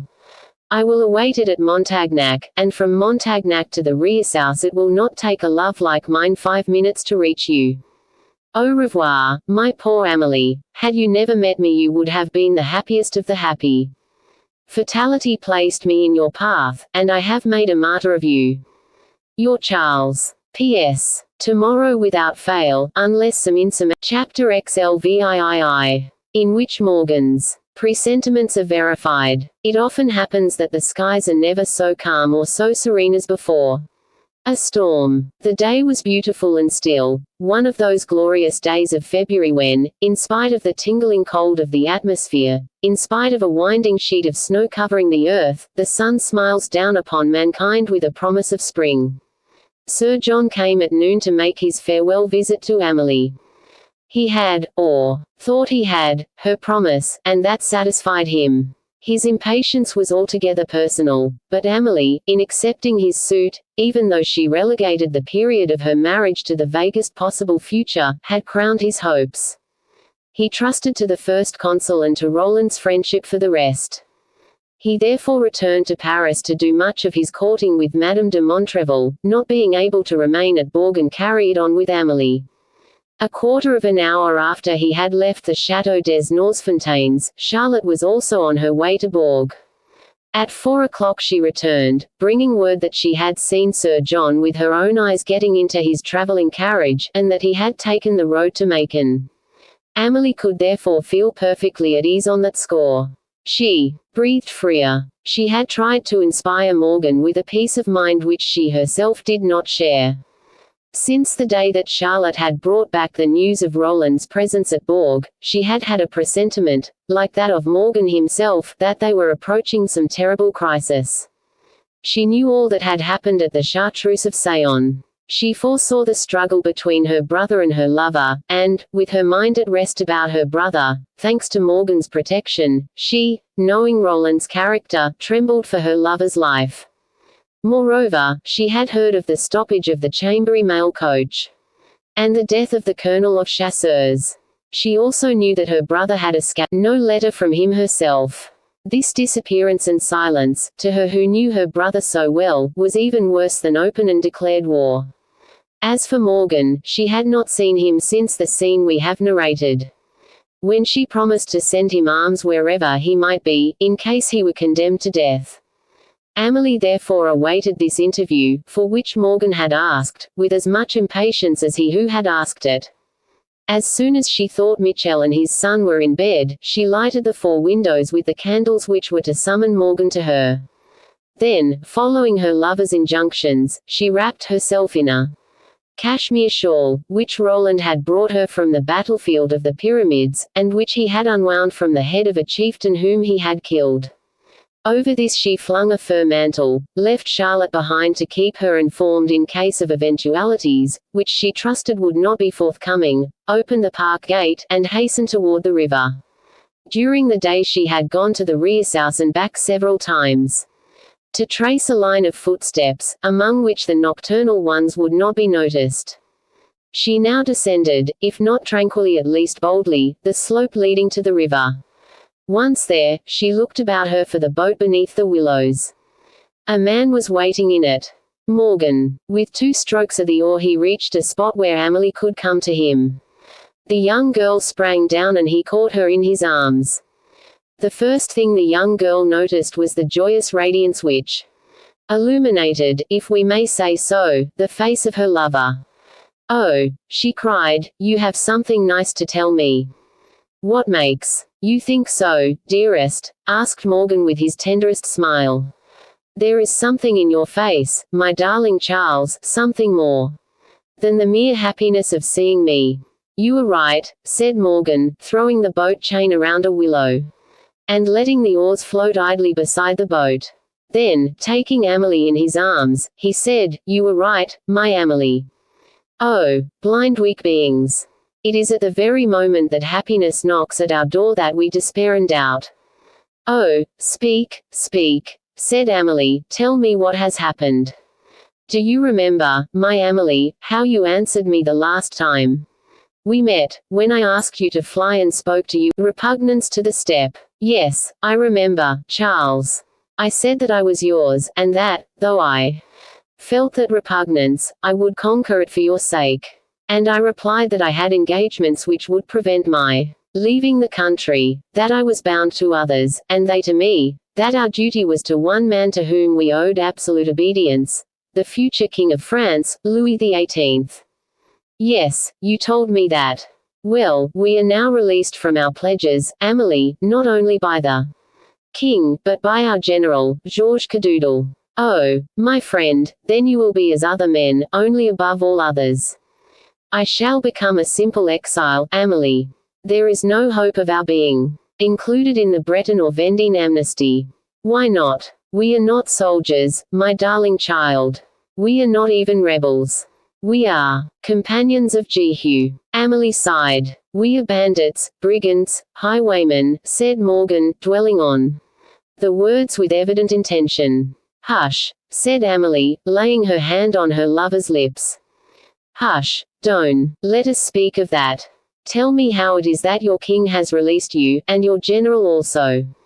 The first consul wished to see Cadoudal. In the first place, he sent your brother to him with certain proposals. Cadoudal refused to come to terms, but, like ourselves, he received orders from Louis XVIII to cease hostilities. Coincident with that order came another message from the first consul to Cadoudal.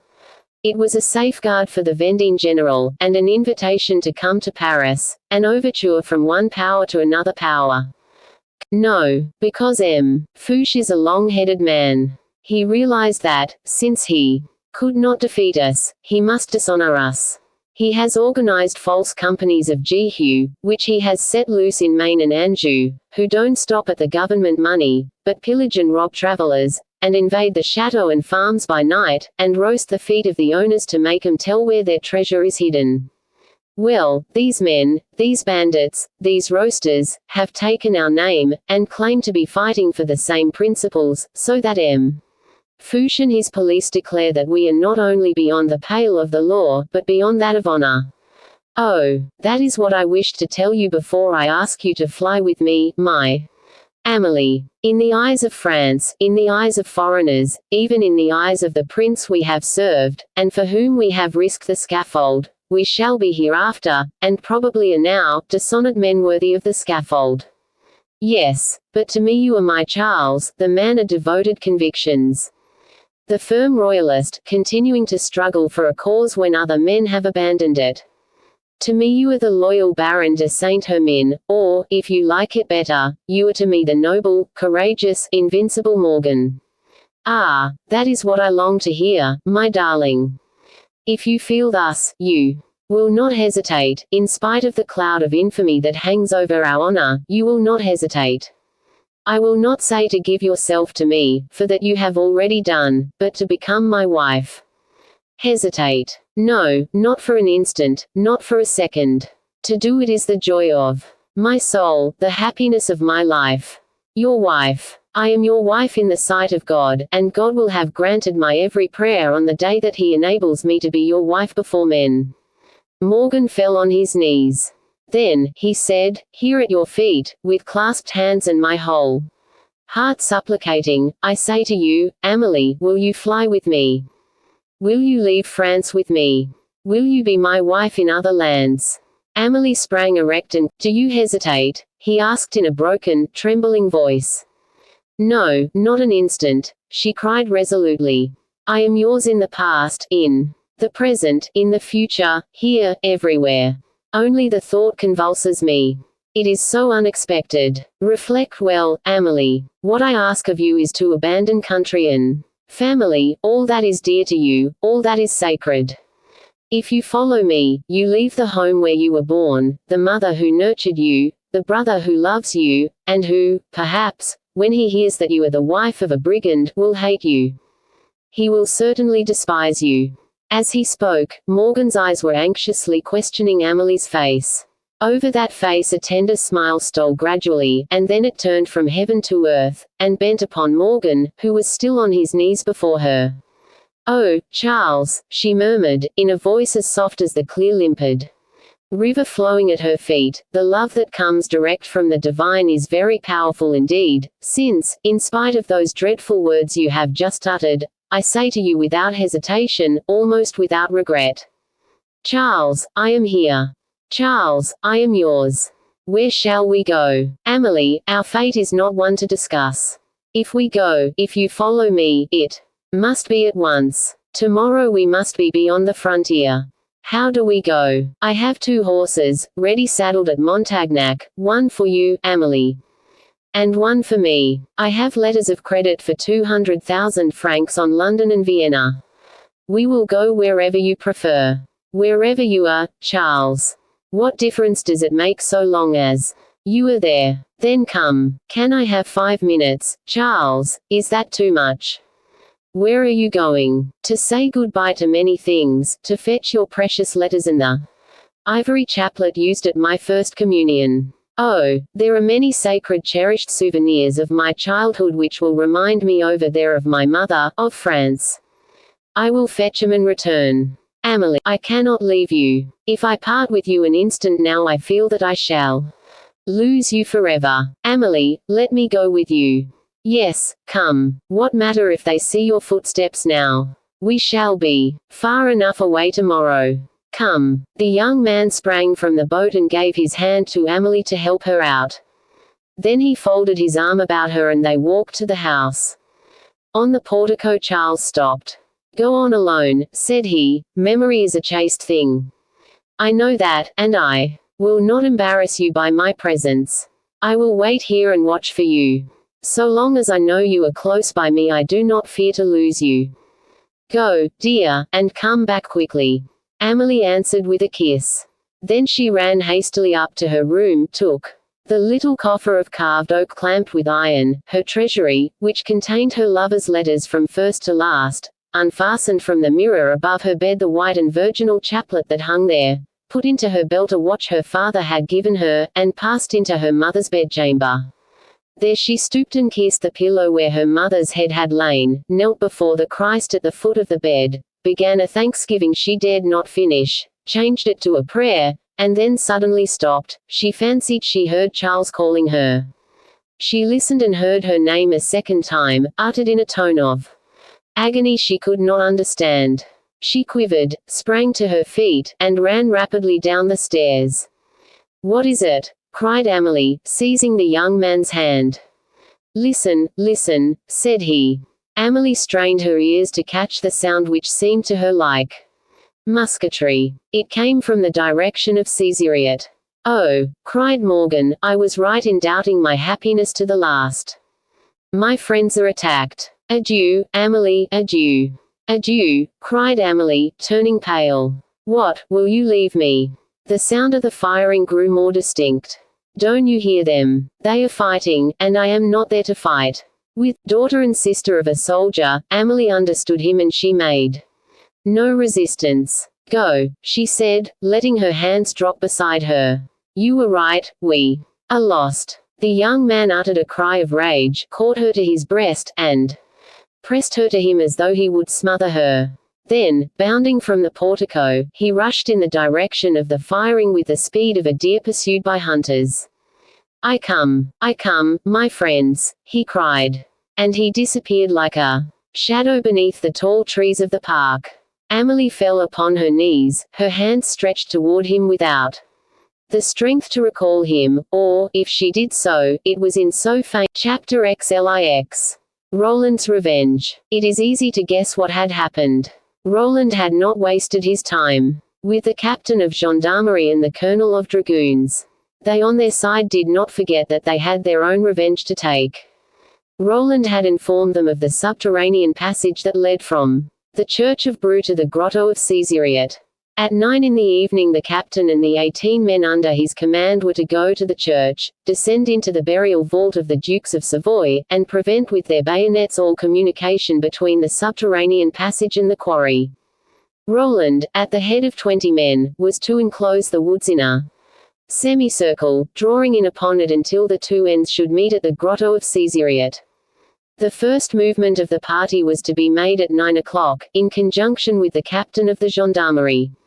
We have seen, from what Morgan told Amelie, the nature of the present intentions of the companions of Jehu.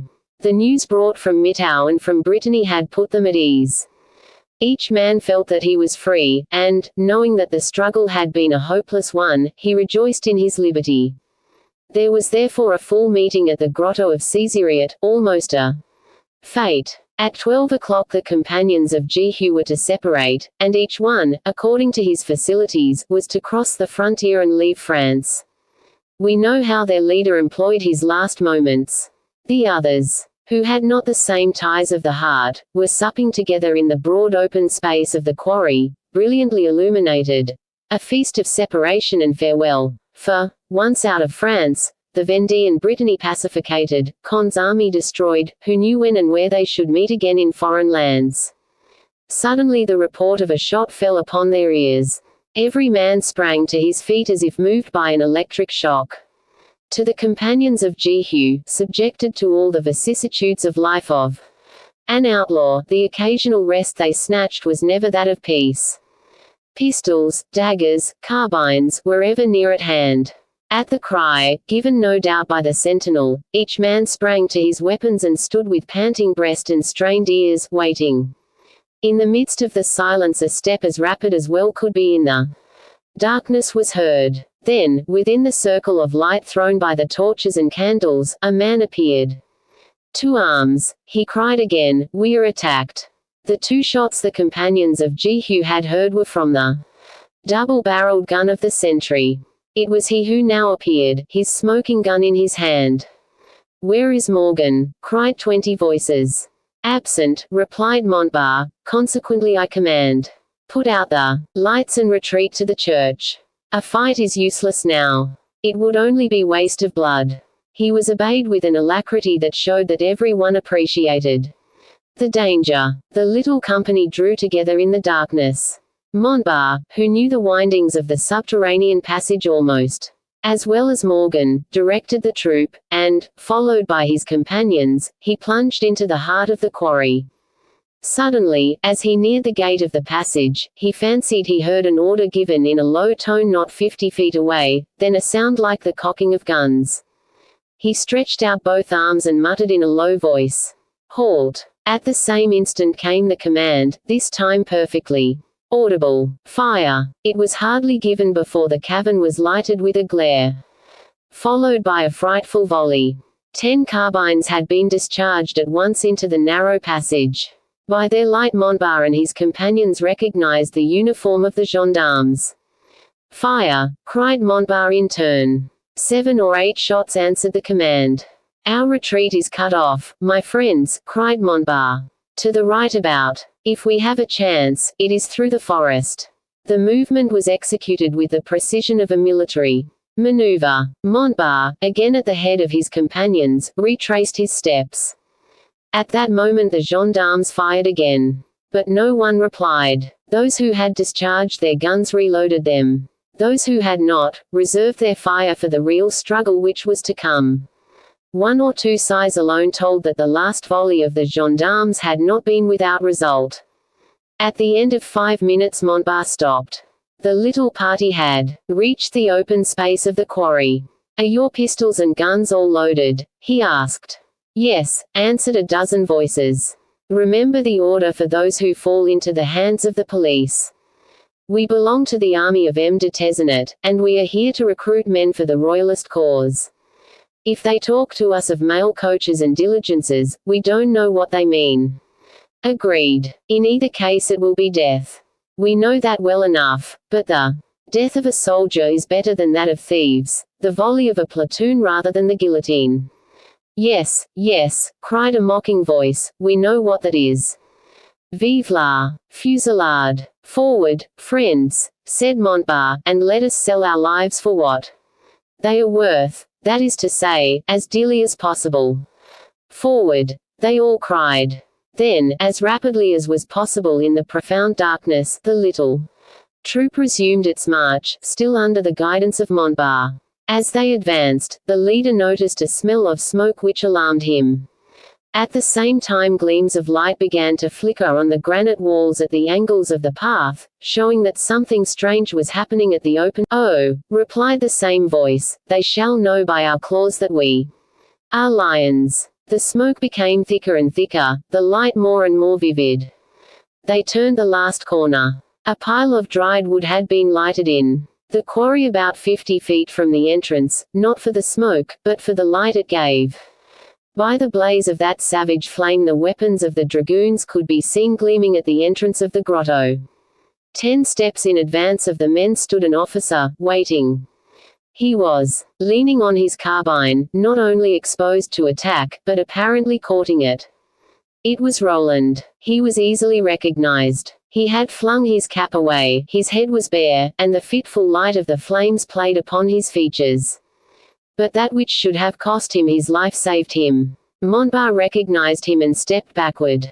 "Roland de Montrevel," he said. "Remember Morgan's injunction." "Yes," replied the other companions, in muffled tones. "And now," said Montbar, "let us die, but dearly."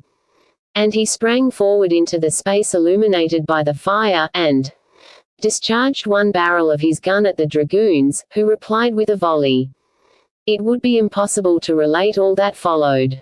The grotto was filled with smoke, which the flame of each weapon pierced like a flash of lightning. The two bands clinched and fought hand to hand, pistols and daggers serving them in turn.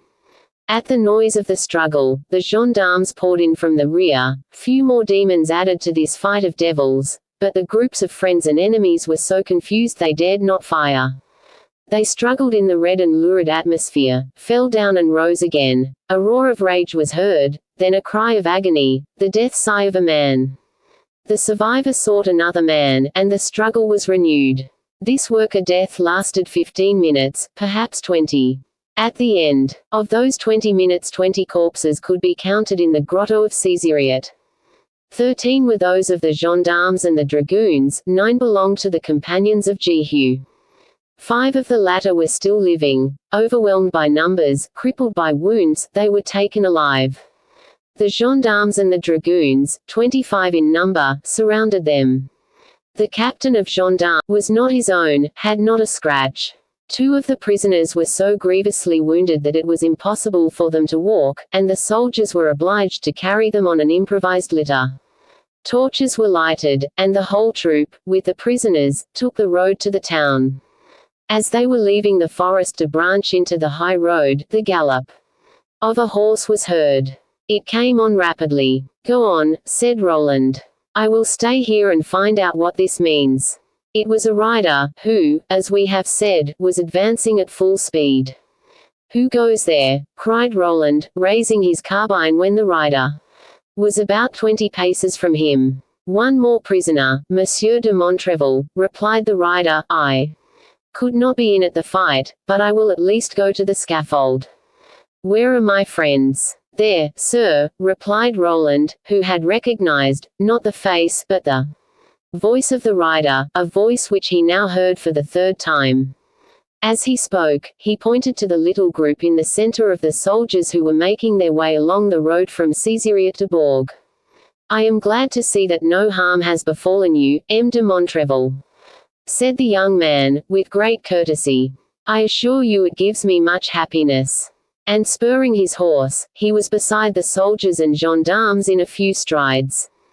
"Pardon me, gentlemen," he said, springing from his horse, "I claim a place among my 3 friends, the Vicomte de Giot, the Comte de Valençol, and the Marquis de Ribier."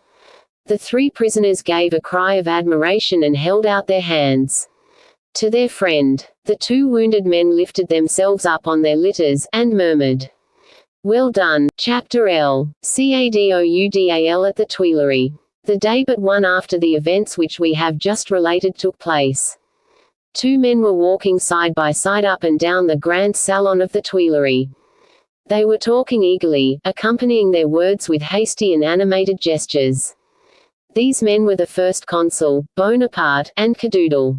Cadoudal, impelled by the misery that might be entailed by a prolonged struggle in Brittany, had just signed a peace with Brune. It was after this signing of the peace that he had released the companions of Jehu from their obligations. Unhappily, this release had reached them, as we have seen, 24 hours too late. When treating with Brune, Cadoudal had asked nothing for himself, save the liberty to go immediately to England. But Brune had been so insistent, that he had consented to an interview with the first consul. He had, in consequence, come to Paris. The very morning of his arrival he went to the Tuileries, sent in his name, and had been received. It was Rapp who, in Roland's absence, introduced him. As the aide-de-camp withdrew, he left both doors open, so as to see everything from Bourrienne's room, and to be able to go to the assistance of the first consul if necessary. But Bonaparte, who perfectly understood Rapp's motive, closed the door. Then, returning hastily to Cadoudal's side, he said, "Ah, so it is you at last. One of your enemies, my aide-de-camp, Roland de Montrevel, has told me fine things of you." "That does not surprise me," replied Cadoudal. "During the short time I saw M. de Montrevel, I recognized in him a most chivalrous nature." "Yes, and that touched you?" asked the first consul, fixing his falcon eye on the royalist chief. "Listen, Georges. I need energetic men like you to accomplish the work I have undertaken. Will you be one of them? I have already offered you the rank of colonel, but you are worth more than that. I now offer you the rank of general of division. I thank you from the bottom of my heart, citizen first consul." "Why so?" queried Bonaparte, hastily. "Because I have pledged myself to the House of Bourbon, and I shall remain faithful to it under all circumstances." "Let us discuss the matter," resumed the first consul. "Is there no way to bind you?" "General," replied the royalist leader, "may I be permitted to repeat to you what has been said to me?" "Why not?" "Because it touches upon the deepest political interests." "Pooh! Some nonsense," said the first consul, smiling uneasily. Cadoudal stopped short and looked fixedly at his companion. "It is said that an agreement was made between you and Commodore Sidney Smith at Alexandria, the purport of which was to allow you to return to France on the condition, accepted by you, of restoring the throne to our former kings."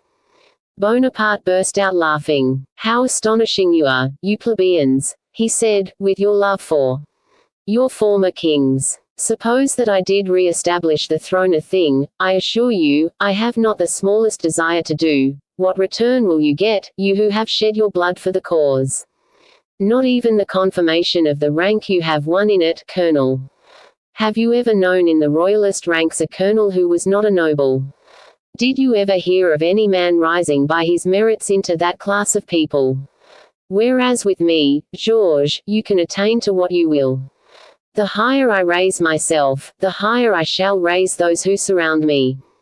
As for seeing me play the part of monk, dismiss that from your mind. Monk lived in an age in which the prejudices we fought and overthrew in 1789 were in full force. Had Monk wished to make himself king, he could not have done so. Dictator? No, it needed a Cromwell for that. Richard could not have maintained himself. It is true that he was the true son of a great man, in other words a fool. If I had wished to make myself king, there was nothing to hinder me, and if ever the wish takes me there will be nothing to hinder. Now, if you have an answer to that, give it. You tell me, citizen first consul, that the situation 16. In 1793. 11 years elapsed in England between the death of the king and the restoration of his son. 7 years have already elapsed in France since the death of Louis XVI. Will you tell me that the English Revolution was a religious one, whereas the French Revolution was a political one? To that I reply that a charter is as easy to make as an abjuration. Bonaparte smiled. No, he said, I should not tell you that. I should say to you simply this, that Cromwell was 50 years old when Charles I died. I was 24 at the death of Louis XVI. Cromwell died at the age of 59. In 10 years' time he was able to undertake much, but to accomplish little. Besides, his reform was a total one, a vast political reform by the substitution of a republican government for a monarchical one. Well, grant that I live to be Cromwell's age, 59, that is not too much to expect. I shall still have 20 years, just the double of Cromwell. And remark, I change nothing, I progress. I do not overthrow, I build up.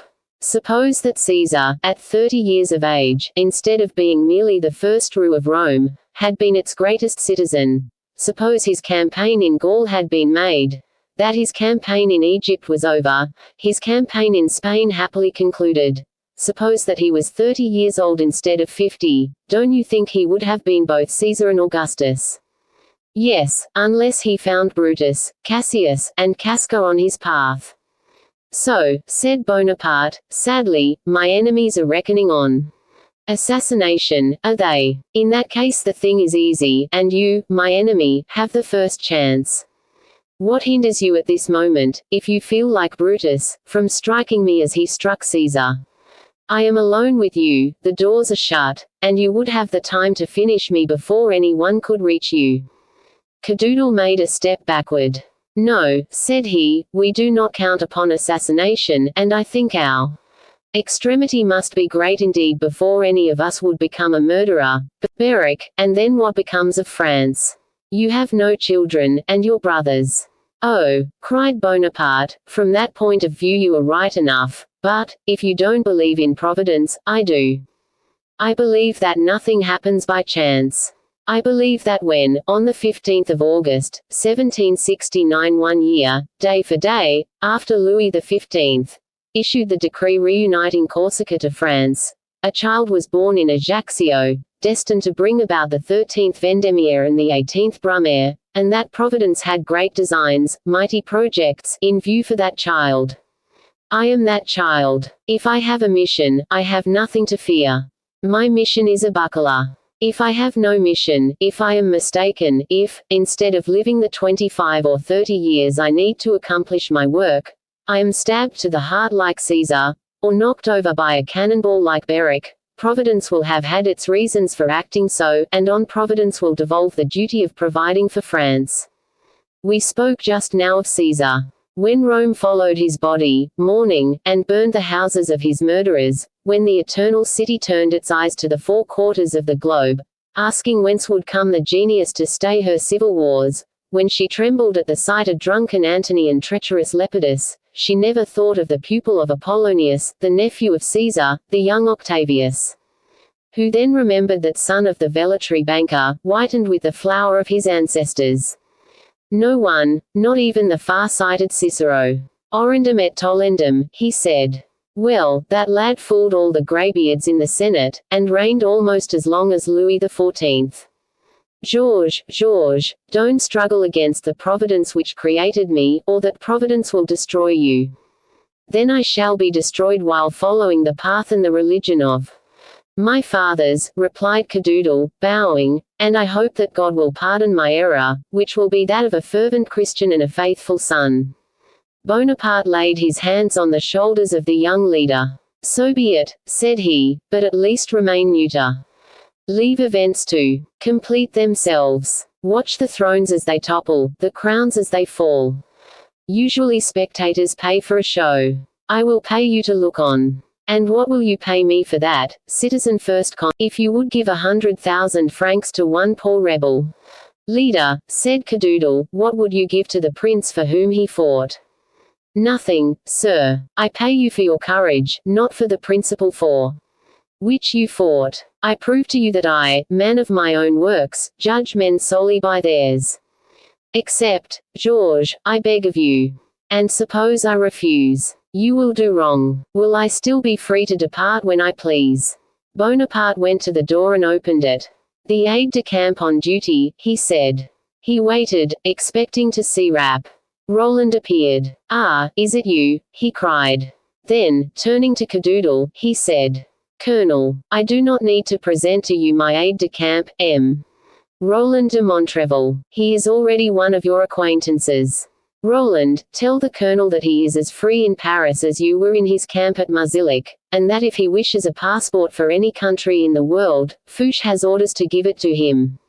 Your word suffices, citizen first consul, replied Cadoodle, bowing. I leave tonight. May I ask where you are going? To London, General. So much the better. Why so much the better? Because there you will be near the men for whom you have fought. And then, when you have seen them, what? You will compare them with those against whom you have fought. But, once out of France, Colonel. Bonaparte paused. I am waiting, said Cadoodle. Do not return without warning me, or, if you do, do not be surprised. If I treat you as an enemy, that would be an honor, General. By treating me so you will show that you consider me a man to be feared. So saying, Georges bowed to the first consul, and retired. "Well, General," asked Roland, after the door had closed on the Breton leader, "is he the man I represented him to be?" "Yes," responded Bonaparte, thoughtfully, "only he sees things awry. But the exaggeration of his ideas arises from noble sentiments, which must give him great influence over his own people." Then he added, in a low voice, "But we must make an end of him." "And now what have you been doing, Roland?" "Making an end of my work," replied Roland. "Ah, ha! Then the companions of Jehu no longer exist, General. 3/4 are dead, the rest prisoners. And you are safe and sound." "Don't speak of it, General. I do verily believe I have a compact with the devil." That same evening Cadoudal, as he said, left Paris for England. On receiving the news that the Breton leader was in London, Louis XVIII wrote him the following letter. "I have learned with the greatest satisfaction, General, that you have at last escaped from the bands of the tyrant who misconceived you so far as to offer you service under him. I deplore the unhappy circumstances which obliged you to treat with him, but I did not feel the slightest uneasiness. The heart of my faithful Bretons, and yours in particular, are too well known to me. Today you are free, you are near my brother, all my hopes revive. I need not say more to such a Frenchman as you. Louis." To this letter were added a lieutenant general's commission and the Grand Cordon of St. Louis. Chapter Lee. The Army of the Reserves. The first consul had reached the point he desired. The companions of Jehu were destroyed and the Vendée was pacificated. When demanding peace from England he had hoped for war. He understood very well that, born of war, he could exist only by war. He seemed to foresee that a poet would arise and call him the giant of war. But war, what war? Where should he wage it? An article of the Constitution of the year 8 forbade the first consul to command the armies in person, or to leave France. In all constitutions there is inevitably some absurd provision. Happy the constitutions that have but one. The first consul found a means to evade this particular absurdity. He established a camp at Dijon. The army which occupied this camp was called the Army of the Reserves. The force withdrawn from Brittany and the Vendée, some 30,000 men in all, formed the nucleus of this army. 20,000 conscripts were incorporated in it. General Berthier was appointed commander-in-chief. The plan which Bonaparte explained to Roland in his study one day was still working in his mind. He expected to recover Italy by a single battle, but that battle must be a great victory. Moreau, as a reward for his cooperation on the 18th Brumaire, received the command he had so much desired. He was made commander-in-chief of the Army of the Rhine, with 80,000 men under him. Augereau, with 25,000 more, was on the Dutch frontier. And Messina, commanding the army of Italy, had withdrawn to the country about Genoa, where he was tenaciously maintaining himself against the land forces of the Austrian General Ott, and the British fleet under Admiral Keith. While the latter movements were taking place in Italy, Moreau had assumed the offensive on the Rhine, and defeated the enemy at Stockach and Moiskirch. A single victory was to furnish an excuse to put the army of reserves under waiting orders. 2 victories would leave no doubt as to the necessity of cooperation. Only, how was this army to be transported to Italy? Bonaparte's first thought was to march up the Valais and to cross the Simplon. He would thus turn Piedmont and enter Milan. But the operation was a long one, and must be done overtly. Bonaparte renounced it. His plan was to surprise the Austrians and to appear with his whole army on the plains of Piedmont before it was even suspected that he had crossed the Alps. He therefore decided to make the passage of the Great St. Bernard.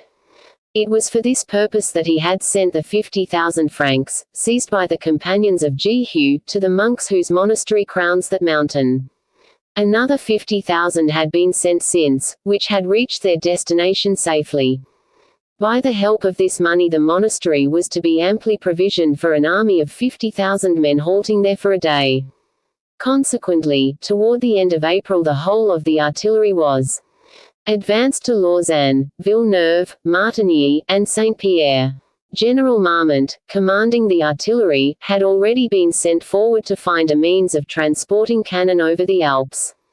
It was almost an impracticable thing to do, and yet it must be achieved.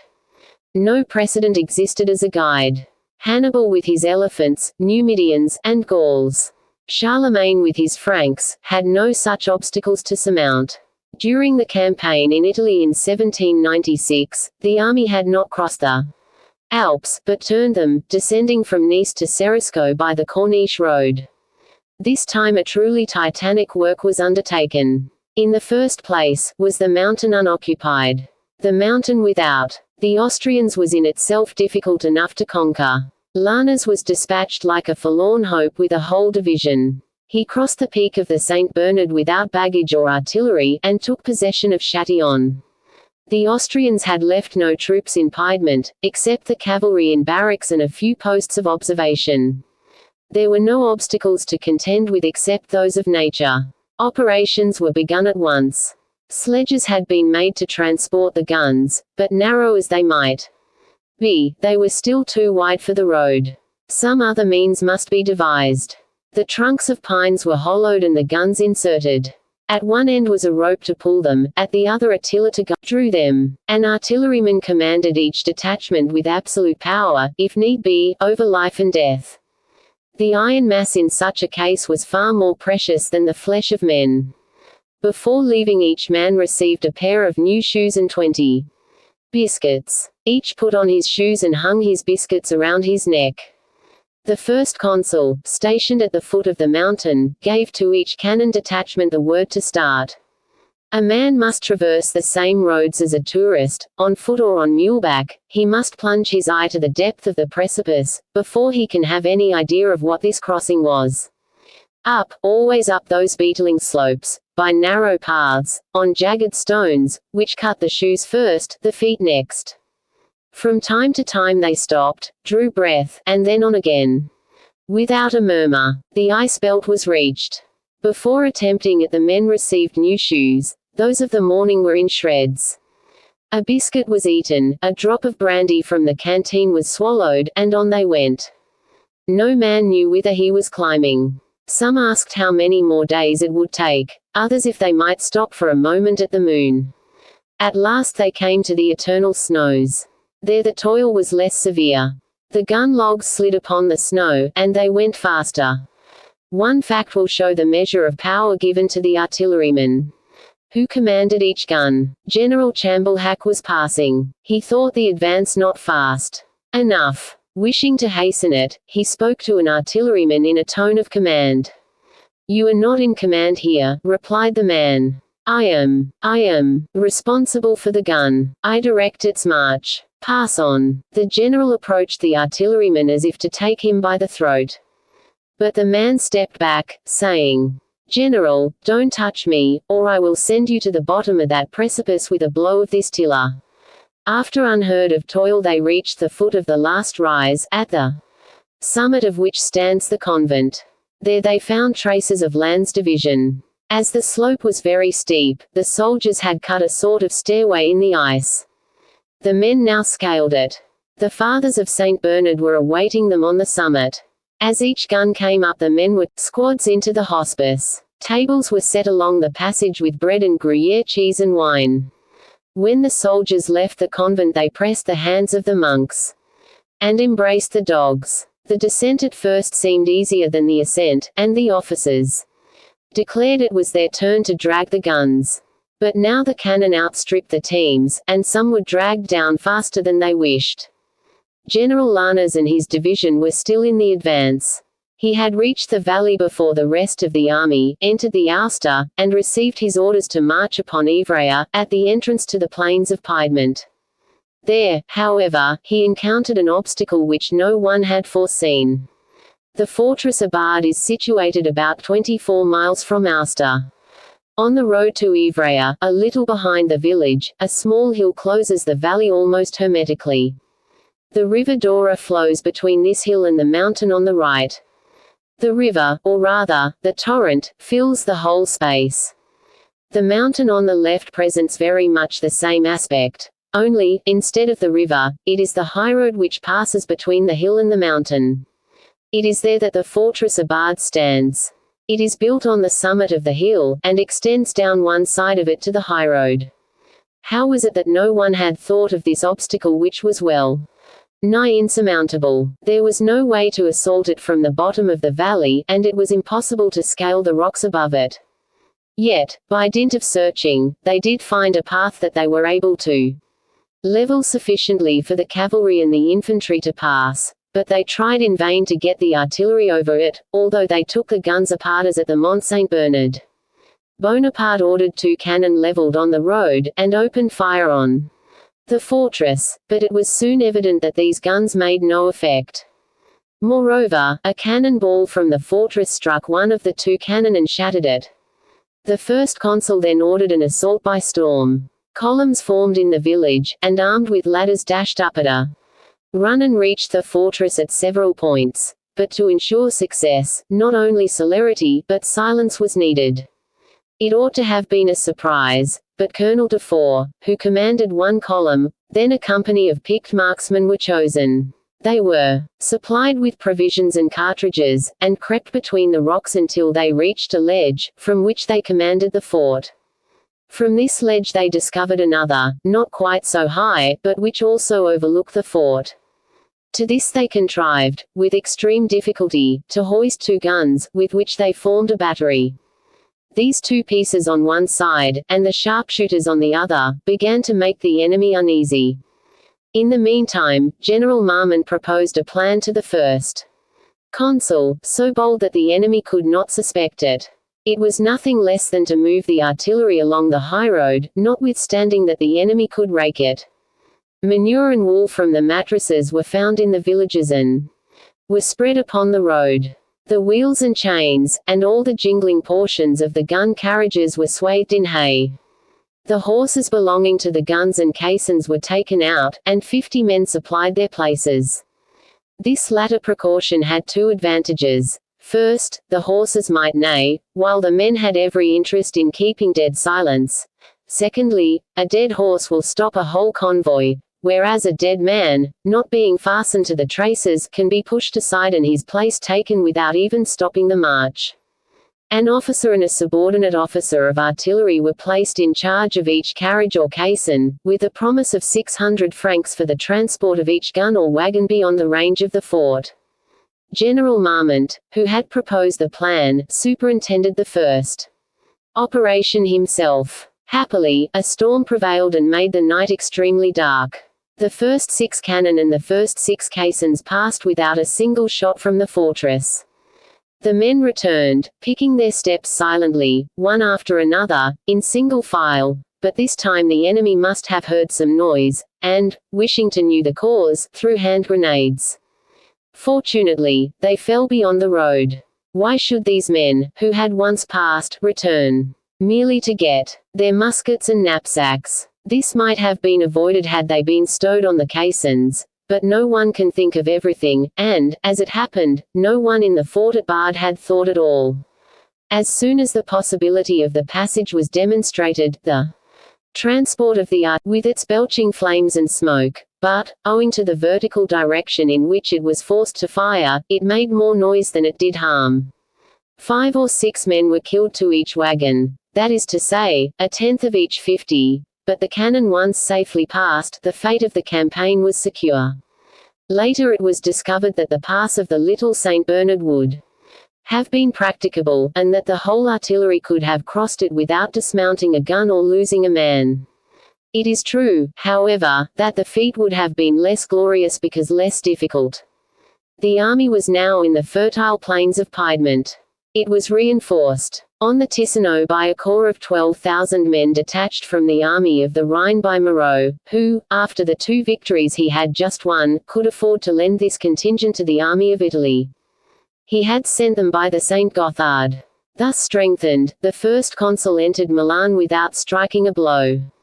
By the by, how came the first consul, who, according to a provision of the Constitution of the year 8, could not assume command of the army, nor yet leave France, to be where he was? We shall now tell you. the evening before the day on which he left Paris, that is to say, the 15th of May, or, according to the calendars of the time, the 15th Floreal, he had sent for the 2 other consuls and all the ministers, saying to Lucien, "Prepare a circular letter to the prefects tomorrow." Then he said to Fouché, "You will publish the circular in all the newspapers. You are to say that I have left for Dijon to inspect the army of the reserves. Add, but without affirming it positively, that I may go as far as Geneva. In any case, let it be well impressed on everyone that I shall not be absent more than a fortnight. If anything unusual happens, I shall return like a thunderclap. I commend to your keeping all the great interests of France, and I hope you will soon hear of me by way of Vienna and London." On the 6th he started. From that moment his strong determination was to make his way to the plains of Piedmont, and there to fight a decisive battle. Then, as he never doubted that he would conquer, he would answer, like Scipio, to those who accused him of violating the constitution. "On such a day, at such an hour, I fought the Carthaginians. Let us go to the capital." Month. It had rained the whole day, but, as often happens in Italy, toward evening the sky had cleared, changing in a few moments from murky darkness to loveliest azure, and the stars came sparkling out. The first consul signed to Roland to follow him, and together they issued from the little town of Chivasso and walked along the banks of the river. About 100 yards beyond the last house a tree, blown down by the wind, offered a seat to the pedestrians.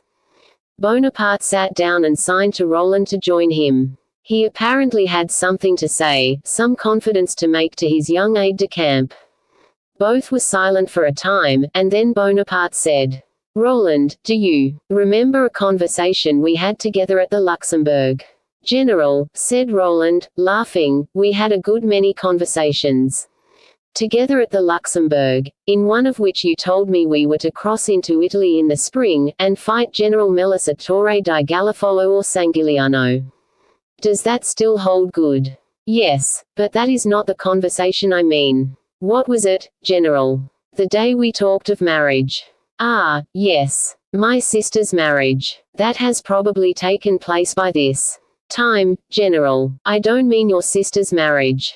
I mean yours." "Good," said Roland, with a bitter smile. "I thought that had been disposed of, General." And he made a motion as if to rise.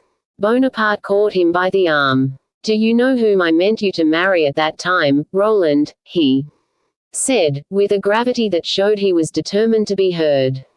"No, General." "Well, my sister Caroline." "Your sister?" "Yes. Does that astonish you? I had no idea you had ever thought of doing me that honor. Either you are ungrateful, Roland, or you are saying what you do not mean. You know that I love you." "Oh, my General." He took the first consul's 2 hands and pressed them with the deepest gratitude. "Yes, I should have liked you for my brother-in-law." "Your sister and Murat love each other, General," said Roland. "It is much better that the plan should have gone no further. Besides," he added, in muffled tones, "I thought I told you that I did not care to marry." Bonaparte smiled. "Why don't you say offhand that you intend becoming a Trappist father? Faith, General, re-establish the cloisters and remove these opportunities for me to try to get myself killed, which, thank God, are not lacking, and you have guessed what my end will be. Are you in love? Is this the result of some woman's faithlessness?" "Good," said Roland, "so you think I am in love. That is the last straw. Do you complain of my affection when I wished to marry you to my sister? But the thing is impossible now. Your 3 sisters are all married, one to General Leduc, one to Prince Bacciochi, and the third to Murat. In short," said Bonaparte, laughing, "you feel easy and settled in your mind. You think yourself rid of my alliance." "Oh, General," exclaimed Roland. "You are not ambitious, it seems. General, let me love you for all the good you have done to me, and not for what you seek to do.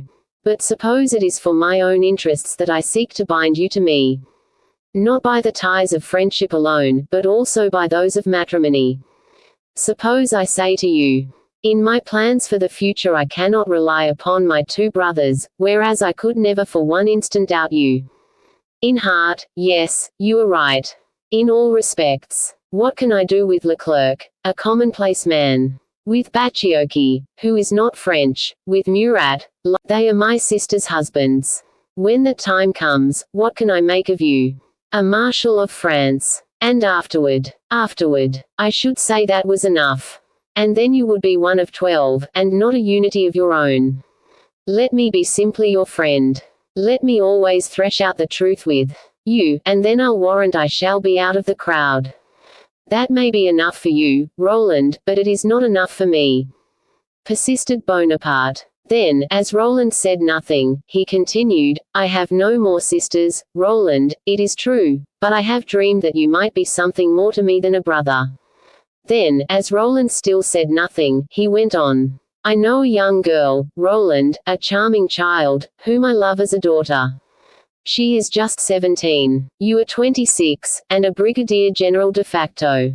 Before the end of the campaign you will be general of division. Well, Roland, when the campaign is over, we will return together to Paris, and you shall marry her. General, interrupted Roland, I think I see Bourrienne looking for you. And in fact the first consul's secretary was already within 2 feet of the friends. Is that you, Bourrienne? Asked Bonaparte, somewhat impatiently. Yes, General, a courier from France. Ah, and a letter from Madame Bonaparte. Good, said the first consul, rising eagerly, give it to me. And he almost snatched the letter from Bourrienne's hand. And for me? Asked Roland. Nothing for me. Nothing. That is strange, said the young man, pensively. The moon had risen, and Hortense bare witness to that fact. Roland watched these expressions of the soul on his general's face. But toward the close of the letter Bonaparte's face clouded. He frowned and cast a furtive glance at Roland. Ah! Exclaimed the young man, it seems there is something about me in the letter. Bonaparte did not answer and continued to read. When he had finished, he folded the letter and put it in the side pocket of his coat. Then, turning to Bourrienne, he said, very well, we will return. I shall probably have to dispatch a courier. Go mend some pens while you are waiting for me. Bourrienne bowed and returned to Chivasso. Bonaparte then went up to Roland and laid his hand on his shoulder, saying, I have no luck with the marriages I attempt to make. How so? Asked Roland. Your sister's marriage is off. Has she refused? No, she has not. She has not. Can it be Sir John? Yes. Refused to marry my sister after asking her of me, of my mother, of you, of herself. Come, don't begin to get angry. Try to see that there is some mystery in all this. I don't see any mystery, I see an insult. Ah, there you are, Roland. That explains why your mother and sister did not write to you. But Josephine thought the matter so serious that you ought to be informed. She writes me this news and asks me to tell you of it if I think best. You see I have not hesitated. I thank you, but what is it? It is only necessary to look at the man and to talk with him for 5 minutes to understand that. But, General, what reason does he give for breaking his word? That your sister is not as rich as he thought she was. Roland burst into that nervous laugh which was a sign with him of violent agitation. Ha, said he, that was the very first thing I told him. What did you tell him? That my sister hadn't a penny. How can the children of Republican generals be rich? And what did he answer? That he was rich enough for 2. You see, therefore, that was not the real reason for his refusal. And it is your opinion that one of your aides-de-camp can receive such an insult, and not demand satisfaction. In such situations the person who feels affronted must judge of the matter for himself, my dear Roland. General, how many days do you think it will be before we have a decisive action? Bonaparte calculated. Not less than 15 days, or 3 weeks, he answered. Then, General, I ask you for a furlough of 15 days. On one condition. What is it? That you will first go to Bourg and ask your sister from which side The refusal came. "That is my intention. In that case you have not a moment to lose." "You see I lose none," said the young man, already on his way to the village. "One moment," said Bonaparte. "You will take my dispatches to Paris, won't you?" "Ah, I see. I am the courier you spoke of just now to Brienne." "Precisely. Come then. Wait one moment. The young men you arrested. The companions of Jehu." "Yes. Well, it seems that they were all of noble families." "They were fanatics rather than criminals. It appears that your mother has been made the victim of some judicial trick or other in testifying at their trial and has called their conviction." "Possibly. My mother was in the coach stopped by them, as you know, and saw the face of their leader." "Well, your mother implores me, through Josephine, to pardon those poor madmen. That is the very word she uses. They have appealed their case. You will get there before the appeal can be rejected, and, if you think it desirable, tell the Minister of Justice for me to suspend matters. After you get back we can see what is best to be done."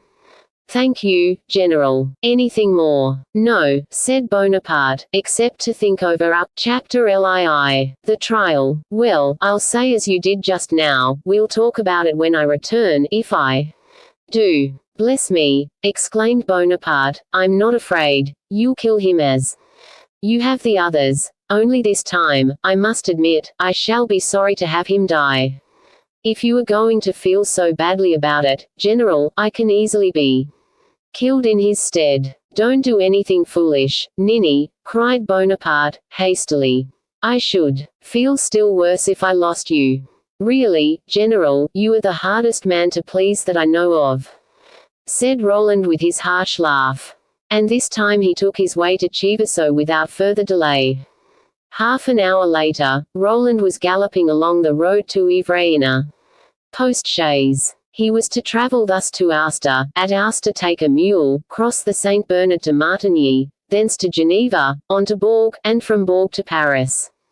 While he is galloping along, let us see what has happened in France, and clear up the points in the conversation between Bonaparte and his aide-de-camp which must be obscure to the reader's mind.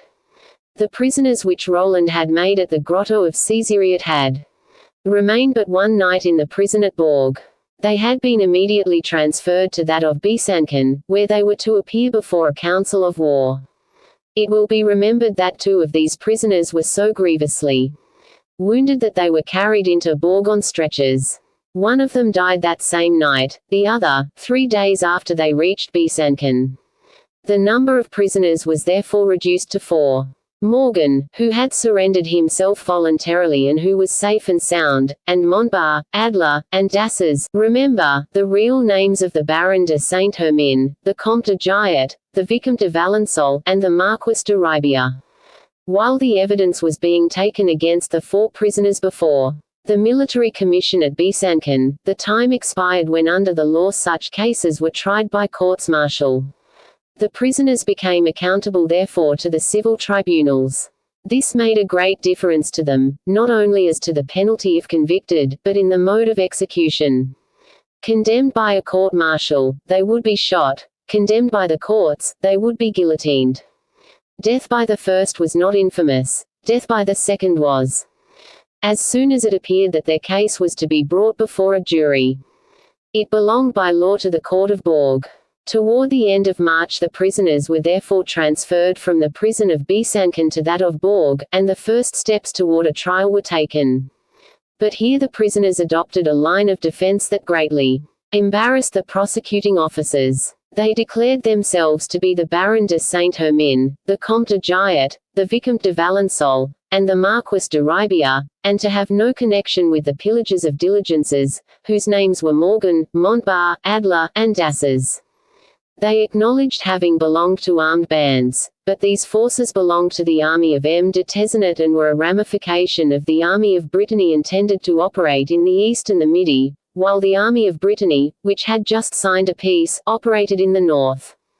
They had waited only to hear of Cadoudal's surrender to do likewise, and the dispatch of the Breton leader was no doubt on its way to them when they were attacked and captured. It was difficult to disprove this. The diligences had invariably been pillaged by masked men, and, apart from Madame de Montrevel and Sir John Tanley, no one had ever seen the faces of the assailants. The reader will recall those circumstances. Sir John, on the night they had tried, condemned, and stabbed him. Madame de Montrevel, when the diligence was stopped, and she, in her nervous struggle, had struck off the mask of the leader. Both had been summoned before the preliminary court and both had been confronted with the prisoners, but neither Sir John nor Madame de Montrevel had recognized any of them. How came they to practice this deception? As for Madame de Montrevel, it was comprehensible. She felt a double gratitude to the man who had come to her assistance, and who had also forgiven, and even praised, Edouard's attack upon himself. But Sir John's silence was more difficult to explain, for among the 4 prisoners he must have recognized at least 2 of his assailants. They had recognized him, and a certain quiver had run through their veins as they did so, but their eyes were none the less resolutely fixed upon him, when, to their great astonishment, Sir John, in spite of the judge's insistence, had calmly replied, "I have not the honor of knowing these gentlemen. Amelie, we have not spoken of her, for there are sorrows no pen can depict." Amelie, pale, feverish, almost expiring since that fatal night when Morgan was arrested, awaited the return of her mother and Sir John from the preliminary trial with dreadful anxiety. Sir John arrived first. Madame de Montrevel had remained behind to give some orders to Michel. As soon as Amelie saw him she rushed forward, crying out, "What happened?" Sir John looked behind him, to make sure that Madame de Montrevel could neither see nor hear him, then he said, "Your mother and I recognized no one." "Ah, how noble you are, how generous, how good, my lord," cried the young girl, trying to kiss his hand. But he, withdrawing his hand, said hastily, "I have only done as I promised you, but hush, here is your mother." Amelie stepped back. "Ah, Mama," she said, "so you did not say anything to compromise those unfortunate men." "What," replied Madame de Montrevel, "would you have me send to the scaffold a man who had helped me, and who, instead of punishing Edouard, kissed him?" "And yet," said Amelie, trembling, "you recognized him, did you not?" "Perfectly," replied Madame de Montrevel. "He is the fair man with the black eyebrows who calls himself the Baron de Saint-Hermin." Amelie gave a stifled cry. Then, making an effort to control herself, she said, "Probably not," replied Madame de Montrevel. "In any case," observed Sir John, "as neither your mother nor I recognized any one, she will persist in that declaration." "Oh, most certainly," exclaimed Madame de Montrevel. "God keep me from causing the death of that unhappy young man. I should never forgive myself. It is bad enough that Roland should have been the one to capture him and his companions." Amelie sighed, but nevertheless her face assumed a calmer expression. She looked gratefully at Sir John, and then went up to her room, where Charlotte was waiting for her. Charlotte had become more than a maid, she was now Amelie's friend.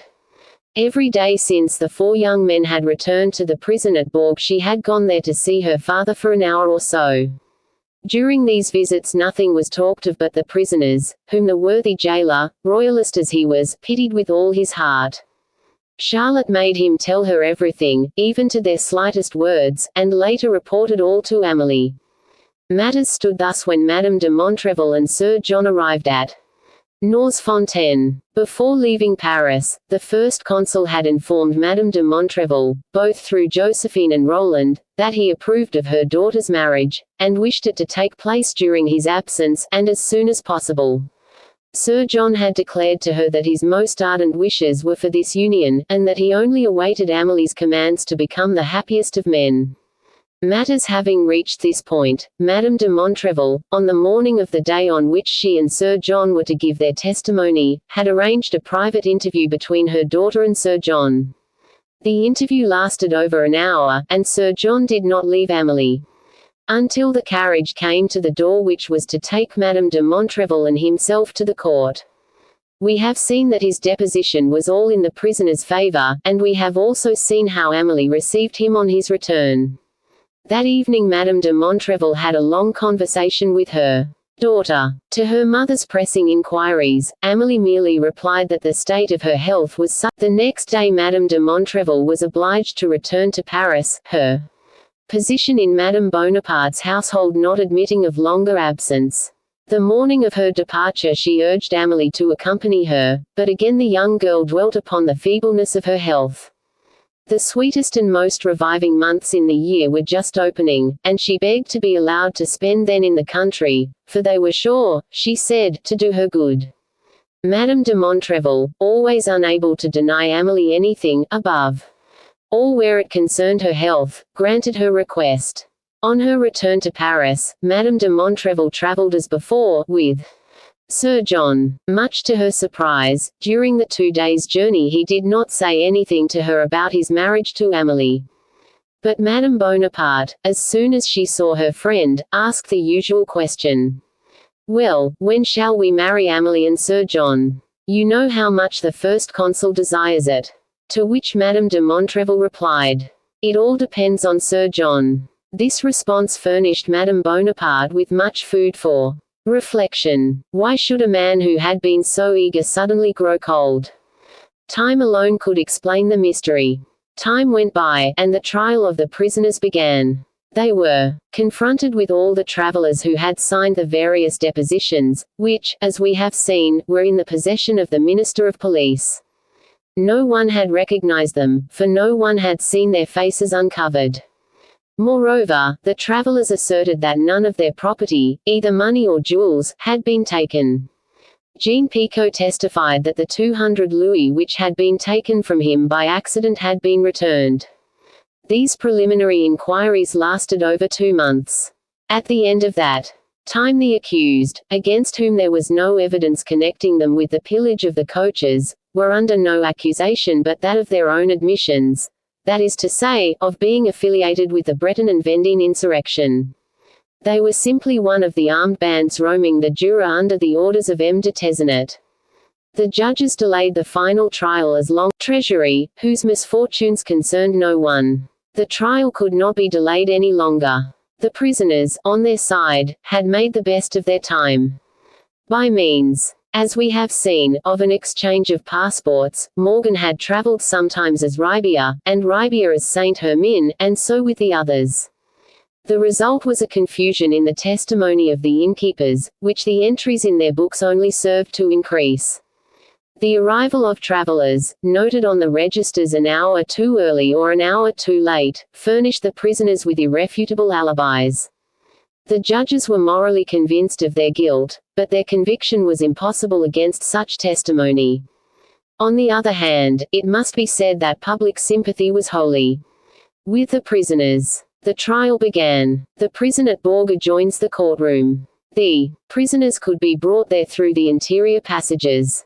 Large as the hall was, it was crowded on the opening day.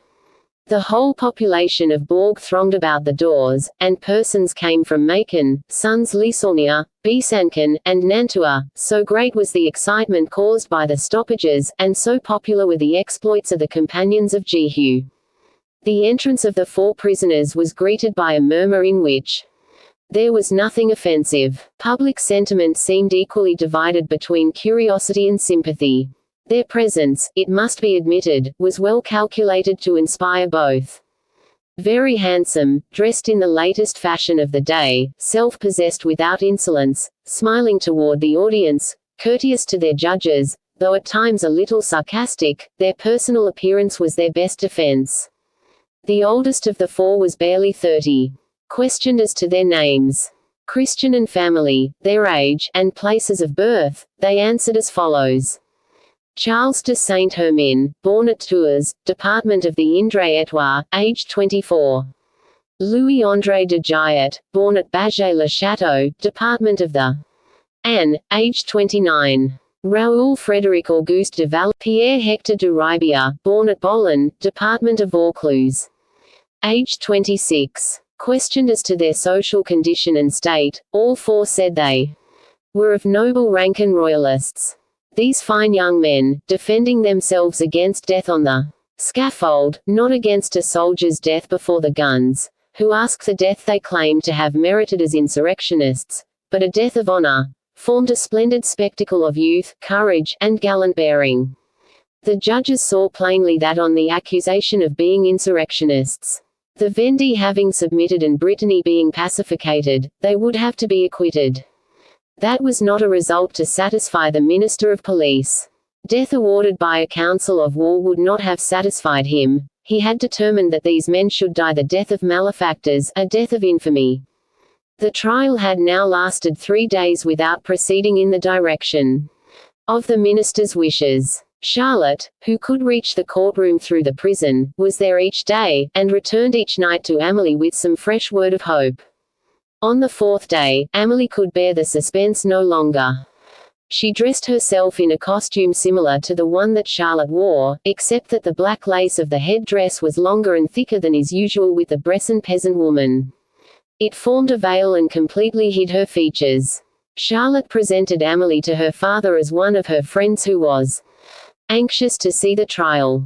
The good man did not recognize Mademoiselle de Montrevel, and in order to enable the young girls to see the prisoners well he placed them in the doorway of the porter's room, which opened upon the passage leading to the courtroom. This passage was so narrow at this particular point that the 4 gendarmes who accompanied the prisoners changed the line of march. First came 2 officers, then the prisoners one by one, then the other 2 officers. The girls stood in the doorway. When Amélie heard the doors open she was obliged to lean upon Charlotte's shoulder for support. The earth seemed to give way under her feet and the wall at her back. She heard the sound of feet and the rattle of the gendarmes' sabres, then the door of the prison opened. First one gendarme appeared, then another, then Saint-Hermin. Walking first, as though he was still Morgan, the captain of the companions of Jehu. As he passed Amélie murmured, "Charles." The prisoner recognized the beloved voice, gave a faint cry, and felt a paper slip into his hand. He pressed that precious hand, murmured her name, and passed on. The others who followed did not, or pretended not to, notice the 2 girls. As for the gendarmes, they had seen and heard nothing. As soon as the party stepped into the light, Morgan unfolded the note. "Do not be anxious, my beloved Charles.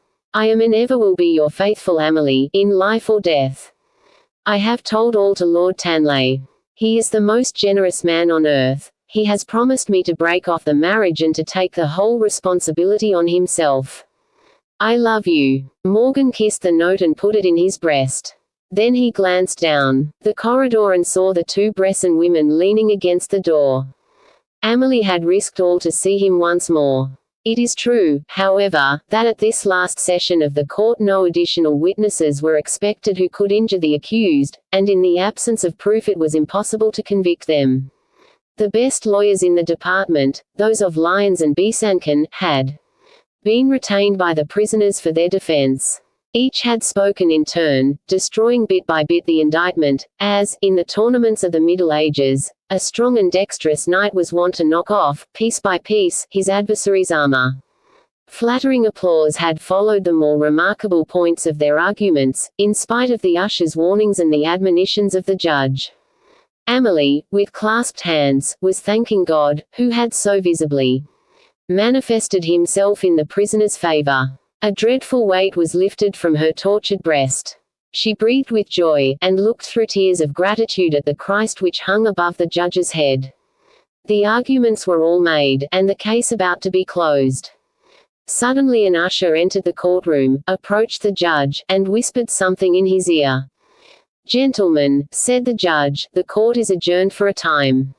Let the prisoners be taken out." There was a movement of feverish anxiety among the audience. What could have happened? What unexpected event was about to take place? Every one looked anxiously at his neighbor. Amélie's heart was wrung by a presentiment. She pressed her hand to her breast. It was as though an ice-cold iron had pierced it to the springs of life. The gendarmes rose. The prisoners did likewise, and were then marched back to their cells. One after the other they passed Amélie. Amélie tried to answer, but the words died on her lips.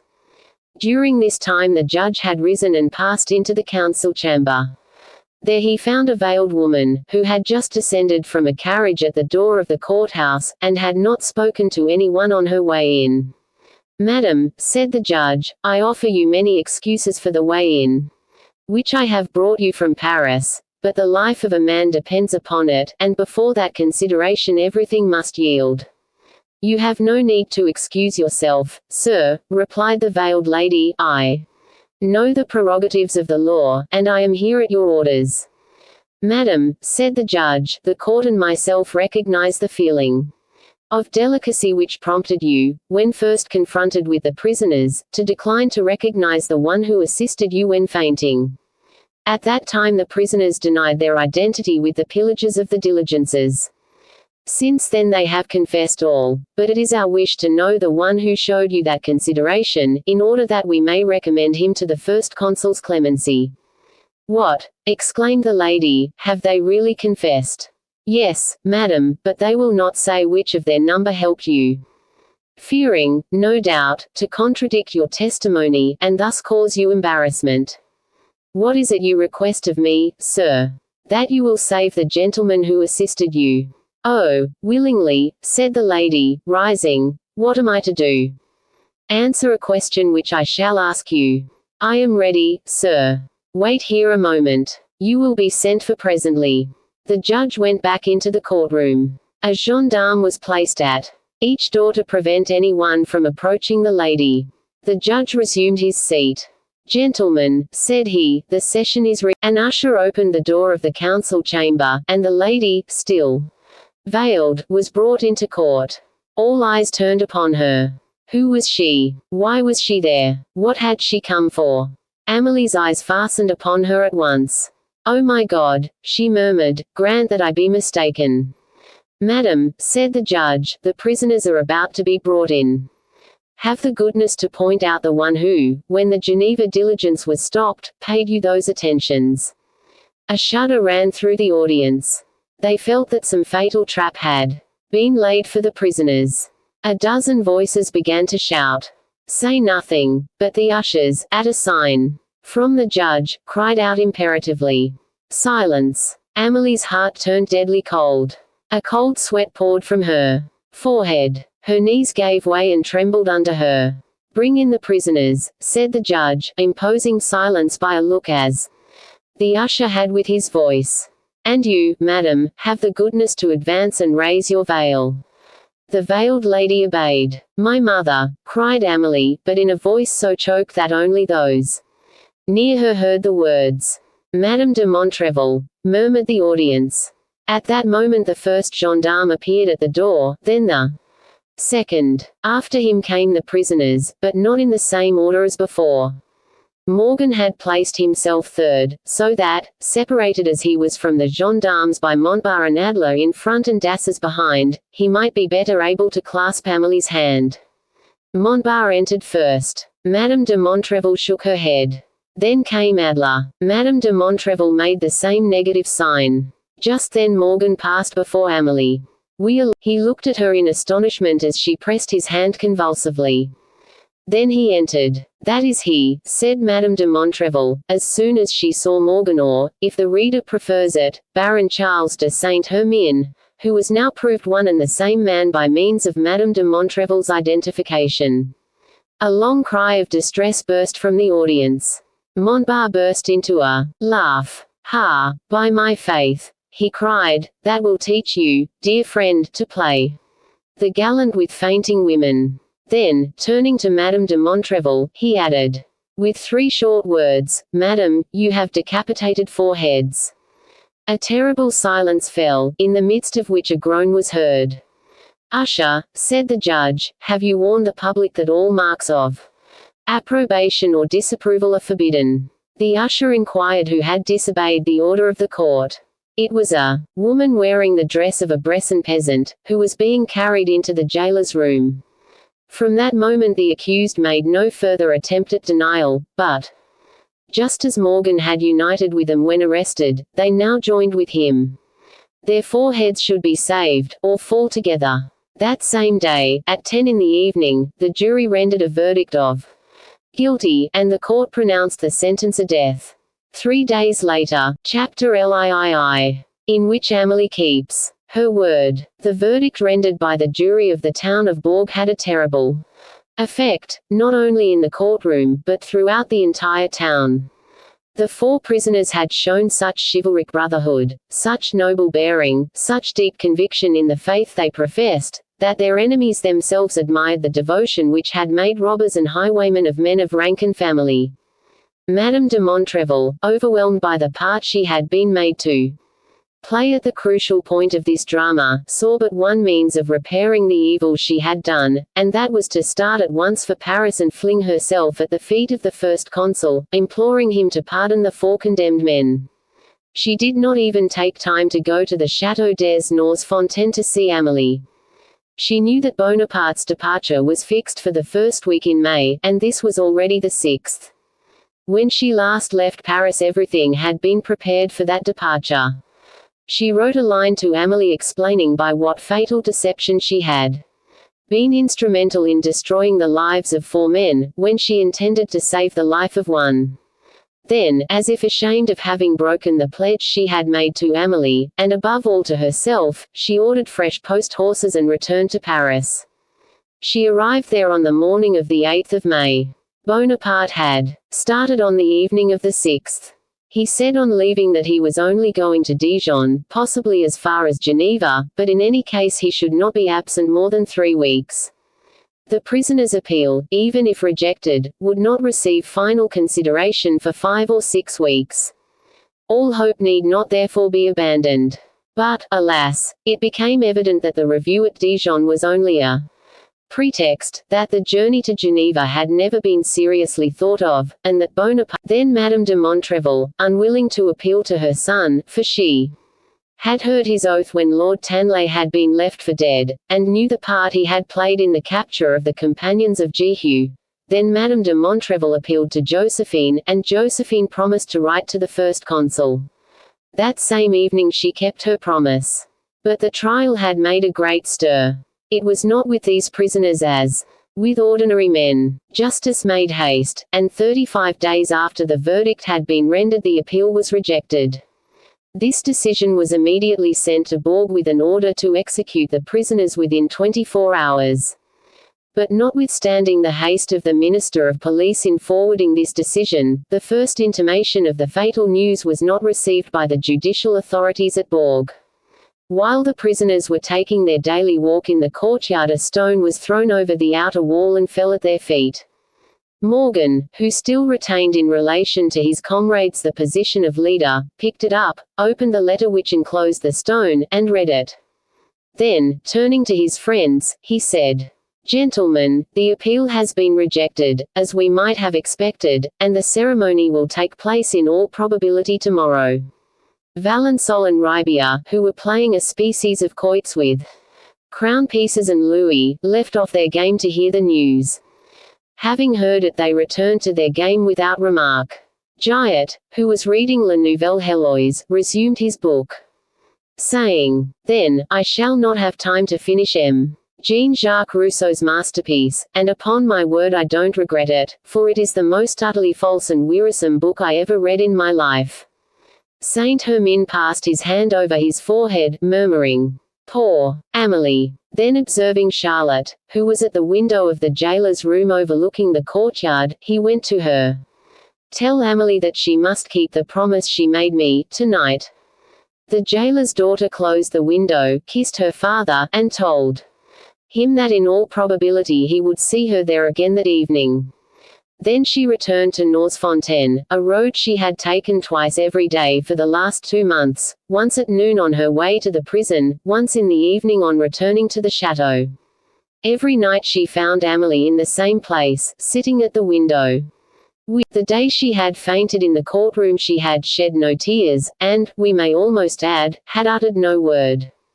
Unlike the marble of antiquity awakening into life, she might have been compared to a living woman petrifying into stone. Every day she grew paler. Charlotte watched her with astonishment. Common minds, always impressed by noisy demonstrations, that is to say, by cries and tears, are unable to understand a mute sorrow. Dumbness to them means indifference. She was therefore astonished at the calmness with which Amélie received the message she was charged to deliver. She did not see in the dimness of the twilight that Amelie's face from being pale grew livid. She did not feel the deadly clutch which, like an iron wrench, had seized her heart. She did not know that as her mistress walked to the door an automatic stiffness was in her limbs. Nevertheless she followed her anxiously. But at the door Amelie stretched out her hand. "Wait for me there," she said. Charlotte obeyed. Amelie closed the door behind her, and went up to Roland's room. Roland's room was veritably that of a soldier and a huntsman, and its chief adornments were trophies and weapons. Arms of all kinds were here, French and foreign, from the blue-barreled pistol of Versailles to the silver-handled pistol of Cairo, from the tempered blade of Catalonia to the Turkish scimitar. Amelie took down from this arsenal 4 daggers, sharp-edged and pointed, and 8 pistols of different shapes. She put balls in a bag and powder in a horn. Thus supplied she returned to her own room. There Charlotte assisted her in putting on the peasant gown. Then she waited for the night. Night comes late in June. Amelie stood motionless, mute, leaning against the chimney-piece, and looking through the open window at the village of Cesariot, which was slowly disappearing in the gathering shades of night. When she could no longer distinguish anything but the lights which were being lighted one by one, she said, "Come, it is time to go," and whom the jailer's daughter was now escorting home. 10 o'clock was striking as they passed the church of Bru. It was 1:15 when Charlotte knocked at the prison door. Old Courtois opened it. We have already shown the political opinions of the worthy jailer. He was a royalist. He therefore felt the deepest sympathy for the 4 condemned men, and had hoped, like nearly every one in Bourg, like Madame de Montrevel, whose despair at what she had done was known to him, that the first consul would pardon them. He had therefore mitigated their captivity as much as possible, without failing in his duty, by relieving them of all needless restrictions. On the other hand, it is true that he had refused a gift of 60,000 francs, a sum which in those days was worth nearly treble what it is now, to allow them to escape. We have seen how, being taken into confidence by his daughter, he had allowed Amelie, disguised as a Bressan peasant, to be present at the trial. The reader will also remember the kindness the worthy man had shown to Amelie and her mother when they themselves were prisoners. This time, as he was still ignorant of the rejection of the appeal, he allowed his feelings to be worked upon. Charlotte had told him that her young mistress was to start that night for Paris to endeavour to hasten the pardon, and that she desired before leaving to see the Baron de Saint-Hermin and obtain his last instructions. There were 5 doors to break through to reach the street, a squad of guards in the courtyard, and sentinels within and without the prison. Consequently Père Courtois felt no anxiety lest his prisoners escape. He therefore consented that Amelie should see Morgan. We trust our readers will excuse us if we use the names Morgan, Charles, and the Baron de Saint-Hermin, interchangeably, since they are aware that by that triple appellation we intend to designate the same man. Courtois took a light and walked before Amelie. The young girl, as though prepared to start by the mail coach at once on leaving the prison, carried a travelling bag in her hand. Charlotte followed her mistress. "You will recognize the cell," Mademoiselle de Montrevel said. "Courtois. It is the one in which you were confined with your mother. The leader of these the name we give ourselves. I did not think I ought to refuse him that consolation, knowing how the poor fellow loved you. Oh, don't be uneasy, Mademoiselle Amélie, I will never breathe your secret." Then he questioned me, asking which had been your mother's bed, and which yours. I told him, and then he wanted his to stand just where yours did. That wasn't hard, for the bed was not only in the same place, but it was the very one you had used. So, since the poor fellow entered your cell, he has spent nearly all his time lying on your bed. Amélie gave a sigh that resembled a groan. She felt, and it was long since she had done so, a tear moisten her eyelids. Yes, she was loved as she loved, and the lips of a disinterested stranger gave her the proof of it.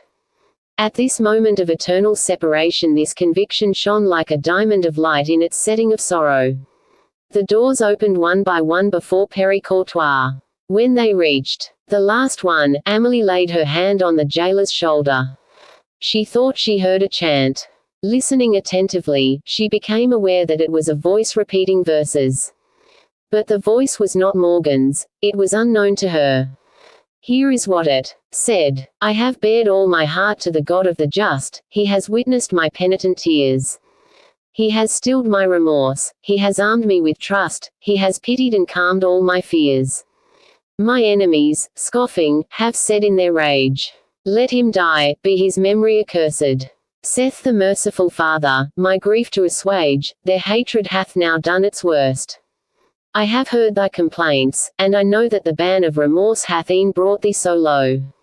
I can pity the soul of the penitent man that was weak in this valley of woe.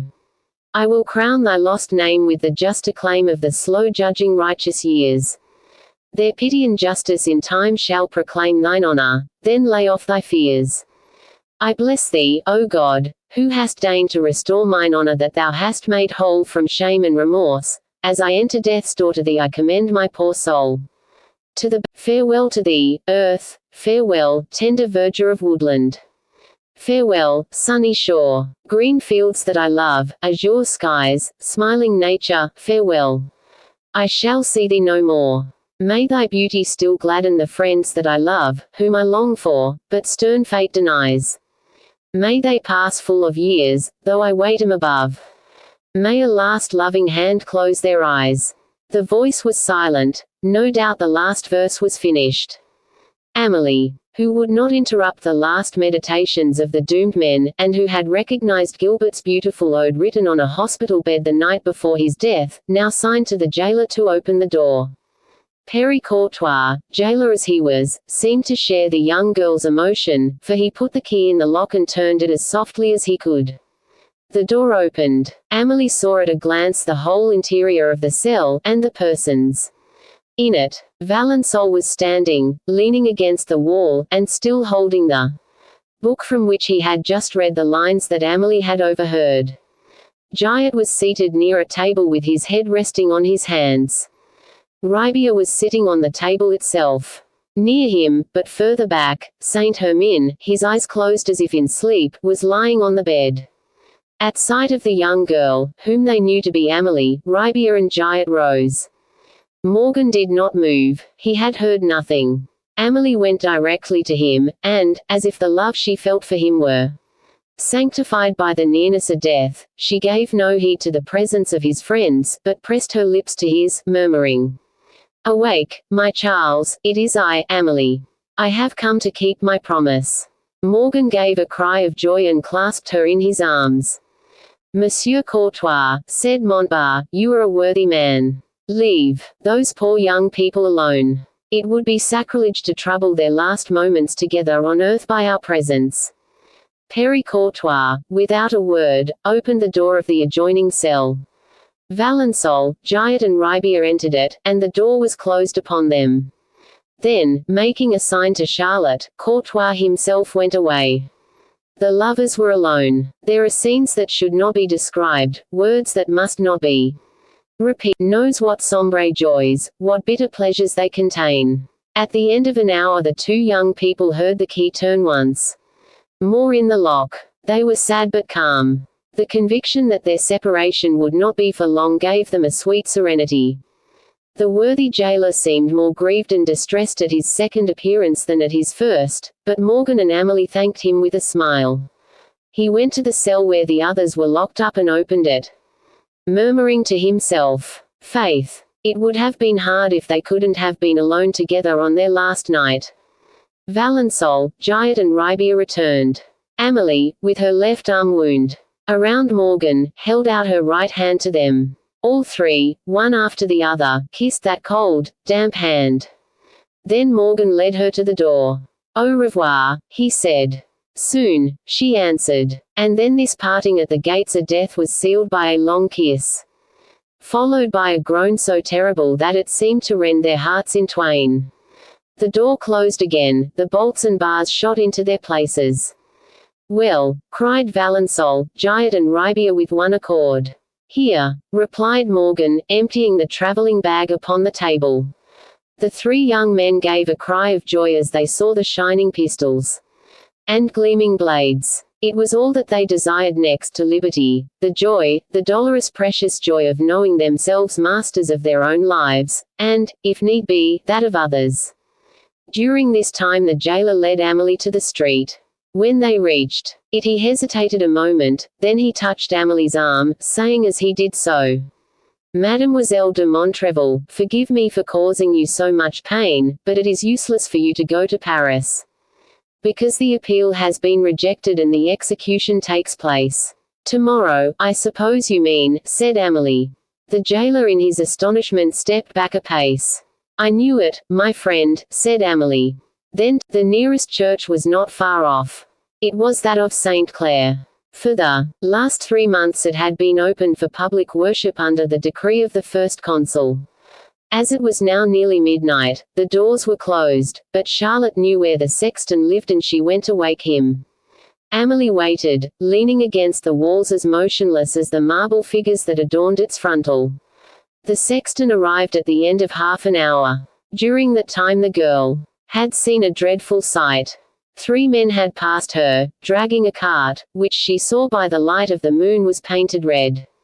Within this cart she perceived shapeless objects, long planks and singular ladders, all painted the same color. They were dragging it toward the Bastion Montrevel, the place used for the executions. Amelie divined what it was, and, with a cry, she fell upon her knees. At that cry the men in black turned round.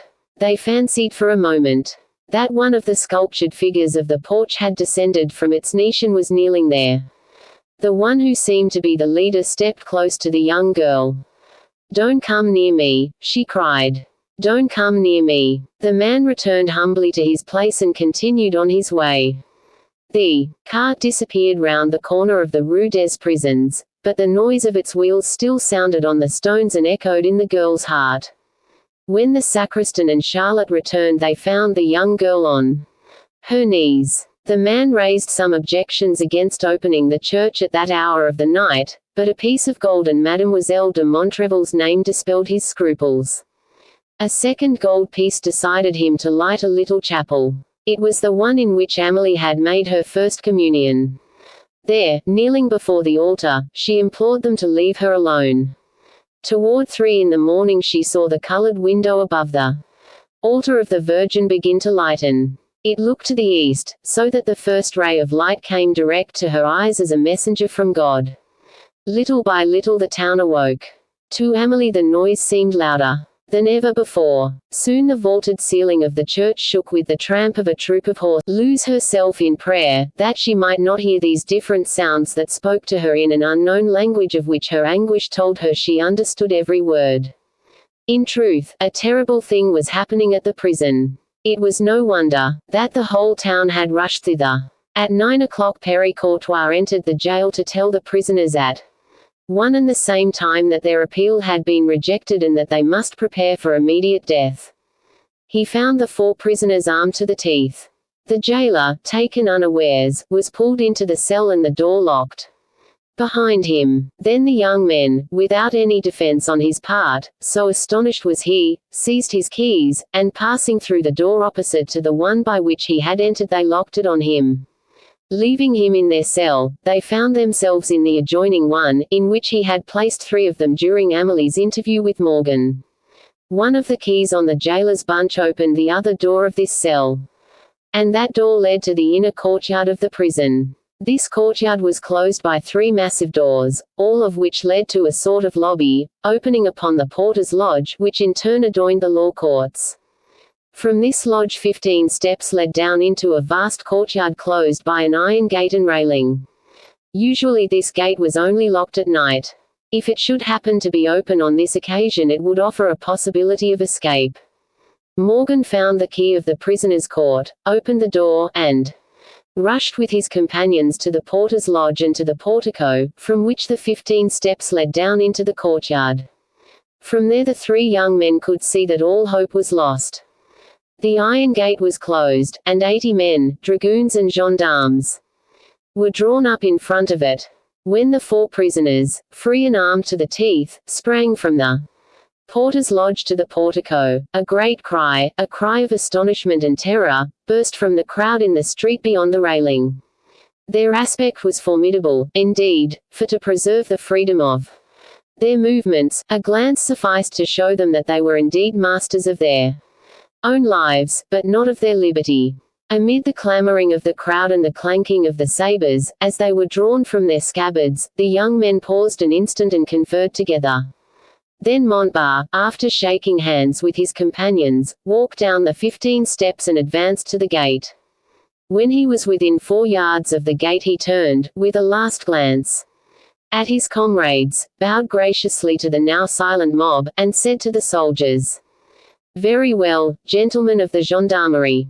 Very well, dragoons." Then, placing the muzzle of his pistol to his mouth, he blew out his brains. Confused and frantic cries followed the explosion, but ceased almost immediately as Valensole came down the steps, holding in his hand a dagger with a straight and pointed blade. His pistols, which he did not seem inclined to use, were still in his belt. He advanced to a sort of shed supported on 3 pillars, stopped at the first pillar, rested the hilt of his dagger upon it, and, with a last salutation to his friends, clasped the column with one arm till the blade had disappeared in his breast. For an instant he remained standing, then a mortal pallor overspread his face, his arm loosened its hold, and he fell to the ground, stone dead. The crowd was mute, paralyzed with horror.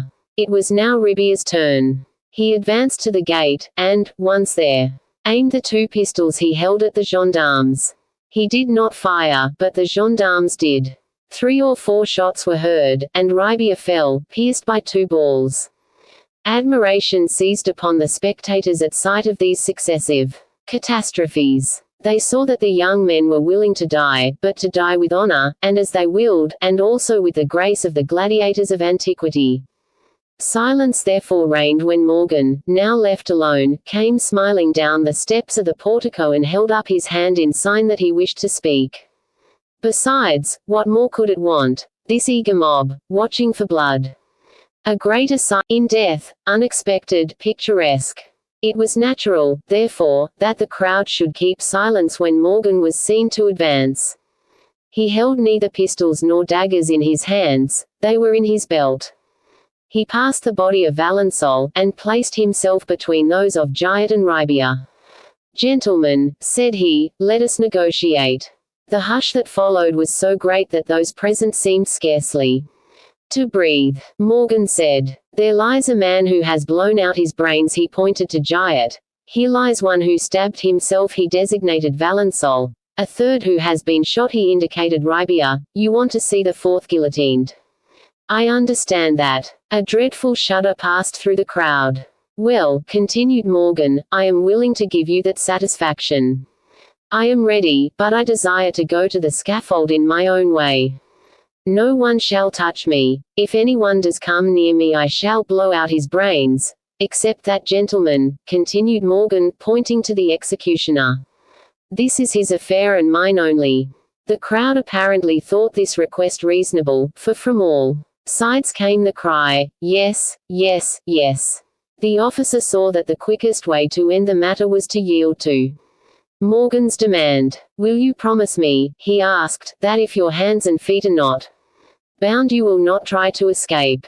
"I give my word of honor," replied Morgan. "Then," said the officer, "stand aside, and let us take up the bodies of your comrades." "That is but right," said Morgan, and he turned aside to a wall about 10 paces distant and leaned against it. The gate opened. 3 men dressed in black entered the courtyard and picked up the bodies one after the other. Ribier was not quite dead. He opened his eyes and seemed to look for Morgan. "Here I am," said the latter. "Rest easy, dear." When the 3 bodies had been removed, the officer of the gendarmerie addressed Morgan. "Are you ready, sir?" he asked. "Yes," replied Morgan, bowing with exquisite politeness. "Then come." "I come." And he took his place between a platoon of gendarmerie and a detachment of dragoons. "Will you mount the cart, sir, or go on foot?" asked the captain. On foot, sir. I am anxious that all shall see it is my pleasure to be guillotined, and that I am not afraid." The sinister procession crossed the Place des Lys and skirted the walls of the Hotel Montbazon. The cart bearing the 3 bodies came first, then the dragoons, then Morgan walking alone in a clear space of some 10 feet before and behind him, then the gendarmes. At the end of the wall they turned to the left.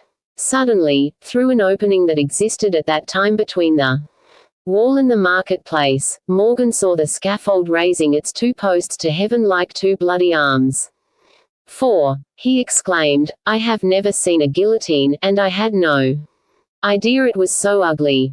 Then, without further remark, he drew his dagger and plunged it into his breast up to the hilt. The captain of the gendarmerie saw the movement without being in time to prevent it. He spurred his horse toward Morgan, who, to his own amazement and that of everyone else, remained standing. But Morgan, drawing a pistol from his belt and cocking it, exclaimed, "Stop! It was agreed that no one should touch me. I shall die alone, or 3 of us will die together." The captain reined back his horse. "Forward," said Morgan. They reached the foot of the guillotine. Morgan drew out his dagger and struck again as deeply as before. "My soul must be riveted to my body," he said. Then, as the assistants wished to help him mount the scaffold on which the executioner was awaiting him, he cried out, "No, I say again, let no one touch me."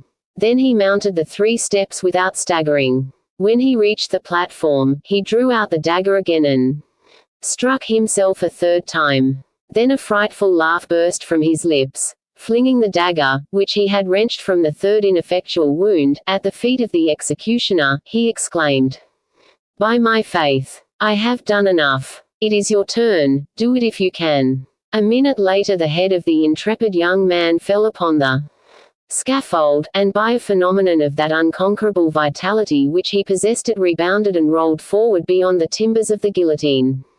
Go to Bourg, as I did, and they will tell you that, as the head rolled forward, it was heard to utter the name of Amélie.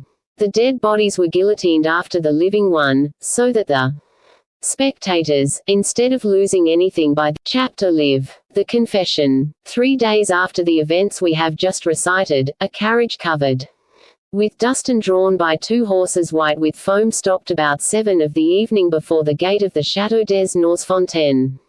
To the great astonishment of the person who was in such haste to arrive, the gates were open, a crowd of peasants filled the courtyard, and men and women were kneeling on the portico. Then, his sense of hearing being rendered more acute by astonishment at what he had seen, he fancied he heard the ringing of a bell. He opened the door of the chaise, sprang out, crossed the courtyard rapidly, went up the portico, and found the stairway leading to the 1st floor filled with people. Up the stairs he ran as he had up the portico, and heard what seemed to him a murmured prayer from his sister's bedroom. He went to the room. The door was open. Madame de Montrevel and little Edouard were kneeling beside Amélie's pillow. Charlotte, Michel, and his son Jacques were close at hand. The curate of Saint Clair was administering the last sacraments. The dismal scene was lighted only by the light of the wax tapers. The reader has recognized Roland in the traveller whose carriage stopped at the gate. The bystanders made way for him. He entered the room with his head uncovered and knelt beside his mother. The dying girl lay on her back, her hands clasped, her head raised on her pillows, her eyes fixed upon the sky, in a sort of ecstasy. She seemed unconscious of Roland's arrival. It was as though her soul were floating between heaven and earth, while the body still belonged to this world. Madame de Montrevel's hand sought that of Roland, and finding it, the poor mother dropped her head on his shoulder, sobbing. The sobs passed unnoticed by the dying girl, even as her brother's arrival had done. She lay there perfectly immovable. Only when the viaticum had been administered, when the priest's voice promised her eternal blessedness, her marble lips appeared to live again, and she murmured in a feeble but intelligible voice, "Amen." Then the bell rang again. The choir boy, who was carrying it, left the room first, followed by the 2 acolytes who bore the tapers, then the cross-bearer, and lastly the priest with the host. All the strangers present followed the procession, and the family and household were left alone. The house, an instant before so full of sound and life, was silent, almost deserted. The dying girl had not moved. Her lips were closed, her hands clasped. her eyes raised to heaven. After a few minutes Roland stooped to his mother's ear, and whispered, "Come out with me, mother, I must speak to you." Madame de Montrevel rose. She pushed little Edouard toward the bed, and the child stood on tiptoe to kiss his sister on the forehead. Then the mother followed him, and, leaning over, with a sob she pressed a kiss upon the same spot. Roland, with dry eyes but a breaking heart, he would have given much for tears in which to drown his sorrow, kissed his sister as his mother and little brother had done. She seemed as insensible to this kiss as to the preceding ones. Edouard left the room, followed by Madame de Montrevel and Roland. Just as they reached the door they stopped, quivering. They had heard the name of Roland, uttered in a low but distinct tone. Roland turned. Amélie called him a second time. "Did you call me, Amélie?" he asked. "Yes," replied the dying girl. "Alone, or with my mother?" "Alone." That voice, devoid of emphasis, yet perfectly intelligible, had something glacial about it. It was like an echo from another world.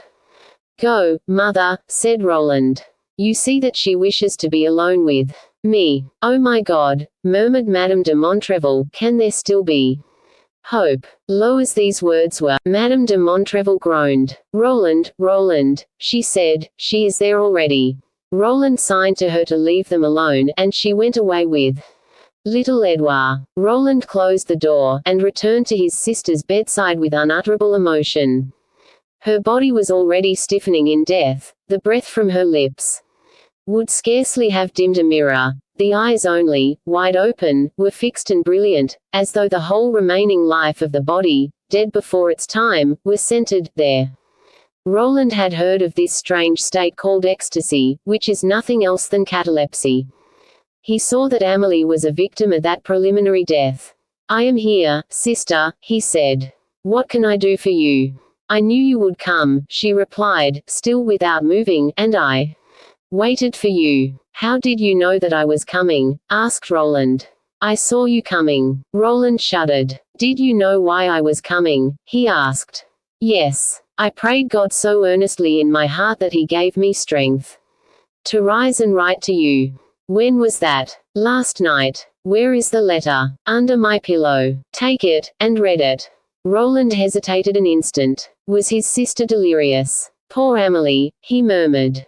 "Do not pity me," she said, "I go to join him." "Whom?" asked Roland. "Him whom I loved, and whom you killed." Roland uttered a cry. This was delirium, or else, what did his sister mean? "Amélie," said he, "I came about Lord Tanley." "Yes, I know," replied the young girl. "You knew. How could you know? Did I not tell you I saw you coming, and knew why you came? Then answer me. Do not turn me from God and from him, Roland. I have written it all. Read my letter." Roland slipped his hand beneath the pillow, convinced that his sister was delirious. To his great astonishment he felt a paper, which he drew out. It was a sealed letter. On it were written these words: "For Roland, who will come tomorrow." He went over to the night light in order to read the letter, which was dated the night before at 11 o'clock in, "My brother, we have each a terrible thing to forgive the other." Roland looked at his sister. She was still motionless. He continued to read. "I loved Charles de Saint-Hermin. I did more than love him, he was my lover." "Oh," muttered the young man between his teeth, "he shall die." "He is dead," said Amélie. The young man gave a cry of astonishment. He had uttered the words, to which Amélie had replied too low even to hear them himself. His eyes went back to the letter. There was no legal marriage possible between the sister of Roland de Montrevel and the leader of the companions of Jehu. That was the terrible secret which I bore, and it crushed me. One person alone had to know it, and I told him. That person was Sir John Tanley. May God forever bless that noble-hearted man, who promised to break off an impossible marriage, and who kept his word. Let his life be sacred to you, Roland. He has been my only friend in sorrow, and his tears have mingled with mine. I loved Charles de Saint-Hermin. I was his mistress. That is the terrible thing you must forgive. But, in exchange, you caused his death. That is the terrible thing I now forgive you. Oh, come fast, Roland, for I cannot die till you are here. To die is to see him again, to die is to be with him and never to leave him again. I am glad to die. All was clearly and plainly written. There was no sign of delirium in the letter. Roland read it through twice, and stood for an instant silent. Motionless, palpitating, full of bitterness. Then pity got the better of his anger. He went to Amelie, stretched his hand over her, and said, "Sister, I forgive you." A slight quiver shook the dying body. "And now," she said, "call my mother, that I may die in her arms." Roland is there any change?" she asked, eagerly. "No," replied Roland, "only Amelie wishes to die in your arms." Madame de Montrevel fell upon her knees beside her daughter's bed. Then Amelie, as though an invisible hand had loosened the bonds that held her rigid body to the bed, rose slowly, parted the hands that were clasped upon her breast, and let one fall slowly into those of her mother. "Mother," she said, "you gave me life and you have taken it from me. I bless you." It was a mother's act. There was no happiness possible for your daughter in this life. Then, letting her other hand fall into that of Roland, who was kneeling on the other side of the bed, she said, "We have forgiven each other, brother." "Yes, dear Amelie," he replied, "and from the depths of our hearts, I hope. I have still one last request to make." "What is it?" "Do not forget that Lord Tanley has been my best friend." "Fear nothing," said Roland. "Lord Tanley's life is sacred to me." Amelie drew a long breath. Then in a voice which showed her growing weakness, she said, "Farewell, mother, farewell, Roland, kiss Edouard for me." Then with a cry from her soul, in which there was more of joy than sadness, she said, "Here I am, Charles, here I am." She fell back upon her bed, withdrawing her two hands as she did so, and clasping them upon her breast again. Chapter LV. Invulnerable. Amelie died during the night of Monday and Tuesday, that is to say, the 2d and 3d of June. On the evening of Thursday, the 5th of June, the Grand Opera at Paris was crowded for the second presentation of Ossian, or the Bards. The great admiration which the First Consul professed for the poems of Macpherson was universally known. Consequently the National Academy, as much in flattery as from literary choice, had brought out an opera, which, in spite of all exertions, did not appear until a month after General Bonaparte had left Paris to join the army of the reserves. In the balcony to the left sat a lover of music who was noticeable for the deep attention he paid to the performance. During the interval between the acts, the doorkeeper came to him and said in a low voice, "Pardon me, sir, are you Sir John Tanley?" "I am." "In that case, my lord, a gentleman has a message to give you, he says. It is of the utmost importance, and asks if you will speak to him in the corridor." "Oh," said Sir John, "is he an officer?" "He is in civilian's dress, but he looks like an officer." "Very good," replied Sir John. "I know who he is." He rose and followed the woman. Roland was waiting in the corridor. Lord Tanley showed no surprise on seeing him, but the stern look on the young man's face repressed the first impulse of his deep affection, which was to fling himself upon his friend's breast. "Here I am, sir," said Sir John. Roland bowed. "I have just come from your hotel," he said. "You have, it seems, taken the precaution to inform the porter of your whereabout every time you have gone out, so that persons who have business with you should know where to find." "That is true, sir. The precaution is a good one, especially for those who, like myself, come from a long distance and are hurried and have no time to spare." "Then," said Sir John, "was it to see me that you left the army and came to Paris?" "Solely for that honor, sir, and I trust that you will guess my motives and spare me the necessity of explaining them." "From this moment I am at your service, sir," replied Sir John. "At what hour tomorrow can two of my friends wait upon you?" "From 7 in the morning until midnight, unless you prefer that it should be now." "No, my lord. I have but just arrived, and I must have time to find my friends and give 'em my instructions." If it will not inconvenience you, they will probably call upon you tomorrow between 10 and 11.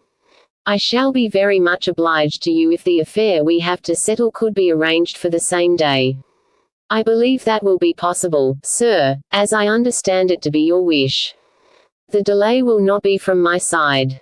That is all I wish to know, my lord. Pray do not let me detain you longer. Roland bowed, and Sir John returned the salutation. Then the young man left the theatre and Sir John returned to his seat in the balcony.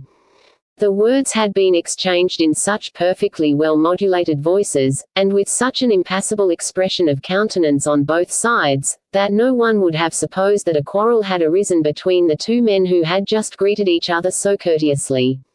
It happened to be the reception day of the Minister of War. Roland returned to his hotel, removed the traces of his journey, jumped into a carriage, and a little before 10 he was announced in the salon of the citizen Carnot.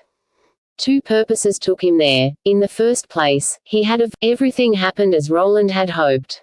He gave the Minister of War all the details of the crossing of the Mont Saint Bernard and the situation of the army, and he himself found the two friends of whom he was in search. A few words sufficed to let him know what he wished. Soldiers are particularly open to such confidences. Roland spoke of a grave insult, the nature of which must remain a secret even to his seconds. He declared that he was the offended party, and claimed the choice of weapons and mode of fighting, advantages which belonged to the challenger. The young fellows agreed to present themselves to Sir John the following morning at the Hotel Mirabeau, Rue de Richelieu, at 9 o'clock, and make the necessary arrangements with Sir John's seconds. After that they would join Roland at the Hôtel de Paris in the same street. Roland returned to his room at 11 that evening, wrote for about an hour, then went to bed and to sleep. At 9:30 the next morning his friends came to him. They had just left Sir John. He admitted all Roland's contentions, declared that he would not discuss any of the arrangements, adding that if Roland regarded himself as the injured party, it was for him to dictate the conditions. To their remark that they had hoped to discuss such matters with two of his friends and not with himself, he replied that he knew no one in Paris intimately enough to ask their assistance in such a matter, and that he hoped, once on the ground, that one of Roland's seconds would consent to act in his behalf. The two officers were agreed that Lord Tanley had conducted himself with the utmost punctiliousness in every respect. Roland declared that Sir John's request for the services of one of his two seconds was not only just but suitable, and he authorized either one of them to act for Sir John and to take charge of his interests. All that remained for Roland to do was to dictate his conditions. They were as follows. Pistols were chosen. When loaded the adversaries were to stand at 5 paces. At the third clap of the second's hands they were to fire. It was, as we see, a duel to the death, in which, if either survived, he would be at the mercy of his opponent. Consequently the young officers made many objections, but Roland insisted, declaring that he alone could judge of the gravity of the insult offered him, and the friend who was to act as Sir John's second refused to bind himself for his principle, declaring that unless Sir John ordered it he would refuse to be a party to such a murder. "Don't excite yourself, dear friend," said Roland, "I know Sir John. And I think he will be more accommodating than you." The seconds returned to Sir John. They found him at his English breakfast of beefsteak, potatoes and tea. On seeing them he rose, invited them to share his repast, and, on their refusing, placed himself at their disposal. They began by assuring him that he could count upon one of them to act as his second. The one acting for Roland announced the conditions. At each stipulation Sir John bowed his head in token of assent and merely replied, "Very good." The one who had taken charge of his interests attempted to make some objections to a form of combat that, unless something impossible to foresee occurred, must end in the death of both parties, but Lord Tanley begged him to make no objections. "M. de Montrevel is a gallant man," he said. "I do not wish to thwart him in anything. Whatever he does is right. It only remained to settle the hour and the place of meeting." On these points Sir John again placed himself at Roland's disposal. The 2 seconds left even more delighted with him after this interview than they had been after the first. Roland was waiting for them and listened to what had taken place. "What did I tell you?" he asked. They requested him to name the time and place. He selected 7:00 in the evening in the Allée de la Muette. At that hour the boys was almost deserted, but the light was still good enough. It will be remembered that this was in the month of June for the two adversaries to fight with any weapon. No one had spoken of the pistols. The young men proposed to get them at an armourer's. "No," said Roland, "Sir John has an excellent pair of dueling pistols." The young man who was now acting as Sir John's second went to him with the 3 following questions: whether the time and place suited him, and whether he would allow his pistols to be used. Lord Tanley replied by regulating his watch by that of his second and by handing him the box of pistols. "Shall I call for you, my lord?" asked the young man. Sir John smiled sadly. "Needless," he replied. "You are M. de Montrevel's friend, and you will find the drive pleasanter with him than with me. I will go on horseback with my servant. You will find me on the ground." The young officer carried this reply to Roland. "What did I tell you?" observed Roland again. It was then midday, there were still 7 hours before them, and Roland dismissed his friends to their various pleasures and occupations. At 6:30 precisely they were to be at his door with 3 horses and 2 servants. It was necessary, in order to avoid interference, that the trip should appear to be nothing more than an ordinary promenade. At 6:30 precisely the waiter informed Roland that his friends were in the courtyard. Roland greeted him cordially and sprang into his saddle. The party followed the boulevards as far as the Place Louis XV, and then turned up the Champs-Élysées. On the way the strange phenomenon that had so much astonished Sir John at the time of Roland's duel with M. de Bargels recurred. Roland's gaiety might have been thought an affectation had it not been so evidently genuine. The 2 young men acting as seconds were of undoubted courage, but even they were bewildered by such utter indifference. They might have understood it had this affair been an ordinary duel, for coolness and dexterity ensure their possessor a great advantage over his adversary, but in a combat like this to which they were going neither coolness nor dexterity would avail to save the combatants, if not from death at least from some terrible wound. Furthermore, Roland urged on his horse like a man in haste, so that they reached the end of the Allée de la Muette 5 minutes before the appointed time. A man was walking. To their great astonishment it expressed only tender goodwill. A few more steps and the 4 principal actors in the scene that was about to take place met. Sir John was perfectly calm, but his face wore a look of profound sadness. It was evident that this meeting grieved him as deeply as it seemed to rejoice Roland. The party dismounted. One of the seconds took the box of pistols from the servants and ordered them to lead away the horses, and not to return until they heard pistol shots. The principals then entered the part of the woods that seemed the thickest, and looked about them for a suitable spot.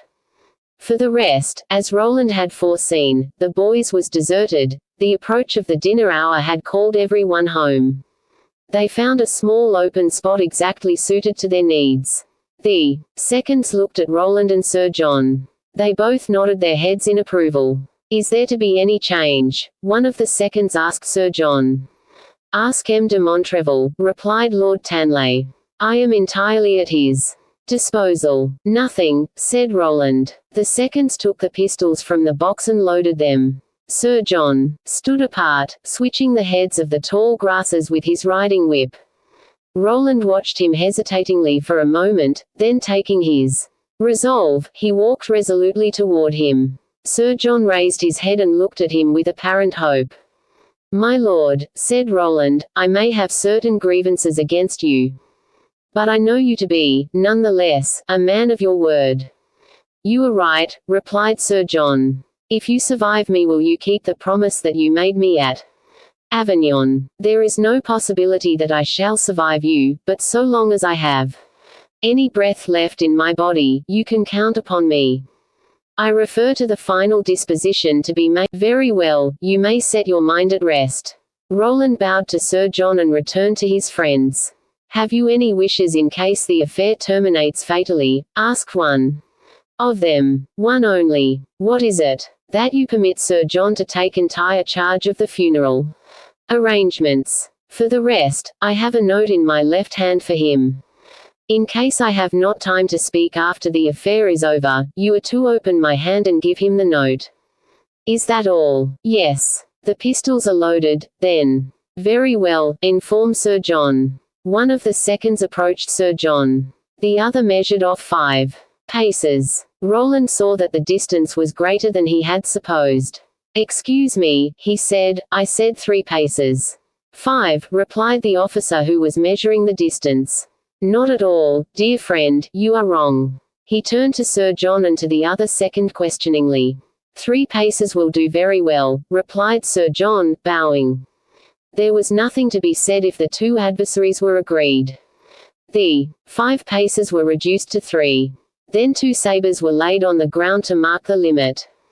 Sir John and Roland took their places, standing so that their toes touched the sabres. A pistol was then handed to each of them. They bowed to say that they were ready. The 2 seconds stepped aside. They were to give the signal by clapping their hands 3 times. At the first clap the principals were to cock their pistols, at the second to take aim, at the third to fire. The 3 claps were given at regular intervals amid the most profound silence. The wind itself seemed to pause and the rustle of the trees was hushed.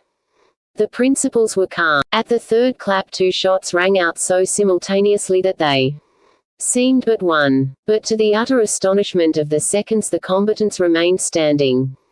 At the signal Roland had lowered his pistol and fired into the ground. Sir John had raised his and cut the branch of a tree 3 feet behind Roland. Each was clearly amazed that he himself was still living, after having spared his antagonist.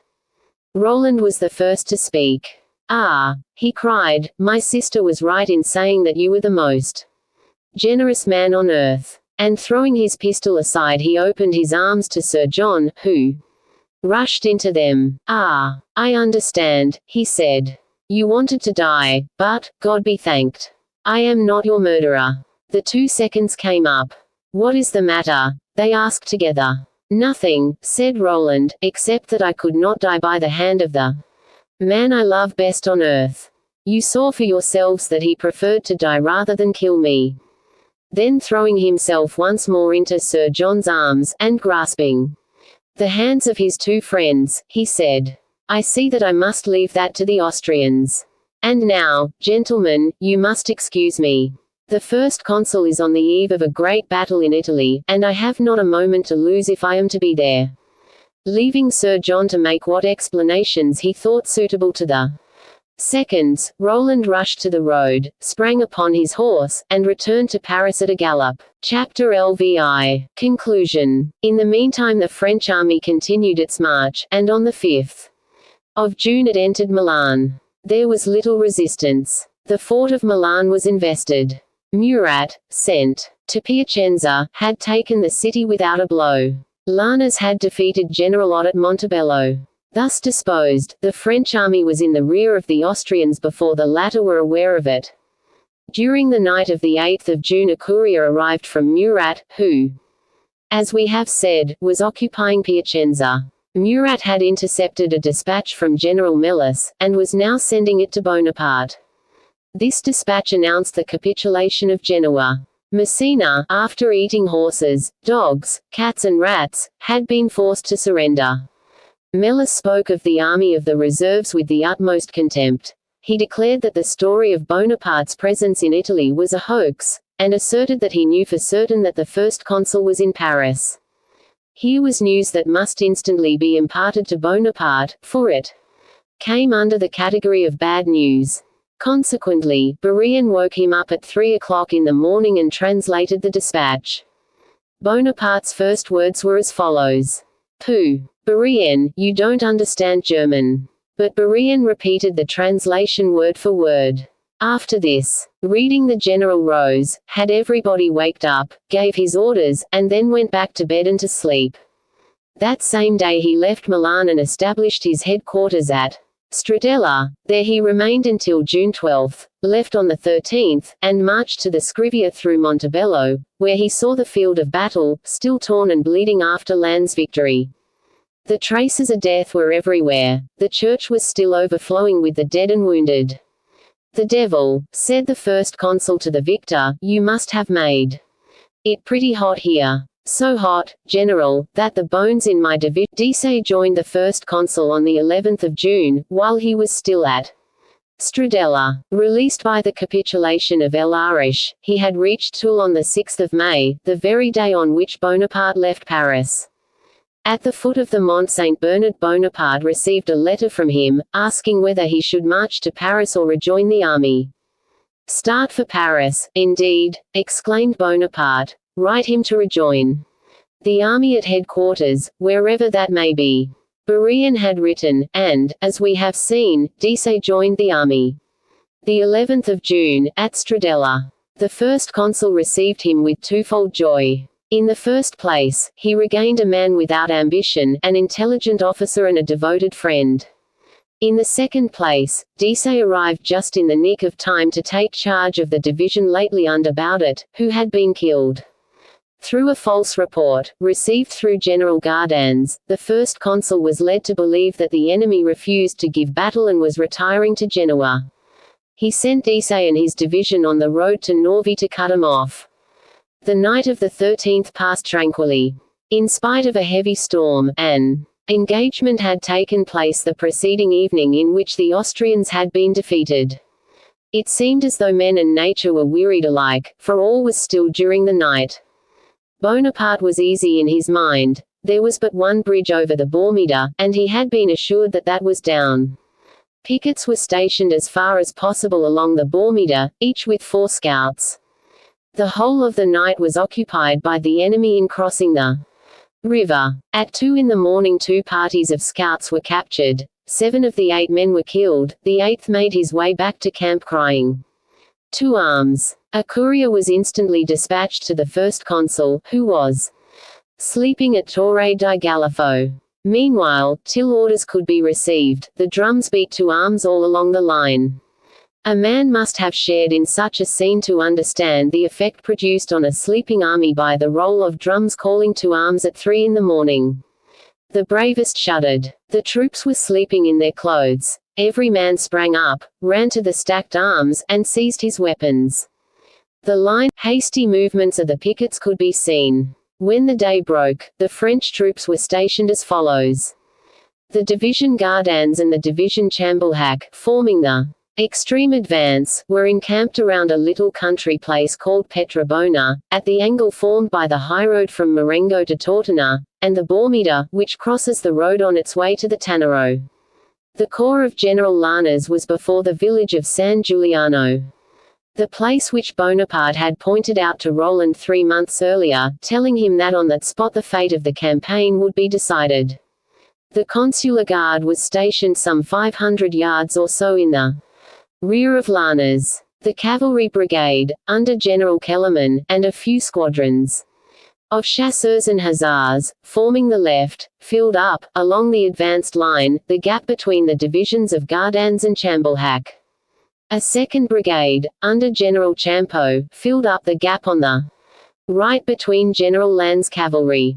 And finally the 12th Regiment of Hussars, and the 21st Chasseurs, detached by Murat under the orders of General Rivard, occupied the opening of the valley of Sallo and the extreme right of the position.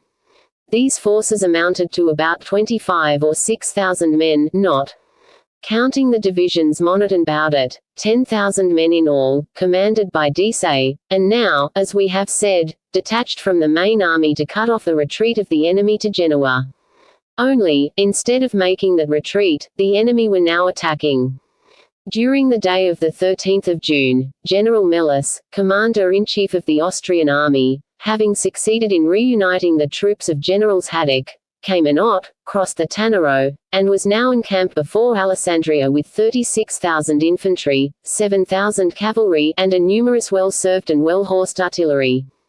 At 4 o'clock in the morning the firing began and General Victor assigned all to their line of battle. At 5, the first consul called for his horse, and, springing upon it, galloped off toward the spot where the fighting was going on. From the summit of the hill he could overlook the position of both armies. The enemy was formed in 3 columns, that on the left, comprising all the cavalry and light infantry, was moving toward Castel Ceriolo by the Salo road, while the columns of the right and center, resting upon each other and comprising the infantry regiments under Generals Haddock, Cayman and O'Reilly, and the reserve of grenadiers under command of General Ott, were advancing along the Tortona road and up the Bormida. The moment they crossed the river, the latter columns came in contact with the troops of General Gardans, posted, as we have said, at the farmhouse and the ravine of Petrobona. It was the noise of the artillery advancing in this direction that had brought Bonaparte to the scene of battle.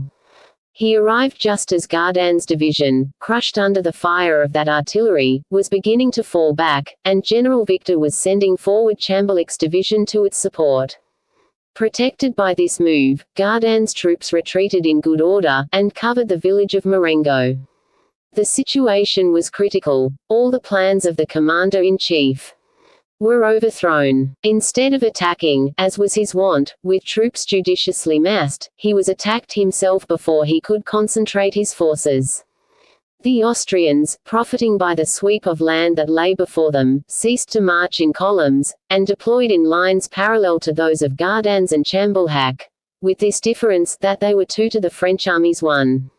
The first of these lines was commanded by General Haddock, the second by General Melis, the third by General Ott.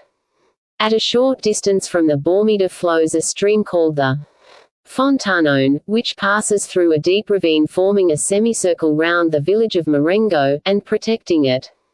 General Victor had already divined the advantages to be derived from this natural entrenchment, and he used it to rally the divisions of Gardans and Chamberlain. Bonaparte, approving Victor's arrangements, sent him word to defend Marengo to the very last extremity.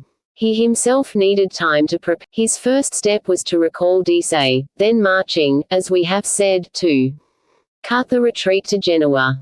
General Bonaparte sent off 2 or 3 aides-de-camp with orders not to stop until they had reached that corps. Then he waited, seeing clearly that there was nothing to do but to fall back in as orderly a manner as possible, until he could gather a compact mass that would enable him, not only to stop the retrograde movement, but to assume the offensive. But this waiting was horrible. Presently the action was renewed along the whole line. The Austrians had reached one bank of the Fontanone, of which the French occupied the other. Each was firing on the other from either side of the ravine. Grape shot flew from side to side within pistol range. Protected by its terrible artillery, the enemy had only to extend himself a little more to overwhelm Bonaparte's forces. General Rivard, of Gardan's division, saw the Austrians preparing for this maneuver. He marched out from Marengo, and placed a battalion in the open with orders to die there rather than retreat. Then, while that battalion drew the enemy's fire, he formed his cavalry in column, came round the flank of the battalion, fell upon 3,000 Austrians advancing to the charge, repulsed them, threw them into disorder, and, all wounded as he was by a splintered ball, forced them back behind their own lines. After that he took up a position to the right of the battalion, which had not retreated a step. But during this time Gardan's division, which had been struggling with the enemy from early morning, was driven back upon Marengo, followed by the 1st Austrian line, which forced Chamberlain's division to retreat in like manner. Their aide-de-camp sent by Bonaparte ordered the 2 divisions to rally and retake Marengo at any cost. General Victor reformed them, put himself at their head, forced his way through the streets, which the Austrians had not had time to barricade, retook the village, lost it again, took it a 3rd time, Chamberlain to reform their lines parallel to the enemy, who had now debouched, through Marengo, to the right and also to the left of the village. The Austrians were on the point of overwhelming the French. Lanes, forming his centre with the divisions rallied by Victor, deployed with his 2 least exhausted divisions for the purpose of opposing them to the Austrian wings. The 2 corps, the one excited by the prospect of victory, the other refreshed by a long rest, flung themselves with fury into the fight, which was now renewed along the whole line. After struggling an hour, hand to hand, bayonet to bayonet, General Kane's corps fell back. General Champeau, at the head of the 1st and 8th Regiments of Dragoons, charged upon him, increasing his disorder. General Watrin, with the 6th Light Infantry and the 22nd and 40th of the line, started in pursuit and drove him nearly 1,000 rods beyond the rivulet. But this movement separated the French from their own corps. The centre divisions were endangered by the victory on the right, and Generals Watrin and Champeau were forced to fall back to the lines they had left uncovered. At the same time Kellerman was doing on the left wing what Champeau and Watrin had done on the right. 2 cavalry charges made an opening through the enemy's line, but behind that first line was a second. Not daring to go further forward, because of superior numbers, Kellerman lost the fruits of that momentary victory. It was now noon. The French army, which undulated like a flaming serpent along a front of some 3 miles, was broken in the center. The center, retreating, abandoned the wings. The wings were therefore forced to follow the retrograde movement. Kellerman to the left, Watrin to the right, had given their men the order to fall back. The retreat was made in squares, under the fire of 80 pieces of artillery which preceded the main body of the Austrian army. The French ranks shrank visibly. Men were borne to the ambulances by men who did not return. 1 division retreated through a field of ripe wheat. A shell burst and fired the straw, and 2,000 or 3,000 men were caught in the midst of a terrible conflagration. Cartridge boxes exploded, and fearful disorder reigned in the ranks. It was then that Bonaparte sent forward the consul. Up they went at a charge, deployed in line of battle, and stopped the enemy's advance. Meantime the mounted grenadiers dashed forward at a gallop and overthrew the Austrian cavalry. Meanwhile the division which had escaped from the conflagration received fresh cartridges and reformed in line. But this movement had no other result than to prevent the retreat from becoming a rout. It was 2 o'clock. Bonaparte watched the battle, sitting on the bank of a ditch beside the highroad to Alessandria. He was alone. His left arm was slipped through his horse's bridle. With the other he flicked the pebbles in the road with the tip of his riding whip. Cannon balls were ploughing the earth about him. He seemed indifferent to this great drama on which hung all his hopes. Never had he played so desperate a game. 6 years of victory against the crown of France. Suddenly he roused from his reverie. Amid the dreadful roar of cannon and musketry his ear caught the hoof-beats of a galloping horse. He raised his head. A rider, dashing along at full speed, his horse covered with white froth, came from the direction of Norvy. When he was within 50 feet, Bonaparte gave one cry. Roland. The latter dashed on, crying, "Dissay! Dissay! Dissay!" Bonaparte opened his arms. Roland sprang from his horse, and flung himself upon the first consul's neck. There was a double joy for Bonaparte in this arrival, that of again seeing a man whom he knew would be devoted to him unto death, and because of the news he brought. "And Dissay," he questioned, "is within 3 miles. One of your aides met him retracing his steps toward." During the few moments that had elapsed while they were conversing, matters had gone from bad to worse. The first Austrian column, the one which had marched on Castel Ceriolo and had not yet been engaged, was about to fall on the right of the French army. If it broke the line the retreat would be flight. Dissay would come too late. "Take my last 2 regiments of grenadiers," said Bonaparte. "Rally the consular guard, and carry it with you to the extreme right. You understand. In a square, Roland, and stop that column like a stone redoubt." There was not an instant to lose. Roland sprang upon his horse, took the 2 regiments of grenadiers, rallied the consular guard, and dashed to the right. When he was within 50 feet of General Elsnitz's column, he called out, "In square. The first consul is looking at us." The square formed. Each man seemed to take root in his place. General Elsnitz, instead of continuing his way in the movement to support Generals Melas and Kame, instead of despising the 900 men who present no cause for fear in the rear of a victorious army. General Elsnitz paused and turned upon them with fury. Those 900 men were indeed the stone redoubt that General Bonaparte had ordered them to be. Artillery, musketry, bayonets, all were turned upon them, but they yielded not an inch.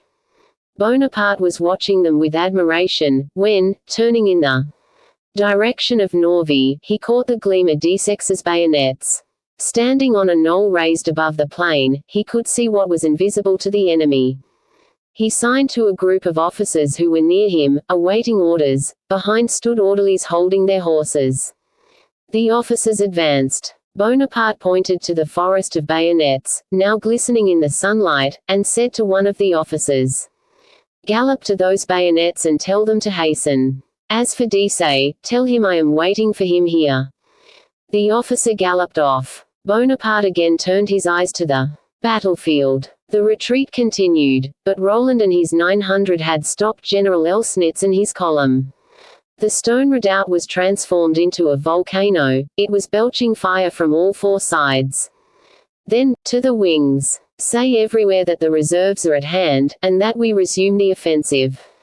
The three officers departed like arrows shot from a bow, their ways parting in direct lines to their different destinations. Bonaparte watched them for a few moments, and when he turned round he saw a rider in a general's uniform approaching. It was d'Essey. D'Essey, whom he had left in Egypt, and who that very morning had said, laughing, "The bullets of Europe don't recognize me, some ill luck is surely impending over me." One grasp of the hand was all that these two friends needed to reveal their hearts. Then Bonaparte stretched out his arm toward the battlefield. A single glance told more than all the words in the world. 20,000 men had gone into the fight that morning, and now scarcely more than 10,000 were left within a radius of 6 miles. Only 9,000 infantry, 1,000 cavalry, and 10 cannon still in condition for use. 1/4 of the army was either dead or wounded, another quarter was employed in removing the wounded, for the first consul would not suffer them to be abandoned. All of these forces, save and excepting Roland and his 900 men, were retreating. The vast space between the Bormida and the ground over which the army was now retreating was covered with the dead bodies of men and horses, dismounted cannon and shattered ammunition wagons. Here and there rose columns of flame and smoke from the burning fields of grain. D'Essey took in these details at a glance. "What do you think of the battle?" asked Bonaparte. "I think that this one is lost," answered d'Essey, "but as it is only 3 o'clock in the afternoon, we have time to gain another." "Only," said a voice, "we need cannon." This voice belonged to Marmont, commanding the artillery. "True, Marmont, but where are we to get them? I have 5 pieces still intact from the battlefield, we left 5 more at Scrivia, which are just coming up. And the 8 pieces I have with me," said d'Essey. 18 pieces, said Marmont, "that is all I need." An aide-de-camp was sent to hasten the arrival of d'Essex's guns. His troops were advancing rapidly, and were scarcely half a mile from the field of battle. Their line of approach seemed formed for the purpose at hand. On the left of the road was a gigantic perpendicular hedge protected by a bank. The infantry was made to file in a narrow line along it, and it even hid the cavalry from view. During this time Marmont had collected his guns and stationed them in battery on the right front of the army.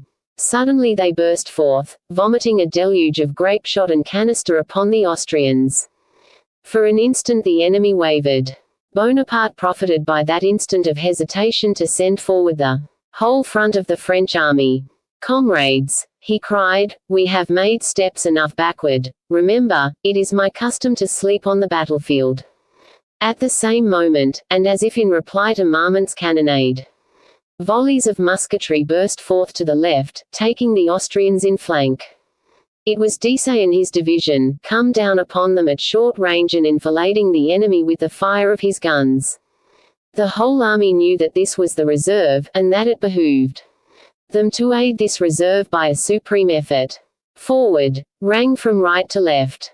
The drums beat the charge. The Austrians, who had not seen the reserves, and were marching with their guns on their shoulders, as if at parade, felt that something strange was happening within the French lines. They struggled to retain the victory they now felt to be slipping from their grasp. But everywhere the French army had resumed the offensive. On all sides the ominous roll of the charge and the victorious Marseillaise were heard above the din. Marmont's battery belched fire. Kellerman dashed forward with his cuirassiers and cut his way through both lines of the enemy. Desaix jumped ditches, leaped hedges, and, reaching a little eminence, turned to see if his division were still following him. At that moment Kellerman, who had broken through both of the enemy's lines, saw Desaix's division struggling with a compact, immovable mass. He charged in flank, forced his way into a gap, widened it, broke the square, quartered it, and in less than 15 minutes the 5,000 Austrian grenadiers who formed the mass were overthrown, dispersed, crushed, annihilated. They disappeared like smoke. General Zach and his staff, all that was left, were taken prisoners. Then, in turn, the enemy endeavored to make use of his immense cavalry corps, but the incessant volleys of musketry, the blasting canister, the terrible bayonets, stopped short the charge. Murat was maneuvering on the flank with 2 light battery guns and a howitzer, which dealt death to the foe. He paused for an instant to succor Roland and his 900 men. A shell from the howitzer fell and burst in the Austrian ranks. It opened a gulf of flame. Roland sprang into it, a pistol in one hand, his sword in the other. The whole consular guard followed him, opening the enemy's ranks as a wedge opens the trunk of an oak. Onward he dashed, till he reached an ammunition wagon surrounded by the enemy. Then, without pausing an instant, he thrust the hand holding the pistol through the opening of the wagon and fired. A frightful explosion followed. A volcano had burst its crater and annihilated those around it. General Elsnitz's corps was in full flight. The rest of the Austrian army swayed, retreated, and broke. The generals tried in vain to stop the torrent and form up for a retreat. In 30 minutes the French army had crossed the plain it had defended foot by foot for 8 hours. The enemy did not stop until Marengo was reached. There they made a vain attempt to reform under fire of the artillery of Carus and Cyr, forgotten at Castel Ceriolo, and not recovered until the day was over. But the Desaix, Gardans, and Chambelhac divisions, coming up at a run, pursued the flying Austrians through the streets. Marengo was carried. The enemy retired on Petrobona, and that too was taken. Then the Austrians rushed toward the bridge of the Bormida, but Carus and Cyr was there before them. The flying multitude sought the fords, or plunged into the Bormida. The remains of the Austrian army regained their camp at Alessandria. The French army bivouacked near the bridge. The day had cost the Austrian army 4,500 men killed, 6,000 wounded, 5,000 prisoners, besides 12 flags and 30 cannon. Never did fortune show herself under 2 such opposite aspects as on that day. At 2 in the afternoon, the day spelt defeat and its disastrous consequences to Bonaparte. At 5, it was Italy reconquered and the throne of France in prospect. That night the first consul wrote the following letter to Madam, I have today won my greatest victory, but it has cost me the 2 halves of my heart, Desaix and Roland. Do not grieve, Madam, your son did not care to live, and he could not have died more gloriously. Bonaparte. Many futile efforts were made to recover the body of the young aide-de-camp. Like Romulus, he had vanished in a whirlwind. None ever knew why he had pursued death with such eager longing. The end.